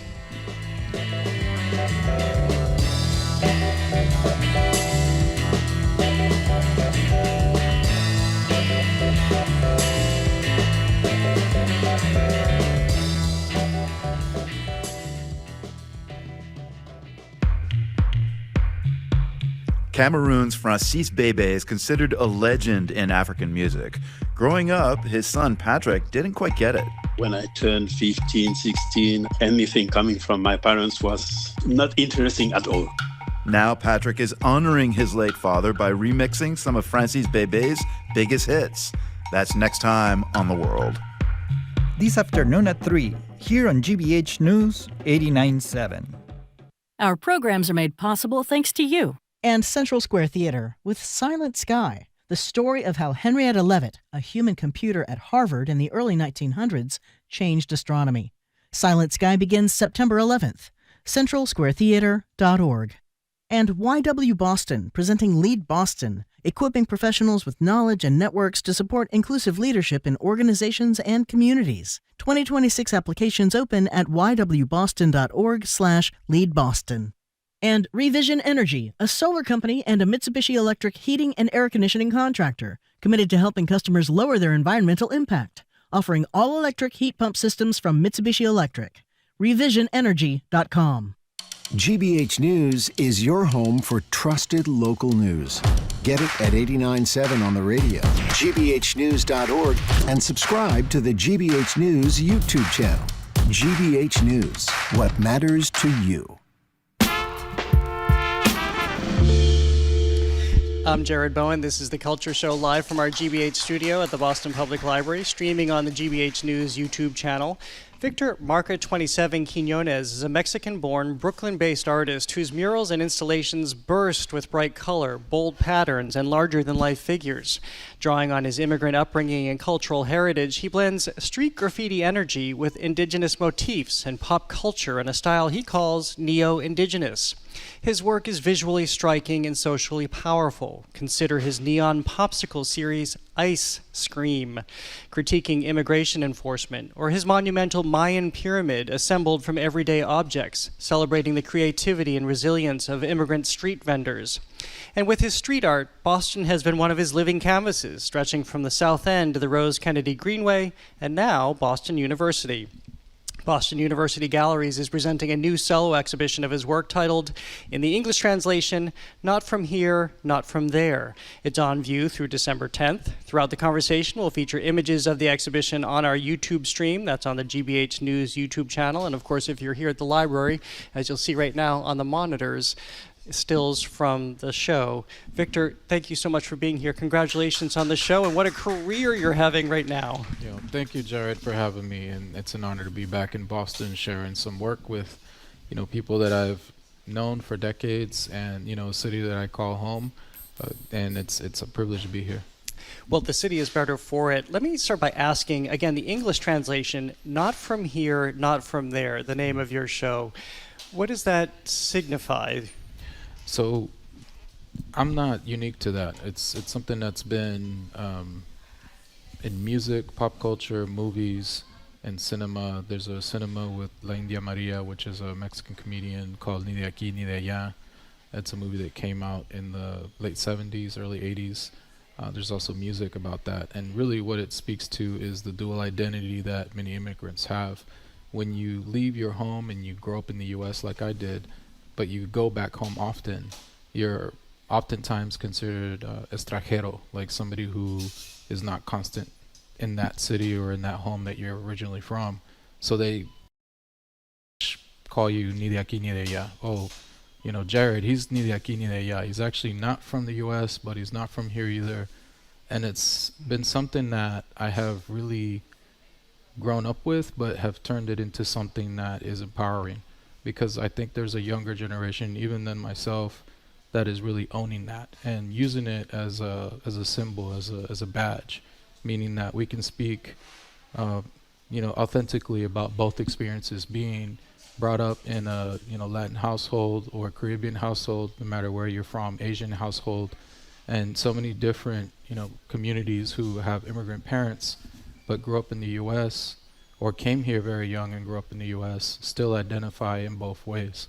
So Ni de Aquí Ni de Allá, to me, is more about empowering that community. Well, I think it's very interesting. It's even more interesting than what you do, and especially with your murals, which can be very permanent, that you're establishing a very permanent space wherever you are. Yeah. I mean, the mural is for the people. Right? When you create public art, I'm incredibly influenced by Mexican muralists. And they shifted the narrative when it came to artwork in America and North America, when they were creating, huge murals that were protesting the Mexican government at the time that was exploiting a lot of the workers. And when the, civil rights movement, Black Panther, the Brown Berets, they were all heavily influenced by what was happening in Mexico and how they were speaking for a community that had no voice through the Mexican muralism. So it really triggered and inspired a whole movement here on the U.S. side when it came to, the Black Panther Party and also a lot of civil rights movements. When you think about all the murals that were happening during the Chicano art movement as well, a lot of it stemmed from Diego Rivera, Orozco, Cisqueros, and all the work that they were doing in Mexico. So if we understand that to be your foundation, as I mentioned in the introduction, you consider your style to be neo-indigenous. How did you come up with the term, and what does that represent to you? I mean, what it represents to me is, being aware of your heritage, your culture, respecting your ancestors, but also owning the moment that you're in and being influenced by, the things that are happening around you presently. So creating a style that, speaks to my heritage, Mexica, being from Mexico, being indigenous from Mexico, and, thinking about how we influence so much culture here. But at the same time, I didn't want to just continue creating something that has already been seen. So neo-indigenous was a way for me to, take those influences but make them my own. Creating my own visual language, creating my own patterns. I use a lot of patterns. I'm obsessed with textiles and different patterns from other parts of the world. But, even creating symbols and visual languages that are modern but also take inspiration from indigenous cultures. You just mentioned the textiles, and I know that's part of your show at the Boston University Galleries right now. This seems to be a very experiential show, that people will have a myriad experiences here, actually. What is your hope for what people will find when they enter the galleries? I always say that I don't create work that's controversial. I create work that spreads awareness and empathy. And if that's controversial for you, then, that's just how artwork works. I think work is subjective. And if you think me sharing or telling truths is controversial, then I think that's a different conversation. A lot of the work that I am showing at Boston University, it's all based on personal experiences from undocumented workers, from street vendors, and also just celebrating our heritage in general. It also speaks to the cultural resilience that we have as a people. Especially in the ice cream series, when you walk into the exhibition, you're going to see installations using these illuminated acrylic popsicles that are, Mexican popsicles, but they have laser etchings of street vendors on the popsicles. So at first, it feels like pop art. It's nostalgic, it's bright, it's beautiful. You walk up to it with a big smile, thinking that you're going to see something that's, just celebratory in a way pop culture does. And I'll remind people that we're playing these images on our news YouTube channel as you're describing it right now. Sorry to interrupt. Of course. So then you take a closer look and you see the images that are being illuminated from those pieces. The other one are the resin large-scale paleta series, which have handcuffs encapsulated inside of them, firearms, rosaries. It tells a full story of why people leave their country in the first place. A lot of it has to do with destabilization, violence, a lot of, necessities that make people come here. It's, sometimes not out of your free will. And then there's also, the question of who is an immigrant? What is indigeneity? And how much of this land has been stolen? I think these are all very hard truths. And I don't see it as controversial. I see it as something that needs to be a dialogue that gets revisited. And unfortunately, we're living in a time right now where I feel art is being censored by the current administration. A lot of artists and a lot of institutions are being put, under a microscope in terms of what they're allowed to show and who they're allowed to work with. So I give a lot of credit to Lissa Kramer and also the Greenway and anybody who's supporting artists that are, fighting for what's right. Have you had shows that may not happen at this point because of the way the administration is defining what art should be, in their words, that should, again, in their words, fulfill the ideals of Americanism? I think that there's a pretty good amount of people that are very weary about taking on the exhibition. This is a traveling exhibition, so we're really hoping that people will stand up and be on the right side of history and not be afraid of repercussions for showing work that, is speaking against, some of the abuses that are happening right now with these policies. Well, this is a moment to ask you about your own life. You have seen your father deported. Yeah. This is something that has been part of you and it works its way into your art. Yeah, I'm glad you brought that up because a lot of people ask me about the coolers and, why coolers? Why did you use coolers to create, a huge sculpture? And I had to, really think back to my childhood, I had a residency at Mass MoCA, and I created one altar that was made out of a cooler, and the cooler really was to celebrate the resilience of immigrant workers, undocumented workers when they first come to this country. You know, every major city, Chicago, Boston, New York, LA, you see, you know, undocumented workers with coolers in the subway stations, on the highways, in busy intersections, selling water on hot days, selling fruit, selling food. A lot of Afro-Caribbean people in New York are also like outside of festivals, at parks, selling, you know, juices, whatever they have, whatever they can make just to survive, to make a living, because when you're undocumented, it's hard to get a regular job. So the cooler really just represents that survival, that resilience, and supporting your family and just wanting to live like everybody else.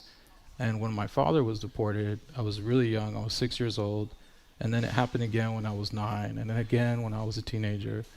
And throughout all this time, these communities that use these coolers, many times they won't charge you. They'll give you food, especially if they understand your circumstances.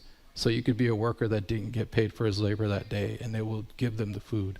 My mother had friends that were street vending, and they heard about our situation, so they would give us food. And I remember this cooler. I remember just seeing people give us food, and I didn't see any money interaction. So as a kid, I knew what was happening. I was very grateful for that. So to bring that back as an adult and to really just want to speak up for a community that needs to be seen, that needs to feel loved at this moment, because unfortunately a lot of the times people feel alone, especially when there's language barriers. I just really wanted to create something that honors that. I'm speaking with Victor Marca 27 Quinones, an internationally acclaimed artist. Boston University Galleries is presenting his work right now in the solo exhibition titled The English Translation, Not From Here, Not From There. I know that you're a father yourself. Mm-hmm. How much is that now informing how you craft your art as you think of your own family? I mean, you know, my wife, Liza Quinones, she's a curator, she's a creative as well, and she's Filipino. My kids, I tell them that they're Mexicanos. You know, they're heavily influenced my work. You know, they help me with textiles. My daughter, Reina, there's a piece in the show that is an ice cream push cart, and, you know, my oldest daughter, Reina, she just graduated from Parsons. She's in fashion design. And I asked her, could you make an umbrella for this carrito, this push cart, but I want you to use all the textiles that, you know, that we have from the Philippines, from Central and South America, and take these textiles and make a huge umbrella that represents all these cultures for the cart. And, you know, she knocked that out the park. She did an amazing job. It looks incredible. We're looking at it right now. Yeah, she did an amazing job with that. So, of course, you know, I help her, she helps me, and I think our whole family is just, you know, excited to be creative and supportive of each other. What is it about textiles? You probably saw something laid up at me. I love textiles. I love tapestries. I love the tactile nature of it. What is it for you? For me, it goes back to my upbringing. So my father, you know, he was a laborer. He worked construction. He had his own auto body shop. And I saw him build and make things with his hands. And when we would go to Mexico, often in Juarez, I would see my grandmother constantly at her sewing machine. You know, she would make dresses for quinceañeras. She would make a lot of different things using textiles and patterns and, you know, very delicate fabrics. And ever since I was a kid, I always thought that the textiles were very connected to your culture. It was a symbol from where you came. So when I saw, especially when I moved to New York from Texas, you know, I was more exposed to Dominican, Puerto Rican, you know, Afro-Caribbean cultures and Guyanese cultures. And I would go to the fabric district and I would just see, you know, everything from like batik, dyed African fabrics to, you know, Guyanese fabrics. And it just reminded me how proud each culture is when they create their, you know, their own visual language. Speaking of visual language and adornment, tell me about your braid, your hair braid. So my braid is it's paying homage to my youngest daughter, Luna Quinones. I cut all my hair off when she was born, and I regrew it. So every time I look at her, I think to myself, wow, it's been 15 years. I can't believe she's a sophomore in high school. And I regrew my hair because of that. It's also a way I stay connected to my ancestors, and most importantly, it's just a way I stay rooted with my family. What is it for you to have that duality of working in these big public spaces with big wall murals and then moving into the intimacy of a gallery, again, as we find right now at Boston University? You know, I want to say that public art is as amazing as it is. You know, it has its challenges, you know, because a lot of the times you have to think about, you know, who you're producing the work for, what neighborhood, you know, you're in, who was there before. I like to say that my work is more about placekeeping than it is about placemaking. You know, for example, the Soledad mural that's in the South End, a lot of people don't know the history of the South End, and that there used to be murals there when it was an elevated orange line by artists like Paul Goodnight and Robin Chandler, who were the OGs of, you know, muralists that were in Boston. And so it felt really good to create such a large-scale mural at the time in a neighborhood where it no longer accepted that type of work. But when you're doing personal work in your studio, that's exactly what it is. It is personal, and it's okay. I have no, like, I actually love the idea and, you know, what comes with public art, working with communities, trying to create something that, you know, people can feel proud of. But when you're doing personal work, you no longer are thinking about, you know, what is somebody going to think about this piece? How are they going to feel about it? It's a lot more liberating in that way. I think David Bowie, I really loved the interview he had where he said that the best music comes from people that don't think about who's going to like it. And that's when you do your best work. And if you think about it too much, and if you think about whether or not people are going to accept it, then that's when you make your worst work. Words to live by. Victor Yeah. Quinones, thank you so much for being here Appreciate today. you. Congratulations on the show. Thank we you. appreciate you. Victor Marca, 27, Quinones is an internationally acclaimed artist. Boston University Galleries is presenting a new solo exhibition of his work titled, in the English translation, Not From Here, Not From There. It's on view through December 10th. To learn more, go to bu.edu. Thank you for listening to another edition of The Culture Show. Tune in tomorrow for actor, writer, and poet David Duchovny on his debut collection of poetry. The Culture Show crew is Max Chow-Gillette, Kate Dellis, and Chelsea Mers. The special thanks today to Henry Santoro, the curator of our new Wednesday Culture Cast. Today's engineer is Bill Piacitelli. The BPL technical and logistics crew is Maddie Geyer, Bill Francis, Sandra Lopez-Burke, Juan Jose Cadena, Chris Hanks, Pat Lally, and Olivia Corshio. Thank you to everyone who came down to see us here at the library today. We love seeing you. I'm Jared Bowen. Have a great day. The Culture Show is made possible in part by a generous contribution from the Fiducia Fund, proud to support this station's arts and culture programming.